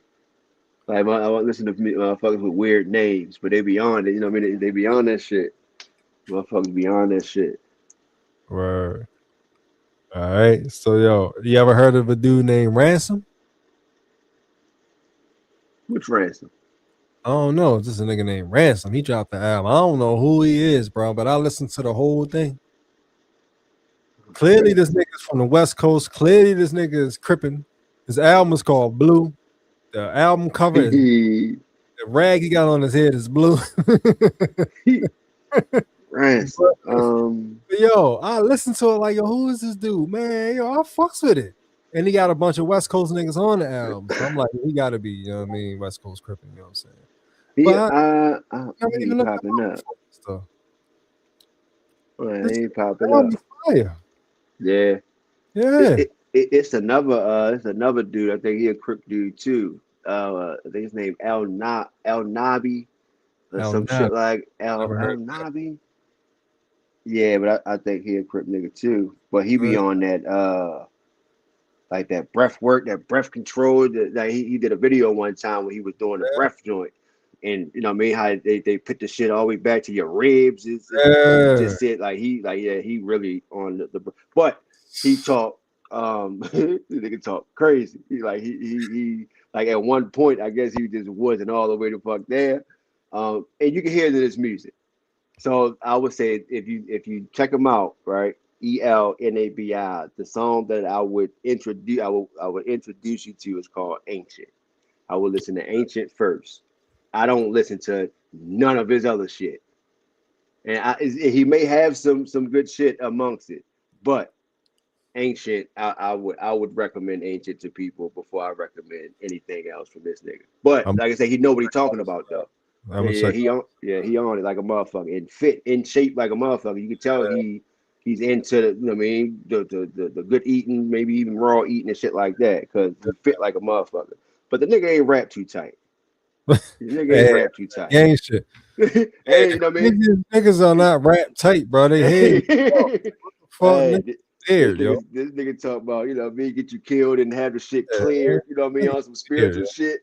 Yeah, I'm like, yeah, you got it, champ. Son, they brain is off. they not gangster. They crazy. They literally crazy. Yeah, like mental. Yeah. You know what I mean? That's why they so basic, because they really don't give a fuck, bro. They really crazy. You know what I'm saying? Yeah. And he appears to be one of those ones. At least that's what his music is portraying. But this ancient joint, I rock with that. That bitch is that shit'll get you there. And that shit powerful there. Yeah. Another album. DJ Drama, Gangsta Grills, Gangsta Grizzles. Him and Game. He dropped the album in the Game. Okay. I don't think I listened to Game in a while. Yeah, right. First, I was like, man, I don't know if I want to listen to this joint. Yo, as much as I rock with Game, I don't see Game as a longevity artist. You know what I'm saying? Like, I think he had his time, and the shit was fire. And I think the most recent joint before this album I listened to was him and Yeezy. That Easy. This life is never easy. That shit. Yeah. That shit hard. But I was completely fucking. Hey, I don't know. I was kind of. It threw me off when I heard it, and it was like, oh, okay, this joint kind of fire. You know what I mean? Yo, it's a funny joint he got on the album called Clown Emojis. Listen to that joint. How the rappers wear fingernail polish and shit and wear perfume. That's funny. This shit is fucking hilarious. But I listened to the whole album, and that joint actually all right. You know what I'm saying? Like, Game's still trying to come with it. You know what I'm saying? So. Yeah, respect the Game, yo. I listened to that whole joint from beginning to end, and I'm like, that shit is actually fire. That shit is actually fire. He got a couple joints on there. You know what I mean? So check out the Game and DJ Drama. I'm not sure what it's called, but you know, the Gangsta Grills, DJ Drama with the Game, it'll pop right up because that's the only album they did together. You know what I mean? And it's new. So another one, Nino Man. Nino Man. Oh, okay. Yeah. Man, yo, hey, Nino Man. I listened to that joint too, right? I listened to that whole joint too. And I fuss with it. I fuss with it heavy. You know what I'm saying? So you can tell from and that also made me look back. Because I heard Nino Man before, of course. I heard a lot of his songs, but I never looked back. But the album made me look back to how long he actually doing this. Yeah. You know what I mean? Like, yo, he been doing this shit for a minute. Just like, I don't know if it go back as far as us, but you know what I'm saying? He been doing this shit. I think the oldest joint I went back to was like maybe 09, 08, something like that, or 2010. But he was like had official videos, you know what I'm saying? Like coming back to back, you know what I mean? So he been doing it consistently for a minute. You know what I mean? So and I listened to the album, that shit fire. You know what I mean? Hey, no complaints on the Nino Man joint. Yeah, I'm still him. Yeah. I rock with that joint. You know what I mean? So yeah, shout out to Nino Man. That's crazy. I ain't heard his name in a while. Right. Hey, listen to the album. You know, it's definitely it's worth giving a listen to for sure. Yeah, I'm downloading this one too. Yeah. Shy Glizzy. I have not heard this, but he from DC. Shout out to Shy Glizzy. Mm-hmm. You know what I mean? But he dropped the album. I'm not sure the title, but he did drop an album, and I'm gonna check that out eventually too. Shy Glizzy, I gotta be honest, I never listened to like his B-side shit or his albums. I just heard him on the radio every now and then. You know what I mean? You know, he's younger than us, and he's part of the younger form of music. So, you know what I'm saying? You know, a lot of us old hip hop heads, we don't really get too deep into that. Just to be honest, just to be real, just like they don't get too deep into that shit. You know what I mean? Right. So it's he got a joint with BG. Yeah, I did hear BG. I did hear BG. I fuss with on BG. His page. On his page he played it. I don't know. It was his as far as Shy Glizzy joint. I always fuck with it like this is flow. I don't know if it was like the voice behind the way or what. That shit was just always so player type. You tell he a authentic dude. Yeah. He ain't trying to be. I always fuck with that. Yeah, for sure. And then he right from DC, so right. Then he from the DMV, nigga. Yeah. Mm-hmm. Yeah, I mean, shout out to Shy Glizzy. Nino Man sound with Kiss, yeah. Oh, okay. Yeah. Pete said that. Crush Calhoun. That's the I heard of Crush Calhoun. He dropped the joint. He dropped the new joint. I ain't hear about that, but I think I heard of that. Yeah, Crush Calhoun, Double C. I think he crippin' too. I'm pretty sure. Yeah, I'm pretty sure. And Vado, I fuck with Vado too. Vado, Vado go hard. Yeah, I fuck with Vado. I fuck with Vado heavy. Yeah. All right. The last one I got. Eric Sermon, the Dynamic Duos album. Yeah, Eric Sermon. We talked about Wale on the I think the 2 episodes ago. The other Jones, yeah, that's more like a for the ladies type flow. You know what I mean? You got some women around, throw that joint. He just dropped some kicks too, though, which was crazy. Wale, the Nike joints. Yeah, he always been into kicks and fashion and shit. But he dropped some kicks. I think this weekend. Hey, that's what's up though. I said, yeah, that's dope. That's dope, especially to be into fashion and you let me drop something with Nike. Hell yeah. Yeah, that's official. So shout out for that. Another DMV. Shout out for that DMV shit. Indeed, yeah, more DMV shit for sure. But yeah, Eric Sermon, Dynamic Duos. So he got an album where he's mostly producing the beats and not rapping himself. And he got like mostly old school legends on that. He got Salt and Pepper on that motherfucker with a new song. He got MOP, him and Eric Parrish, EPMD got a song. Fucking Public Enemy. This nigga got Chuck D rapping on that joint. Like, hey, he took it, they took it back on the joint. He got a Redman and Meth joint on there. Shit, it's a couple joints. I can't remember no more. But check out Eric Sermon Dynamic Duos, yo. If you a hip hop head, you're gonna appreciate that joint. Eric Sermon came with the beats. Snoop and Nate Dogg. Dog Pound, Snoop and Nate Dogg. All old school shit. Hey, Helter Skelter. Yeah, they got P on the verse, on the new verse. Cypress Hill. Cypress Hill. Yeah, I'm glad you looked that shit up because Public Enemy. Yeah, Public Enemy. Now I don't see where Conway the Machine and the Game fit, but me either. Son, if you listen to that song, they don't even really flow together, yo. It don't go together, yo. I don't know. That's my opinion. But I listened to that whole album, the Dynamic Duos, and that song with Conway in the Game. You can tell that they just on completely different levels, and I mean they recorded it at 2 completely different studios. You know what I'm saying? And like it just don't mesh. I don't think. My personal opinion, though. You know what I mean? But the album is fire. I just downloaded that joint too. Yeah, the album is fire, because it's some real hip hop shit, and the beats don't disappoint. Eric Sermon dropping, you know what I mean? Some E-Dub shit for sure. You know what I mean? So yeah. Let's check that joint out. That's Dynamic Duos. I think the dude Friday dropped too. I didn't get deep into that. I was checking to it, but I think the singer. Okay. Yeah. Friday. I rock with Friday. Yeah. I like Friday too. I rock with it. Yeah. I think he just dropped the album. I don't know the title though, so check that out for yourself. But yeah, that's all the music shit that I had though. A couple joints from last week, and then a couple added on this week. Yeah, I mean. But real quick, Everybody Got Somebody. That's Friday. Okay, yeah. That's it. Yeah, that's what it's called. Yeah, Everybody Got Somebody. I'm gonna check that out too, though, because I like the last joint he dropped. A couple songs off the last joint he dropped, which that was what, like shit. What? No, that was almost 2 years ago. I think that was like beginning of 2024. Yo, time be flying, yo. They do. Yeah. They do. And I looked at that when I see how far back it was when we talked about this podcast.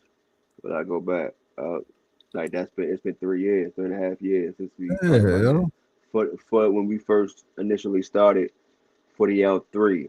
Because I went back over some memory cards and seen some of the sessions which we could still put out. You know what I mean? We could still chop up and put out more behind the scenes session joints. Right. And seeing how the time date, you know what I mean, stamped on that joint. I'm like, yeah, this is crazy. Time is fucking balling. As we always say, time is balling, man. Yeah, man. Time is balling. So time waits for no man. Right. So I think it's time to jump in on that joint, turn up the speed a little bit, like we just talked about earlier, and really empty our mind a bit so our mind can calm down just a little bit. Empty that shit and set time aside for creating the creative days.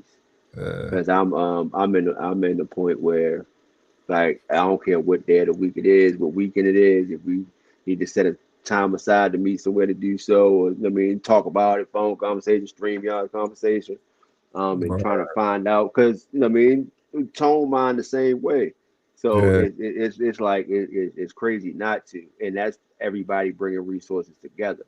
Yeah, man. Independent shit, whatever. It don't matter. We all got to have things going on. That's absolutely fucking fine. But we all are creative, and we all, you know, what I mean, got some shit to say. So with this venture, we can bring these visuals really to fucking life. You know what I mean? And then utilize the resources that every one of us have and put that shit out to the world. I think it's time for that. It's time for that shit. What? Yeah, be too creative for this shit. I said that shit.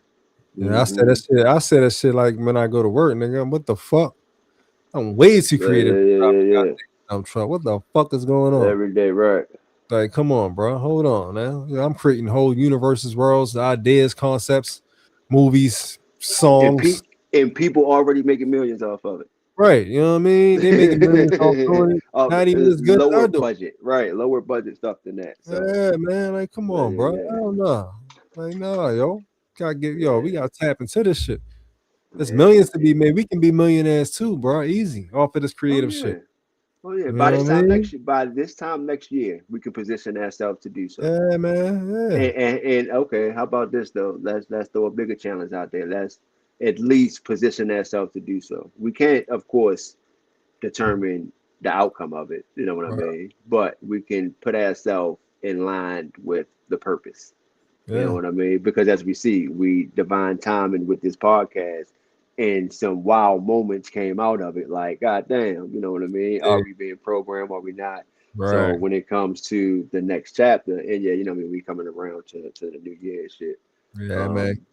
Coming around to that new joint. I say every month we could be dropping, so we can drop something new, regardless of what it comes from. If it's music, if it's visuals, if it's a dolphin packs, if it's anything you have going with the AI worlds and stuff that you're creating, like something like that. I think each month. If not, we can really challenge ourselves and say something each week because we're two separate creators. You know what I mean? So I can create something, you can create something, and we can create things together. So. Yeah, that could be the challenge, and all fucking 2026 is put on the fucking gas and getting out there everything that we held back, you know what I mean, from ourselves because we let a lot of shit go from the past, and I mean music and stuff like that, things that could have been documented, things that could have been learned. I mean, we let a lot of shit go. There we go. So it's time. I don't know if I said it to you or just my wife. But I came across something where a guy real quick that said, you know, I mean, we always say if I could take the information I know now and have it back in a day, then you know, me I'll be unstoppable. But then the guy was like, but what if we take the information that we do know now and use it for the next 40 years? You know what I mean? We're 40, so I'm gonna use 40. What if we use it now for the next 40 years? Like we can then be even more powerful because we're gaining more information. And then he broke it down like up until the teenage years, that didn't mean shit. You're a kid.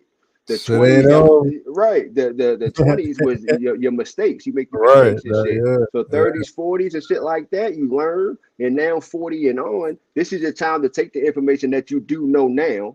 And fucking use that shit for you say, well, no, man, let's say you take the information you know now, and by the time you're 55, you can be fucking powerful. By the time you know, 60, 65, you can be even more powerful. So don't look at it as I will go back and change some shit. Look at it as now I know shit. So now I can change my fucking future. So you're not looking up at 60, turning back and like, you know what? If I knew then what I knew now, you know, some shit like that. We can just take the information that we know and change that fucking life, man. And change that goddamn life. Real shit right there. Real shit. Yeah. So that's I think, you know, I mean that's what it has to be, man. Take all the information. We got everything we need. We know the information. You know what I mean? No more hesitation, because as I read hesitation, that's a sin. You know what I mean? Like hesitation, we should not be hesitating, especially when you know, like, you know, I mean, I know I'm a creator. I know I want to do things. I should Yeah, we not be know what it is. hesitating to do that. Yeah, I should not be hesitant towards it at all. Yeah, what the fuck is the By hold up? right, by me doing that, I'm taking away from myself. Yeah, And I'm telling myself or the universe that I'm not ready for because I'm being exactly. hesitant. It's time to demand the shit. You know what I mean? Gotta let it all go. Fear, doubt, Yeah, disbelief. yeah, that all that shit. Yes, You indeed. Yes, indeed. Yes, indeed. know what I mean? Fuck all that shit, nigga. You God, know, nigga, let's go. yep, it don't matter What the we waiting for? outcome. Yep, what people say, that none of that shit, it don't matter. You doing this shit because it was given to you to do it. Yeah, man. Somebody out there need that shit, Yeah. regardless of what it is. Somebody out there need that shit. So yeah, fuck yeah. And I wanted to say all that because we got people watching it. I ain't no taking it back. It's just time stamp and it's Word. beyond time to show our creativeness. You know what I mean? We've been showing it in a way our whole life. You know what I mean? Just not intentionally. We just Word. doing it because we loved it. Yeah. Real shit. Yeah, Yeah. They ain't nothing but fucking facts. yeah, man. Right. All right. So about to get ready to get up out this thing. We have 4 hours and 10 minutes. But yo, you want to check out the video or no? You want to just end it? What video is The that? video 3 minutes. Which But you video? saw it though. You liked it though. You know what I mean? With the The young short. lady? Yeah. Oh yeah, I seen it. If you wanted to show it, I mean, you wanted to show it to the folks, then what I mean, do your thing. That's cool. Kind of debate Yeah, it. or just give them the tag, tell them check it out. Yeah. All right. So look. Yeah. How about that? All right. So look. Check this out. uh. Yo, if y'all wanna it's a shorty, right? Y'all wanna check out her shit. Go on my page too. It's there. I don't know where she getting this shit from, but she connected to something. But her name Directly is to the source. Juju the Guru. JuJuThaguru. And yo, she breaks some shit down that it's just shit is weird, bro. But all relates back to the shit that's weird with me creating the shit that I create, and it somehow falls in line with that. You know what I Yeah. mean? With me and True. And then like, yo, I swear I didn't do this shit on purpose.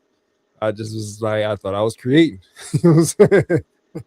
But somehow it falls into the shit that's going on in the world, man. The shit that people connect, like a lot of master teachers and stuff, they connect with the all. You know, they connect with Yeah.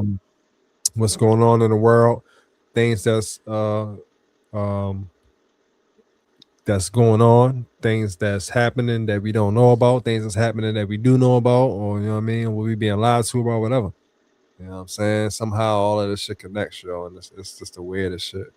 But yo, check out her videos if you haven't, because she been circulating on Facebook, so you might have even saw her shit already. You know what I mean? So somehow she getting that push. You know what I mean? Yeah. So like I said, she might be one of them agents too. You know what I mean? So stay aware of that. You know what I mean? You never know, bro. You never fucking know. Yo, she might be an agent, bro. Stay focused. You know what I'm saying? Like real shit. We gotta practice discernment in this shit. You know what I mean? Yo, motherfuckers they all could be agents. Nigga. You could be the only person on this earth, and I could be the agent too. Talking to you, trying to sway your opinions. You know what I mean? Like, yo, we don't fucking know what the fuck is going on. You know what I'm saying? That's the beauty of it, though. Ironically, you know what I mean? That's what I love about this shit. Like, we don't know.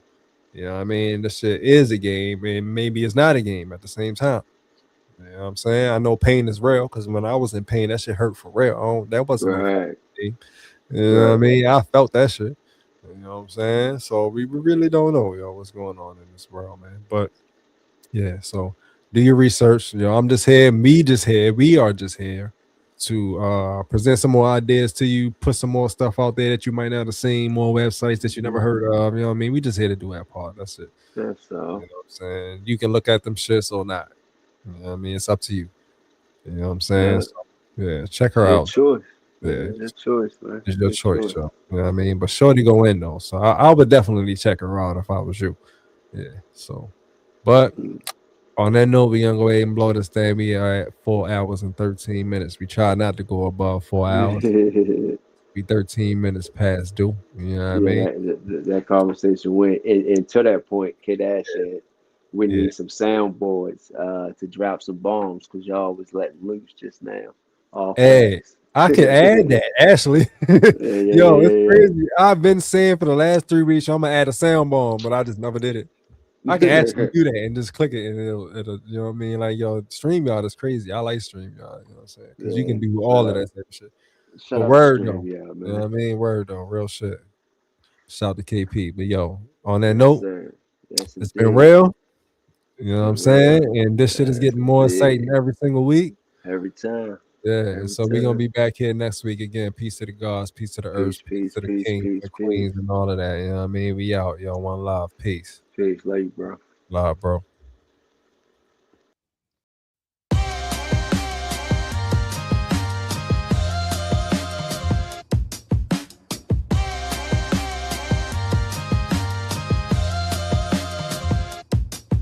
Yeah.